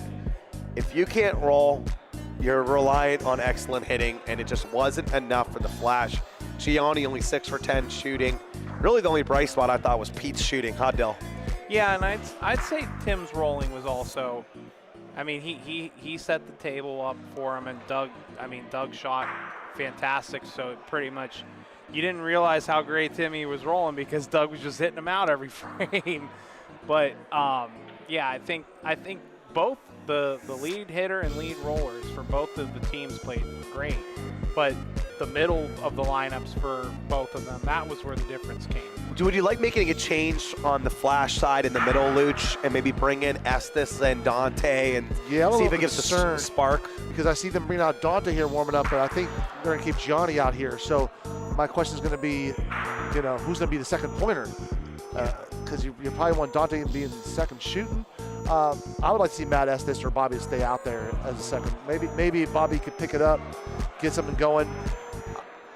I don't like keeping Johnny back out here. But I think they need to put Dante in for the hammer, and they need to put Matt Estes at the second roller. Yeah, to me that's the easy call. Although on the Barbarian side, I mean, no spilled milk. You just keep everything the same. You won. Yeah, 14-6. You kind of dominated really the whole game. There wasn't much emotion coming from the Flash lineup. You like the same lineup going out there, Dell? Yeah, I think to be honest with you, if this game gets a little close, if I'm Bob Galise, I'm telling Rondog, your leash is a little tighter today, buddy. I mean, the other 3 guys they performed. They did exactly what they needed to do. Rondog was a little bit underwhelming that game. Well, listen, they have a change they can make. They can put Cody Heleko into the hammer position or move Carl up if they'd like. So the Wycliffe Barbarians versus the Youngstown Flash. We're going to get ready for game number 2. It's going to be a lot of fun. Taking a look at that playoff bracket, the winner of this game will go on to face the Steel Valley Bocce Club. The live broadcast will start at 5:45. Game time will be 6:05. Same time for Wednesday as the Koppel Gamblers. They know they're taking on the Mahoney Valley Hitmen. The 2 versus the 3 seed. All right, what do you think as this all shakes up, as you're seeing right now? We're basically 1.5 way through the quarterfinal. Who do you think we're going to see on Championship Sunday, Del? I think we're going to see the Steel Valley Bocce Club and the Mahoney Valley Hitmen. I think that the Hitmen today, they just show they have the lineup figured out. They know who they're sending out there, and it worked perfect. They played fantastic. That's the ideal lineup for that. That was their biggest problem all year, was figuring out what the lineup's going to be. The one they sent out today, that's the lineup. The blueprint, Dylan. They figured out the blueprint. They got the blueprint. The Hitmen is also my selection to go against Steel Valley Bocce Club. We're going to see for the 3rd time this season those 2 teams go up. And Hitmen's the only team that took them down in the match. So. All right, so if you take a look at the MVP race, we have a tight one. You go to OhioBocceLeague.com, and you could be able to vote for your Season 2 MVP. I had 4 nominees. Mike Buckets Robertson, the hybrid with the plus 67, 73% hitter, 74% roller. Anthony Capogreco, 81.2%, leading his team to a bye. I love that total impact stat we have on the bottom too. That's how many plays per game on the attempts. So many good plays per game on attempt. So it has your hitting and rolling combined. Mikey Robertson, 73.4. How about Sean New? What an impact, 76.1%. Only on rolls, plus 63, played 12 games. And Ronnie Capogreco, 81.3% hitting. Takes out his son by 0.1%. We're going to have an MVP race, and I cannot wait to watch all 4 players in their semifinal match. Who's leading it right now for you, Dill? If you had a pick. Right now, who do you got? You and I had the same thought process last year. I have the same thought process this year. Best player, best team. And for me, that's Mikey Robb. He's been absolutely spectacular. I say that word because Uncle Fish hates me saying it. But he's just been, there's no other word to use. He's just been unbelievable the whole year. Hitting, rolling, doesn't matter what you need him to do. He does it all. He's just been unbelievable. How about for you, Mike? It's hard to argue with that, but I've been back and forth on some of these guys. Right now, it's a toss-up between Sean New and Ron and Papa Cap. But I like the shooting. I like the way that Papa Cap's come on strong this year. I'm leaning towards him for MVP right now. I think for me, I still haven't decided. Anthony Capogreco, 28 shots in a row. And this Koppel Gambler team, which didn't look great at the end of last year, struggling to kind of figure it out. Anthony Capogreco was such a leader for them and really kind of willed them to victories. I think that's important. And also the thing that doesn't get talked about a lot is Sean New being the captain of Steel Valley. So not only for me is he leading the frame, but he's also leading the game and dictating that. Yeah. All 4 players this special season, whoever you pick is going to be great. All right, let's move things to the action of the court they're going to be doing. They're up. So practice frame here. All right, so do you see the flash with now it looks like all 4 players going to remain the same. Wow. You think they're going to make I'm kind of a move? Yeah, I'm kind of shocked. At least at the bare minimum. I mean, Bobby didn't play terrible, but I really, really think Dante needs to be in the game for Gianni. The lights are flashing. They need to pull the plug. Yeah, I think Gianni, he's an unbelievable player. He just hasn't been playing that good. And Dante and Gianni have been playing long enough to realize when one's struggling. I would definitely have Dante in this game right now. So I guess Dante's playoff experience last season, he didn't get a lot of playing time in last year, even including the championship. So maybe Dante feels he's going to go with the team that took him to him last year. The captain going down with the ship. All right, so make sure you check out the playoffs all week long. Tomorrow, again, the semifinal. And then Wednesday, so broadcast time will start 5:45 for Tuesday and Wednesday. Game time 6:05. And on Sunday night, Bocce, 4:45 start. We'll be announcing the All-Stars. We'll be announcing the MVP, and they'll be playing for that big championship cup. Best of 5 series.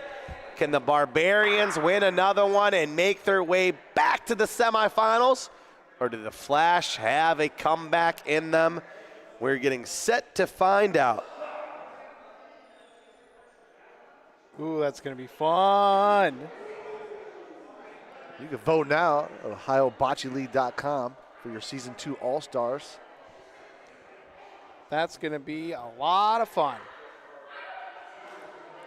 Don't forget your votes count for about 33% of the votes. And this is game 2 of match 2. The Flash need a win to send this to game 3 for a chance to advance and go back to the championship. And the Whitcliffe Barbarians, defending champions, trying to close it out.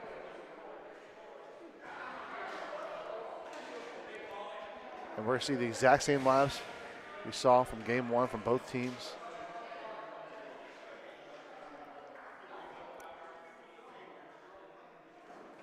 But you never know. Cody Hileko, Corey Whitway on the bench there. They got a chance to warm up.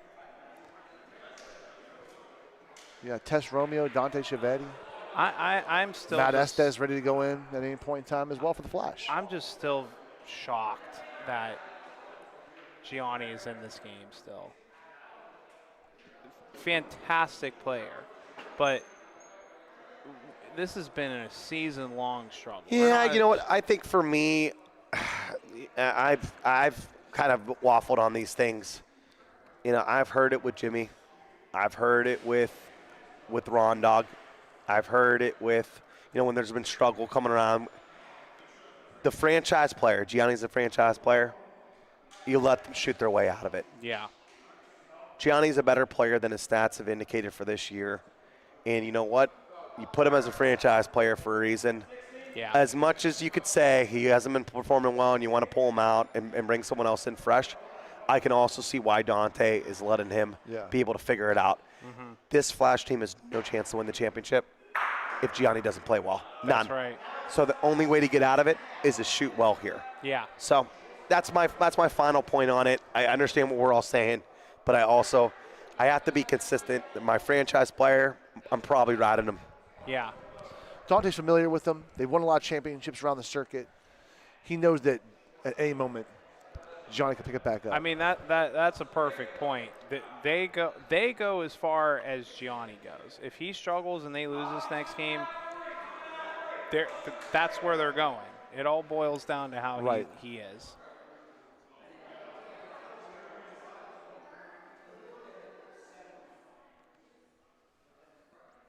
And they're going to need a big game from Bobby Gentile as well. The way the Whitcliffe Barbarians were playing game 1. Okay, Bo. I think I seen that on the Fortnite. Okay, Bo. I don't know what they call that one.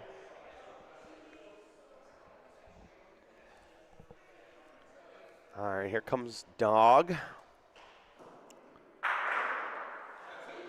Takes a bite out of that one. Ron Dog. Wow. Picks up where he left off in game 1. It's a fantastic break off the back wall. He's saying 2 times.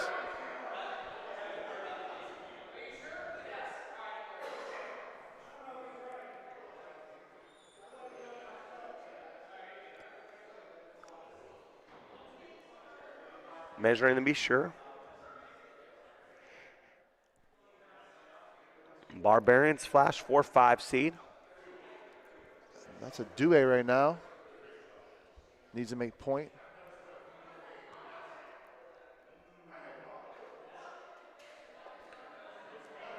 Here comes Sexy Shorts. He's way out. Boy. His line has not been He's good. not even the same zip code. Yeah. Line's not good. Speed's not good. Speed was good. Was it? That Would've made ball point. went a long way across the court.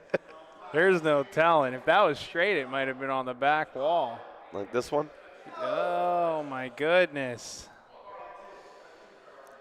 You know, they got a couple pointers out there that could sub in. They need a reset. They need to I don't, you know, the gather. Flash. Hey, guys, come on. I know it's early. It's the first frame, but Out of all the teams, the Flash was the one that really said the regular season doesn't matter.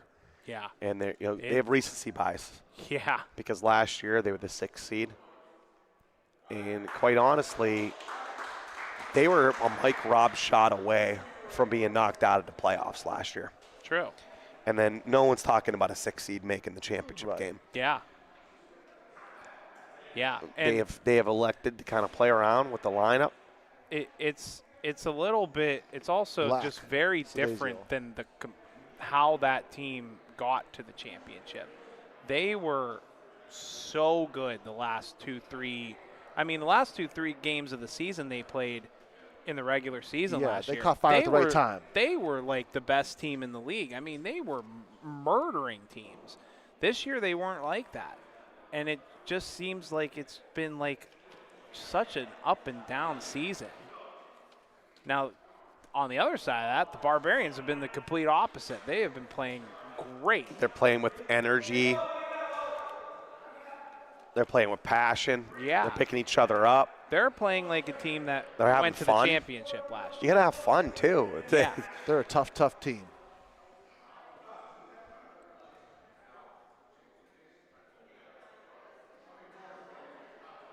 We're writing them off already for next week if they have a chance to advance here, but if anybody put up a fight against Steel Valley. I don't know if I am. I wonder who. I wonder if Steel Valley would rather play. Be interesting. I mean, if you're watching this game, you'd rather play the Flash for sure. Owner Jim Fisher's in the building. We could ask. We asked Gianni if last year's championship loss, means something to them, and Gianni didn't hold back. He said, "We are the best team in the league, contrary to what those armchair quarterbacks, that's us three, like to say." He said the script will be different. I'd love to believe him. It's hard to turn it on that fast in this league. Yeah. These guys are all talented, and they play week to week, and these teams are hot right now, and Flash is not hot. How about Ron Dog? A rematch honestly probably benefits them more because it's hard to beat the same team twice in a series. Yeah. That's kind of like, yeah. You always want to try to be the underdog. The dog throwing him a bone. All right, Pete gets Paulino, changes the frame. Yeah, that's a big shot. Changes something. Pistol Pete's a competitor, Now, the problem is they have 3 balls back right now. I kind of like shooting this ball on the left-hand side off the So wall, does underhand. Doug. Oh. Clips it, moves his ball over. That was good enough. Dougie Fresh, what a ball. Mr. Carter, stay hot. Oh, my goodness. He clipped it. Gianni gets it with his own ball. He's stuck. Stuck around I get at it. least. You're trying to make another player out there, but Yeah. Oh, my goodness. I mean, I understand him. Maybe getting them both. Gianni doesn't shoot underhanded. would you rather him just go out? I would have rather cover put point? Dante Chiavetti in than had him shoot underhanded. Honestly, because he can make 2 good points. And there's 2 points right there. All right, here comes Ron Dog, trying to make it 3.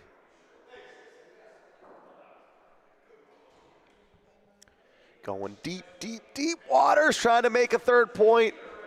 Looks like a great line. Oh, you got to get Need to something. touch it up, and he does. Little piece of it. That's all he needed. Little piece of cake.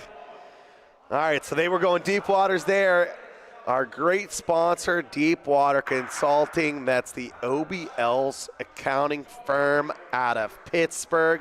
Check out deepwaterpgh.com. From tax, business, financial consulting, Deepwater Consulting is there whether you are a startup business, mid-size, or larger. Check out Vinny Nacera and his team if you are a business that is looking for some of the best certified CPAs in Pennsylvania in the business. Thank you to Vinny Nacera and your support of the Ohio Bocce League. I just realized I have a deep water shirt on underneath. Do you? Uh-huh. Shout out the good people down in Coppell, Pennsylvania. Jimmy Pie gave me one on the house. He's a salesman, that Jimmy Paisano. He sells a lot of things. Yeah. Tickets for the raffle. Mm-hmm. Pete Barach! Don't tell Pete they're done. 6-0 Barbarians, and Pete Barach is heating up. Needed that shot. Doug Cotta, got a piece. Highlight reel after highlight reel from these guys. Doug is he's only missed 1 ball tonight. He's 3 for 3 to start this game, too. Just unconscious. 11-12 night. And there's Timmy. Timmy Wilson. He's doing his part. He's trying, right, Dill? He's 12 of 17 Trying. pointing. So I wanted to be in front here because they had the 3-2 advantage. If Carl could somehow beat this point, he'll put that back ball in play. And he just might. If it's enough, does he like it? Is it enough? He's creeping it. It's good, says Mr. Wetzel. Then Gianni trying to get it clean. Let's see if he can maybe stick around and make his own point for 2. Gianni. Got it. Oh. Paulino moves. Who got the point? Oh, you can't believe it. Barbarians got the point. Oh, he was mad about that break.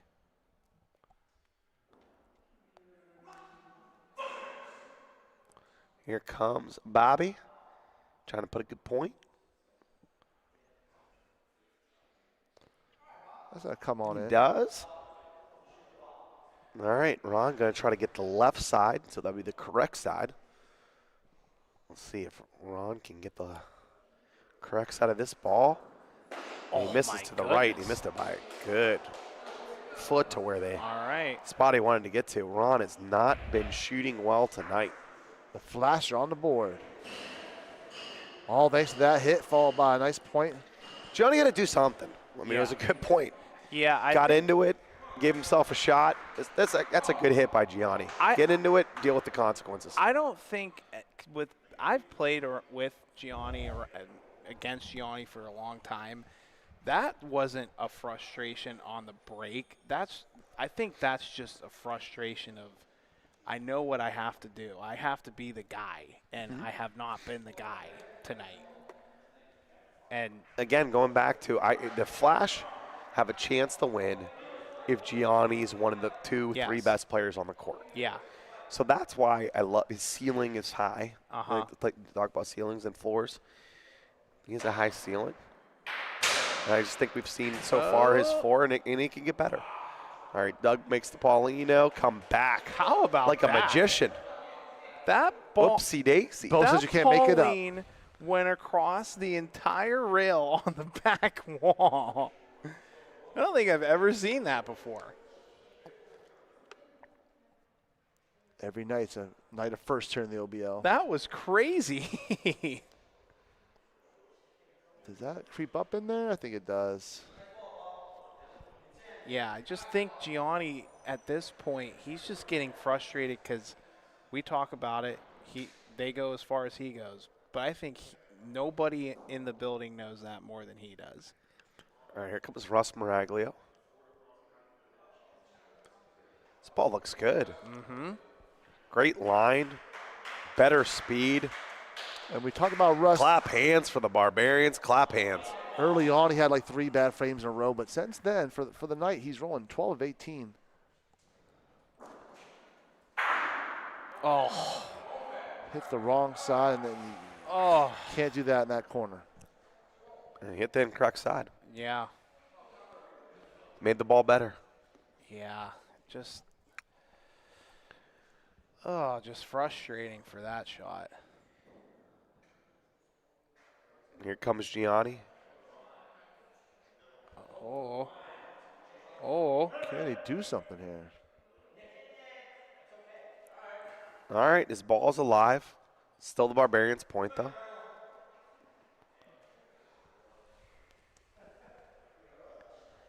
Definitely made this a harder point because the Paulino's not there to lay on either now. Kind of hitting with their own ball. Tell it to Carl Greenaway. He's short, I think. He's got to go.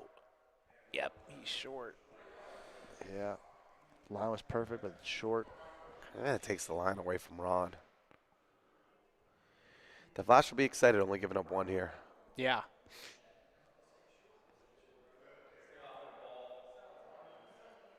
It's going to settle in there. Oh, I don't know. He might be hot. He's got to touch something. No, he misses Somehow. it all. Then wow. 7-1 Barbarians. Flash are still alive. They call that a frame win, but Yep. they just look deflated. Don't need to use Family Vision Center to see that. All right, shout out to Big E down in Rockwall, Texas. If you are in the Dallas area, check out Family Vision Center. Great family vision. They are there for you. How about Big E not only sponsoring the LBL, but giving away to the top roller, Season 2, Mr. 2020 himself. Sean New.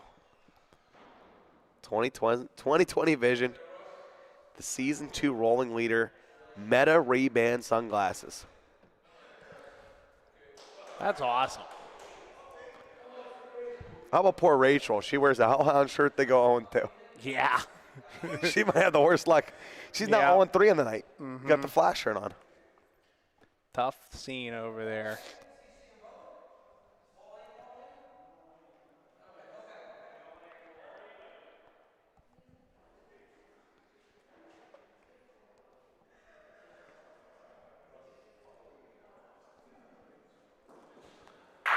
Got it. Sticks it. It's just, Rains to the ball. That's possible to happen. The ball's in front. yeah. Russ put a ball in front of the Paulino. It's possible to happen. It happens. Pete knows that, but he still doesn't like it. You get good breaks if you put the ball in front of the Paulino. Yep.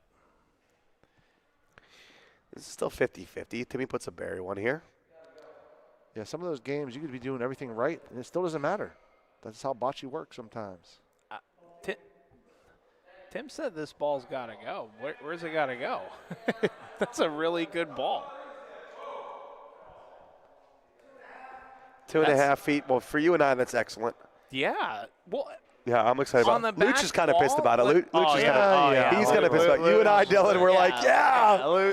We're high-fiving. Oh, my God. Oh, my God. If we were like, when we played together in that random tournament, we would have been hugging and kissing my each other. God. We would have done shots. We would have gone Red Stag. Let's go. Coke Chaser. Walked off the court. Yeah, we would have been pumped. Hey, don't even play the rest of the game, everybody. Yeah, if we would have done that, we would have been so pumped. For pros like Mike Luceni and for Tim Wilson, it's not enough because they know the Carl Greenway is here. Does he beat it? I don't know. He beat it. Oh, it's close. Just enough.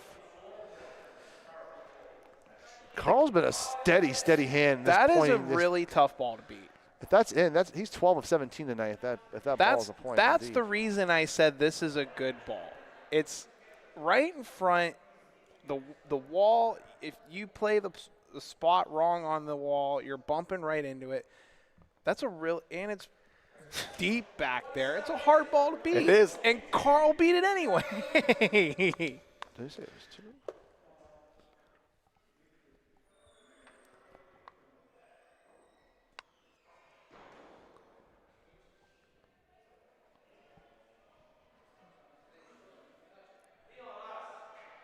Great ball by Bobby. Makes at least one. They're calling for 2, Bo says. It doesn't matter if it's 1 or 2. Doug Carter's shooting this thing. You said that Paulino's mine. Now listen, you would like this to be measured just in case he had a foot foul. Mm-hmm. But Doug hasn't been close to that line yet. Got Paulino, moves it. He's nasty. Not going to make point, but what a shot. I mean, he took 2 away. Yeah. Yeah, maybe 1 away at least, That's right? that's It an made this excellent- harder. Now it's Ron Dog's turn probably to roll. It looks like flashpoint. Yeah, that's an excellent shot.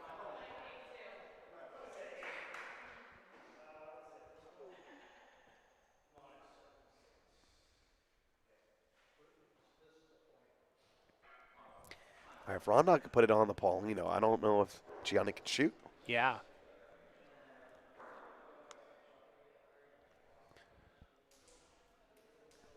Great hit by Doug, opens it up. Oh, this is Ron Dog. Great ball by Ron. It's off the Paulino, though, so Gianni trying to shoot, stay around for 2 points. Here comes Gianni Colizzi, the franchise player for the Flash. Got it, side of it. Great shot by Gianni. Ooh, but is he Makes a point for the Flash, 7-2.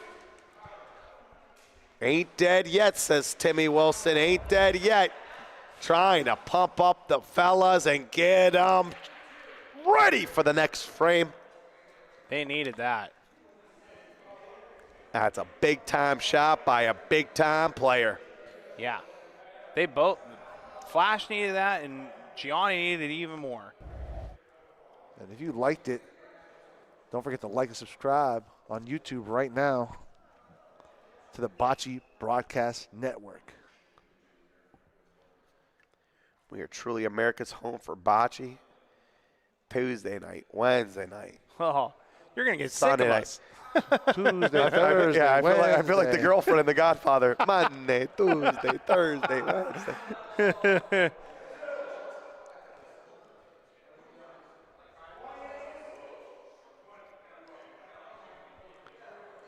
Hitmen have already stamped their ticket to the semifinal. The Hellhounds are in Cancun celebrating an off season. And Doug Carter, ho-hum, hits a ball. Talk about getting hot at the right time. Yeah. 14 for 15. Is that good? Some Is would it say. good? If you ask him, no. It's expected. It's expected for Doug. That's a scary thing that Doug's putting up numbers like that. Yep. Ross. Unconscious. If he stays in, this ball's great. What a ball. Perfect. Mr. Miraglio. Makes me want to Doing stand it up and cheer dirty. for him on that one. That's the most amazing part about some of these bocce players. If they could have a night where they only miss one ball. You talk to them after the game, they're like, yeah, but that Do you one. see that one I missed? Pistol Pete to the left. It's always that one that they didn't get out of the 20. 19 for 20, they're talking about the one. If I was just a little bit over to the left more. If there was ever a ball that Bobby needs to beat on the back wall, this could be it. Trying to use the wall, Rondino. Needs to get up there. It's not going to come in. Just didn't get there early enough. This ball's alive. Good cover. Really allows Gianni to go after it. So you want to be around, I think, that orange line. The foul line on the opposite side. See where Gianni gets into. Maybe a little early. He goes right to my orange line spot. Too hot. He's trying to touch Paulino. He does. Great line. You Who called did he it, learn Danny. that from? Now they're going to try to shoot this bad boy out. Rondog missed his last shot on the back wall by 4 feet. Got it.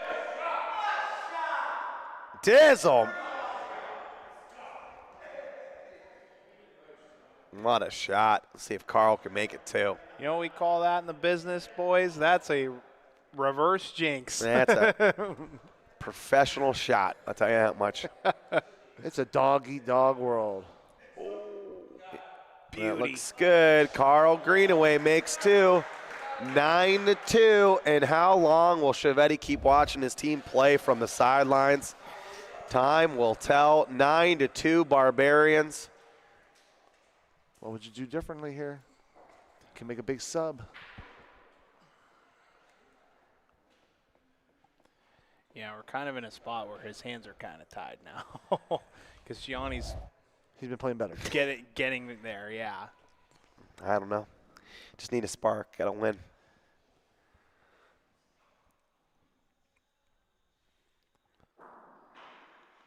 Doesn't matter what your stats are if you're not winning frames. Yep, you go all the way from the championship to being swept out of here tonight. Could be the last game for them right now here tonight. How about Ross Miraglio? And the way Russ is feeling it. 5 for 7 on the night for Russ. Well, in this game, 5 for 7. Oh, Pete seemed to kind of lose his footing on that shot. Misses to the left again. two frames in a row he's missed. I think Pete just gave Dante The go ahead. tap on the shoulder there, over there. Gianni gets it clean. Would have rather have had Paulino. They still got a shot here, though. Timmy trying to bury one.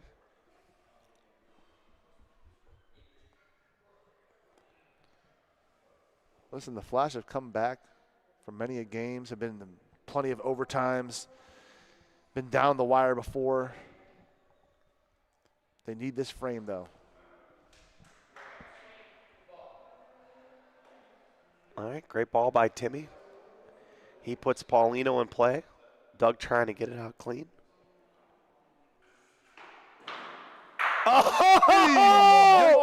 Not only gets it out clean, but sticks around and says hello. Dylan, stay for the dinner. Oh, my goodness. What a shot. Wave to your fans, Doug. It's unbelievable. It really is.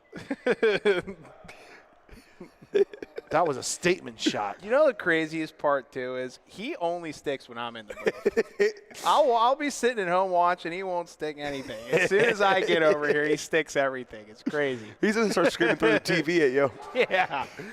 He might come grab the announcer's microphone. He's going to make a special request that I'm doing every Barbarians game for the rest of his career. All right, great cover by Bobby. It's going to be difficult for them to get a second point. Unless you're Carl Greenaway. Oh, Carl. You got it. That's why he's all-star, potential all-star candidate. Here comes Dog, trying to make it 3. Ron's on the wrong ball, but maybe. Oh, maybe, no. Maybe. No. Oh, no. Still 2. Definitely 1. Did he sell the second point?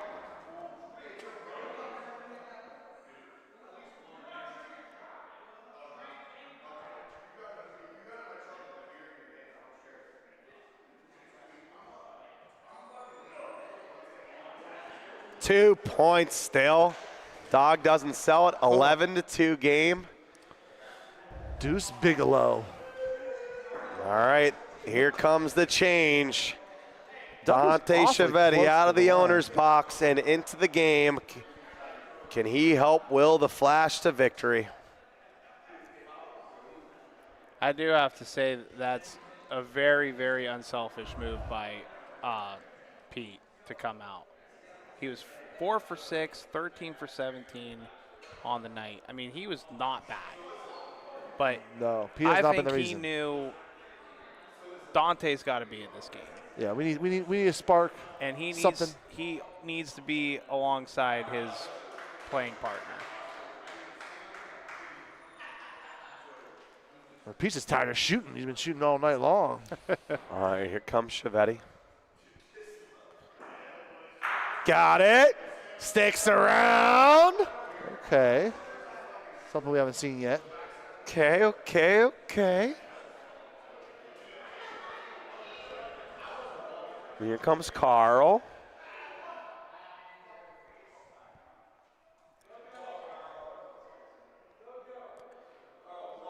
Carl 7 of 8 in this game. Not for the night, just this game. Puts in a fighter.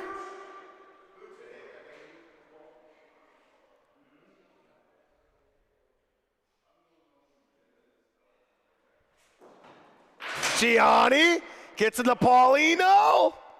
Kicks that thing all around the building, and it ends up being the Barbarians' point after all that. Oh, my Great. goodness.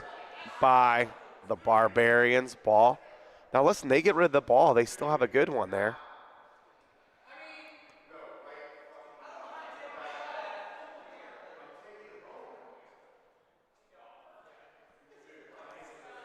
All right, here comes Gentile. They could put Pete back in for the shot, but they're going to use Bobby.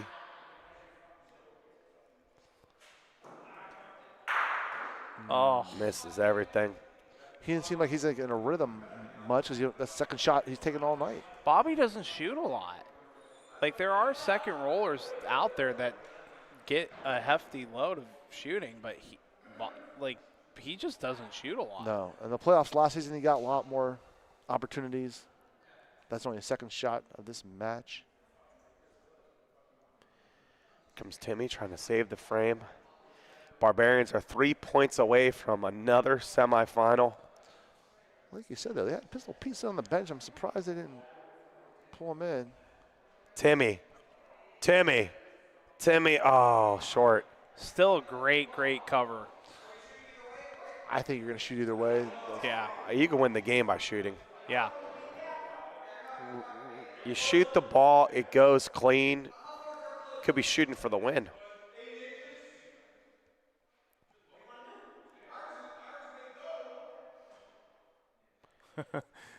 Russ Doug doesn't says, like it, "Watch but this." Corey says, take a swing. You got 2 of the best. Here comes Doug Carter. Oh, just barely misses the Paulino. That's what he was going for, trying to move Paulino over to the other side.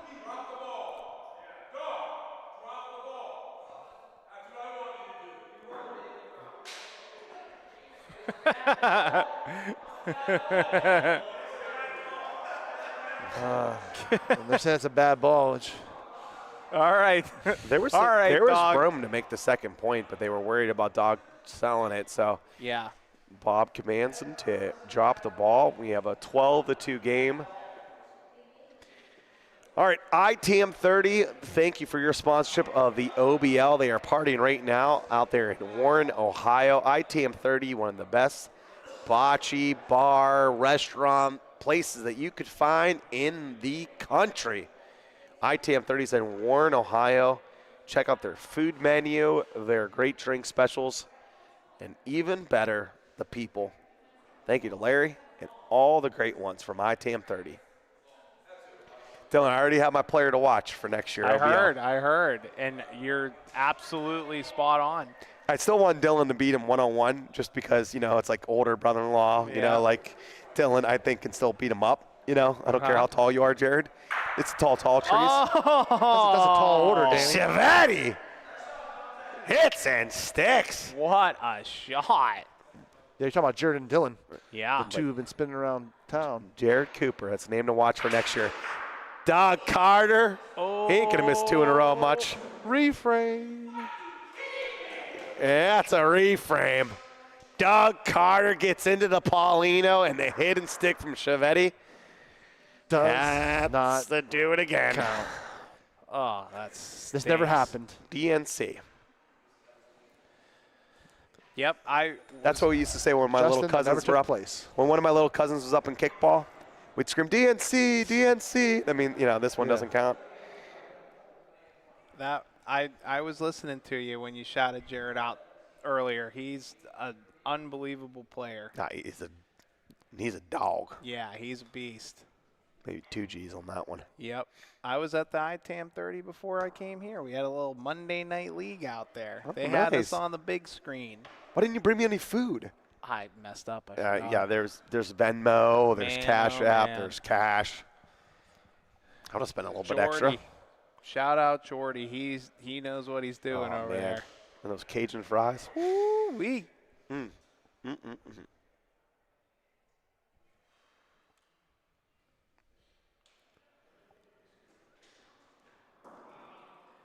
Oh, Yeah, miss.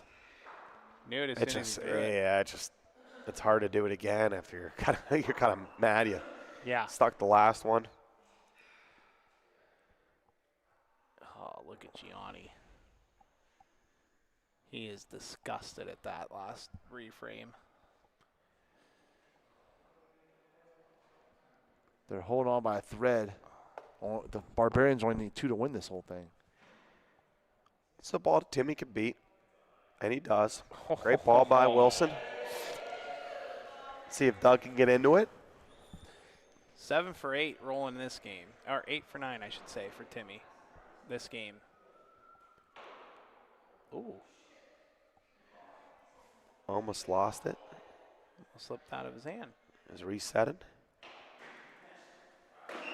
That reset might have got him. Yeah, I was surprised he didn't take a longer reset. Yeah, me too. Kind of went right back into it. That's the thing with the shot clock. In a situation like that, normal he'd probably take a couple steps around the block, maybe take a swig of beer.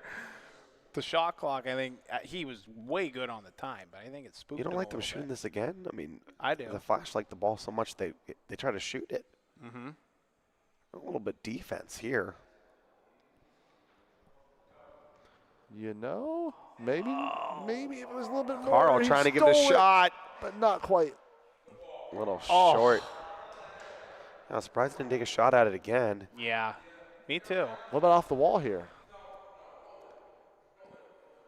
You could either put one in the back if they're worried about Paulino. Ron liked the shot, but Ron was talking about putting one in the back there. Okay. Yeah. So instead, he's going to roll aggressive at it. If he puts one close to the back wall, that's fine. He's trying to roll on his own ball or the flash ball. Touch up, and it's point. All right, makes a point, but now Yeah. everything is in the Flash's hands. Yeah. Here That comes could have been Gianni. bad for him, actually. Needs to get the point ball. And he gets into the front ball. Makes room. Makes a ton of room. So they get points somehow. They're going to check this one out to see you. Well, This might be close for 2. they're going to check and see everything. Yeah. So they want to go around the world. Well, you want to know if you're the Flashes, do I have to move that first ball? I'm going to say it's the one flash we're looking at right there. It's too hard with the angle to see. That's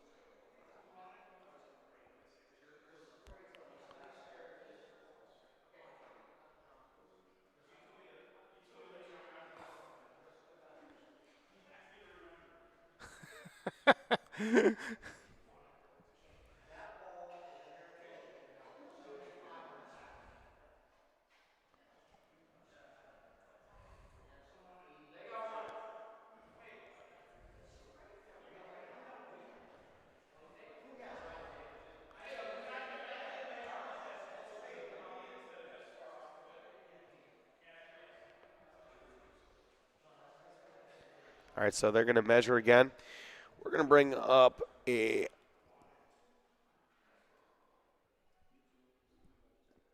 here's a point here. I'm just interested to see if the Flash was going to go down with this lineup. Do you think they make a change in that at all? I at this point, no. You're Bobby and Timmy are playing great. Bobby's 7 for 8. Timmy's 8 for 9. It's kind of hard at this point to bring. Johnny picked up and hit 4 or 4 in this game. Yeah, so it's just hard to. It's hard to make a change right now.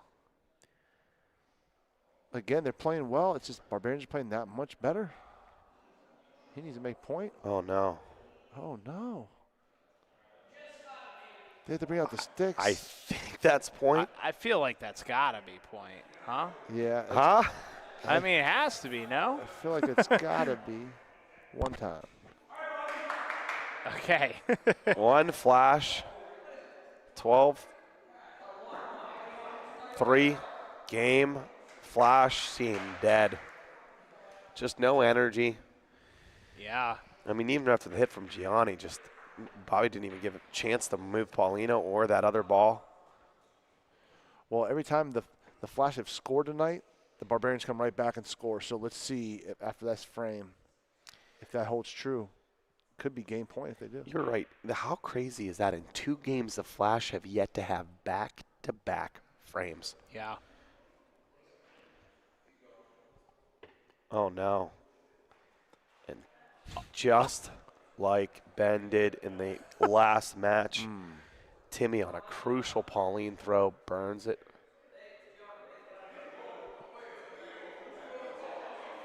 Johnny was so used to the other team throwing the ball in first, he got confused. Whoa, what's going on here, fellas? We got 2 new faces in for the Barbarians. They're trying to end this thing with Corey and Cody. Yeah. I don't know if I like this. This is I don't know if I like this either. Interesting. You know, I'm okay with bringing in Cody for Dog because Dog has struggled quite a bit. Yeah, I don't know. I don't know. You're not struggling that much. You guys are winning 12-3. Yeah, I definitely don't. But I don't care. I don't Corey care how much I'm struggling. If I'm winning 12-3, don't take me out. Yeah, Carl's 8 of 9 pointing Yeah, in this game. I don't like. I think this Carl's call. still in. I think Russ is out. All right, Doug Carter hits and stays around. This isn't about play. This isn't about play. Yeah. This is about giving them some playoff run. Some reps. If the Flash make a little bit of a run, they're gonna switch. Yeah, they're gonna pull switch that immediately. fast. All right, here comes Bobby. You're bringing in guys cold off the bench when you're winning 12-3. Just interesting. It's just interesting. All right, Does it let's show see. confidence in these guys, maybe? Let's see if it pays off. Here comes Cody.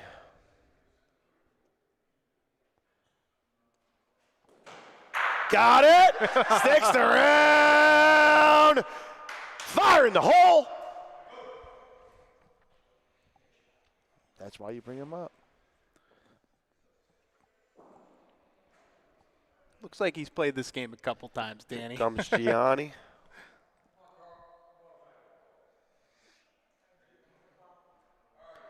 And now Carl with the shot.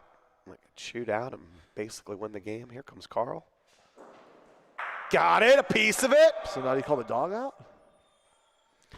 And it's at least one, maybe two. And yes, I'm putting in Ron Dog. Poor Corey, ready to go.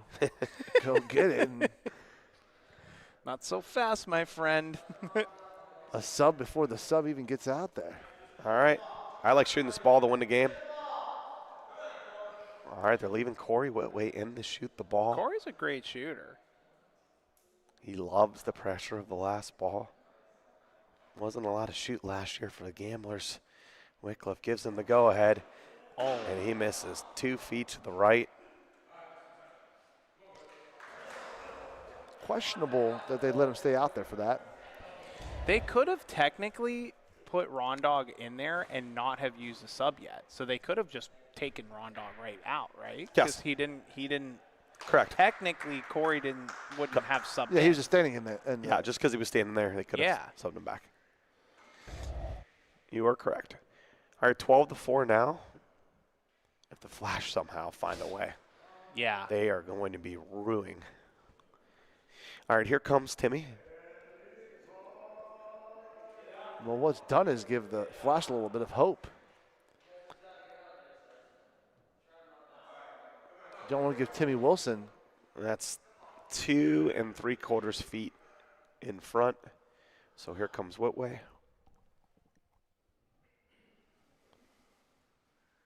If you're a fan of our broadcast, like and subscribe. Get those numbers up to triple digits. We're sitting at 90 likes for the night.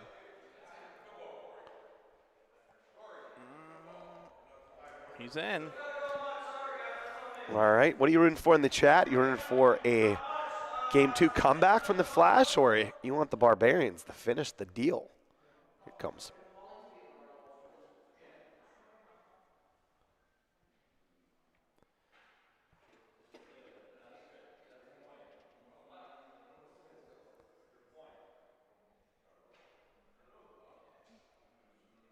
Danny, if I told you right now, before this frame, the Flash were rolling 80% as a team, would you have believed me? They are, because they are. And they're shooting 73. Yeah. It's just, whenever they had the opportunities to score, they didn't.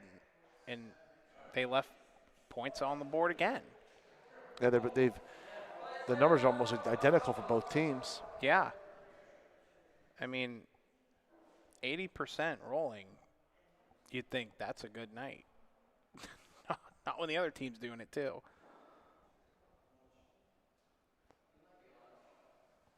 Well, that was the first back-to-back points on frames for the Flash. All right. Chiavetti beat that ball. So Corey took out 3 balls with his. Yeah, that miss by Bobby Gentile was bad. It's a big ball by Corey. Doug misses. Now hold on, folks. Here comes Cody. You got to shoot here. See if he can get into it. Paulie's watching the line. And he misses. Oh, hold on, folks. And now here comes Carl. Oh, no, no. See if he can make a point.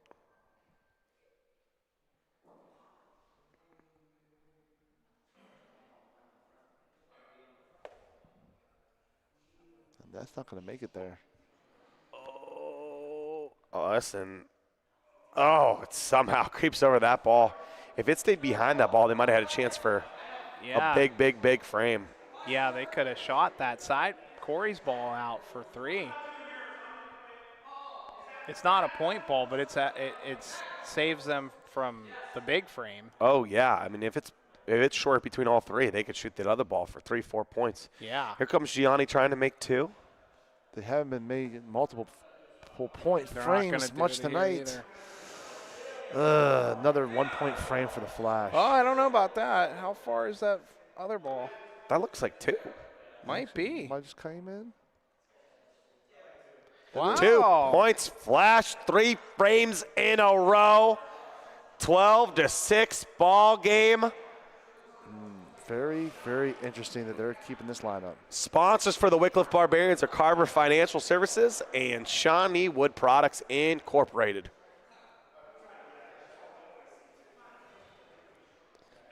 And you got people in the chat talking about they want to see a Flash comeback. Oh, no. Timmy burnt it. Again. She gone. Maybe. And Corey didn't really play that short last time. Yeah. Think he'll play it right over the line this time? I don't hate the strategy from Tim, though. He's going having short left. He knows that Corey's coming in. He's a No, little not cold. that short. Playing it long. All right, Corey moves him over to the other side. Forces Timmy the roll there.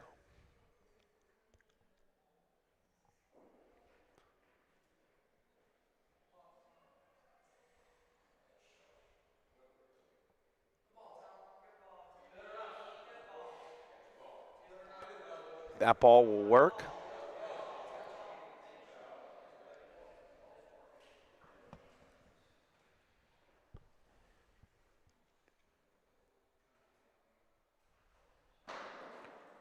Dakota hits and sticks. All right, he's back. What a stick. I don't know why, but every time he sticks, I feel personally attacked. They're all for you. You should. I don't know why. You know, I think some players, some teams put my pitcher and they throw darts at it in the locker room.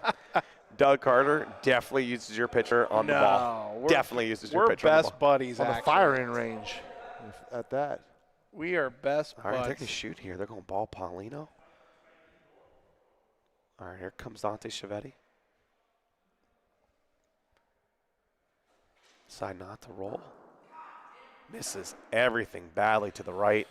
Ugh. They had a lot of room there, too. Yeah.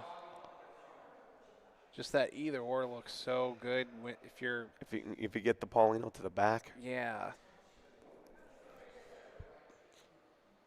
Coming in cold, though. Dante 2 for 4.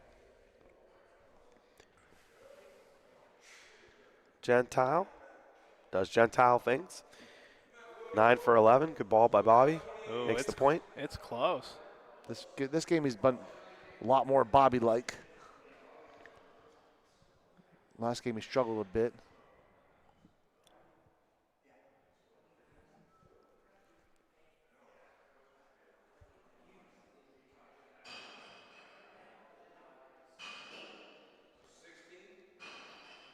Flash point. All right, here comes Cody. They're going to shoot this.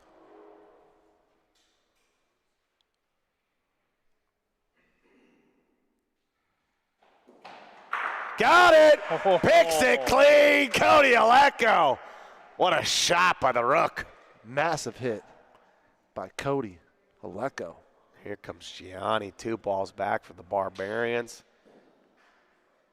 Needs to put a fighter here. This could be ball game if he doesn't. Oh, he's hot. And it is trucking. And the Barbarians. Isn't in front. Doesn't make point. And leaving it wide open for Corey Whitway to send the Barbarians into the semis. And the Youngstown Flash on a magic vacation. Corey short. Don't worry, that sleeping giant. Point. The Still Valley Bocce Club waiting for the winner. Here comes a lot of room for Carl Greenaway. Let's see if the surgeon can take it home.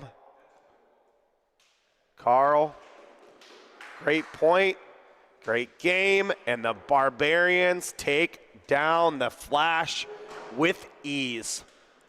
Wycliffe Barbarians, and for your prize, you meet in the semifinal, the Steel Valley Bocce Club. And for their prize, Steel Valley with the bye, they meet last year's champions, 14-6, 14-6. The Barbarians take care of business. All right, talk us through the stats, gentlemen. It was, I mean, if you're just looking at these stats right here, it was a very, very close game. Very on even the match stat game. sheet. It was just the difference in the game was every time the Barbarians scored, it seemed like they were scoring multiples, bunches. Yeah. And the Flash, whenever they scored, they were leaving multiples out there. I think they couldn't get like behind on the frame as far as like having like 3 balls to 1. It was always like the Flash had the 1 ball left with Ron Dog and Doug Carter sitting behind them. And so it just made things difficult for the Flash to get anything going here tonight. All right, before we bring in our interview candidates, or I should say our interview players, we need to talk about candidates for player of the match. Who you got, Lucene? I'm going to have to go with my man Carl Greenaway. I mean, 18 to 24 pointing, 75% for the night. Can't get much better than that for the Barbarians. What about you, Del Del?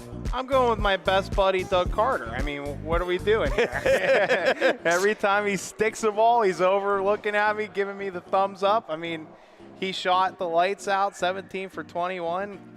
How could I not go with him? And so many hits and sticks that really just changed the frame around. Russ Miraglio was my pick, 17 for 23, put in a great display. We're going to be bringing in Doug Carter and Carl Greenaway into the booth before we finish off the night. So make sure you stick around for this one-of-a-kind exclusive interview. The Wycliffe Barbarians have made their way their 2nd straight trip to the semifinals. Youngstown Flash, Cinderella story last year, wasn't able to finish the job this year. And I got from the Wycliffe Barbarians, 2nd roller, Carl Greenaway, and lead shooter, Doug Carter. What's up, boys? Good win. Hi, buddy. Felt good. It was a real good one. Finally, too. All right, so you beat them pretty bad the first game, 14-6. And even though they were scoring points at the end, they never could put 2 frames in a row together. Then they make the switch to Chiavetti, probably, I don't know, again, we get to critique. We're the armchair quarterbacks, as Gianni like to say, that, contrary to popular belief, all these teams can win. We know they all can win. We're the critiques here. We're the media. And we thought that Chiavetti should have came in earlier. He doesn't. Comes in, hits and sticks a ball, ends up getting a reframe, but he's really kind of bringing in some energy, and the Flash start making a run. What was the thought process between bringing in the subs toward the end? Was it just, hey, we kind of anchored it down and we know that we're there? Or is it giving them some run knowing that you might need them in the next round? Well, I didn't make the decision, so I guess we have to ask Bob. But he did ask me, and I told him, I said, whatever you want to do. And he said, oh, come on, man, help me out. I said, no, I think either way, it's a good decision. And I think it is good to get your guys playing time. Well, it's important. Cody Haleko makes that big hit. Yeah. Carl, you got moved to the 2nd roller position, after the Popio drop and the trades that kind of went around. You went from sort of being that super sub fill-in, playing anywhere for the Barbarians. Now you got the firm grasp of the 2nd roller. Have you gotten more and more comfortable in the position with those 2 shooters behind you throughout the league season? Or is it always just a work in progress each and every game? Honestly, I think getting the opportunity to do that, it's been fantastic. Doug's a great shooter. Have Ron Dog in the hammer spot. I mean, I just feel like we have a great team, and I've always been a good roller. I came in the league as a roller. You remember when you and I won our first tournament together about 1,000 years ago. 25 years ago, that's it. God's sake, I was a pointer on that team, right? So I'm not really worried about it. It's definitely a different position for me than it has been in the past, but you know, it was funny. I went to shoot that ball at the end of the game, and I was like, man, I'm rusty. Like, I haven't shot a ball in forever. But, man, it's been great in that position, so I'm excited. It's like the oil man kind of cranking it up. Oh, come on. So, but it worked out really good, and this team's great. Like, when you were talking about bringing those two guys in, I don't think we really lose anything bringing those guys in. I mean, both of those guys are fantastic players. I mean, Corey plays in almost every tournament I play in with him, with you as well. And then at the end of the day, and Cody shoots the ball as good as anybody. So, I mean, I think we're in a pretty good position with no matter who's in the game. Doug, you made the run last year to the championship game and then eventually won. How important is it to, like, that teamwork, that camaraderie, like the bench, the starters, to be able to make that run? Huge, because that's what we did last year. Bench players were making all of the big rolls, all of the big shots, and I think we kind of lacked it through the season this year. We weren't making as many as percentage-wise, and I think it's big. I think it's big for your bench to make those big shots, and I think maybe that's why it's a good opportunity to get those guys in. And like you said, Cody made a good play, a good shot, and Did you even shoot all day except for that shot? Yeah. I missed that one off the wall. You're like, shoot this one off the wall. Oh, yeah. I missed it. Well, I meant, did you hit anything all day? I'm kidding. I love it. No, it's important. You know, last year we made a lot of big shots, a lot of big rolls, and it's a totally different team. But all these guys can do it. I don't think we lack in talent, that's for sure. So, Carl, you guys make the trade to get Russ Maragalo in. How do you like playing behind a true lead pointer? He's not a hybrid. Russ, you're not expecting Russ to hit any balls during the year, but a true lead pointer. He studies pointing. He's watching the points the whole time throughout the frame. How do you like playing behind somebody like Russ? It's just great to watch. I mean, he throws the ball. He's on the pill every single time. You get a hitter out of the game. And, you see which line he goes from. There's a couple of shots that I would have gone from a different spot, and I ended up going right on this line, ended up hugging one, like hiding one in from Gianni on a big shot. So having a guy like that sitting in front of you makes you feel more confident when you're trying to go. So it was really good. I do want to say early in the one game, he had two or three bad balls, and he goes, think I should get pulled. Think I should, and I'm like, hell no, and he just started laughing. I was like, wait, was he kidding or was he serious? But it's hard. I mean, like, when you think about that, we never take guys out of the game. Like, we never had to substitute. And actually, anybody. It was the one where I ended up hitting and nudged to Paulina and went back to him. It made his ball better. If you remember, I hollered. I said, just like I said in the interview, Russ and I. Oh my God! I got your back. Make the fouling closer. I love it. I just hollered. I just came out. All right, so next, your gift for winning this, you get the #1 team in the league, Steel Valley Bocce Club. You guys pumped up for tomorrow? You think you're going to roll up the same lineup for start? I would think we are. Bob has not shared that information with us. We might find out. We'll probably find out 5 minutes before the game. Well, we learned when Ron Dog when we put the ball down. Right. We learned who's the captain of the ship. I looked at Corey going, am I in or out? I don't have no idea. So. I love it. Well, good luck for the rest of the playoffs. You guys, congratulations for making it. It's already late. Why don't you guys get going? Shout out to those guys from the Wycliffe Barbarians. They took it home.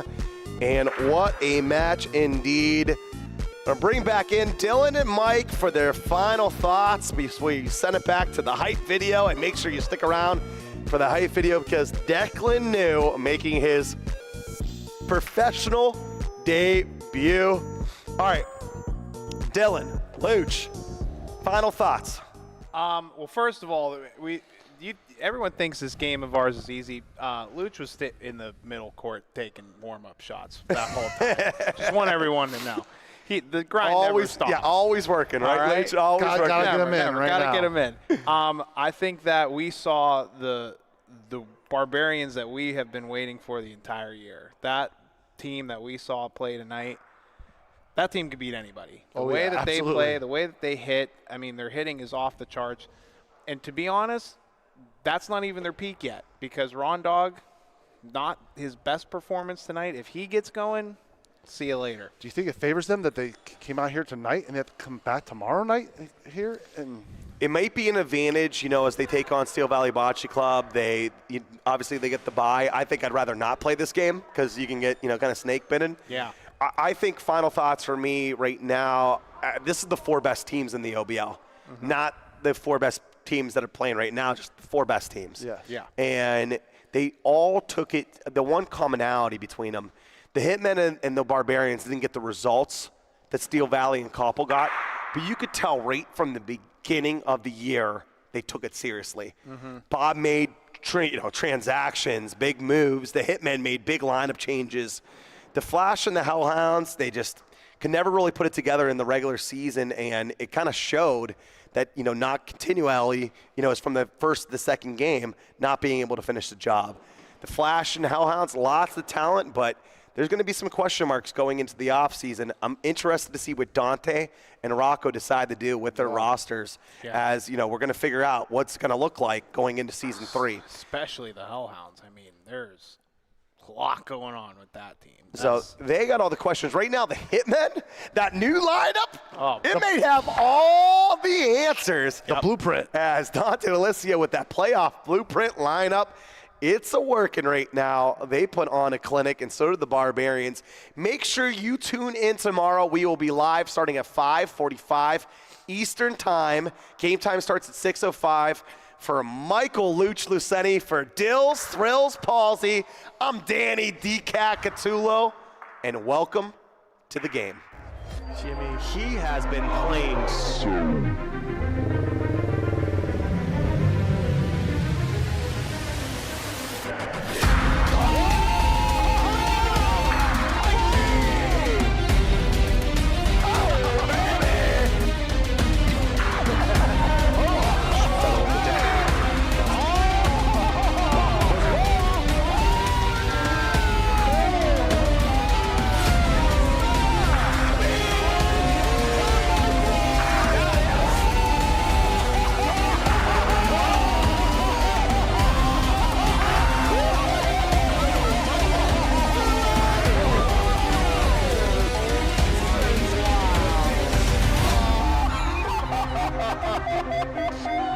Baby Jimmy!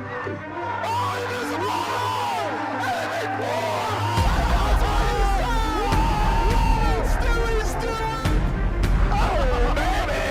Welcome to the game.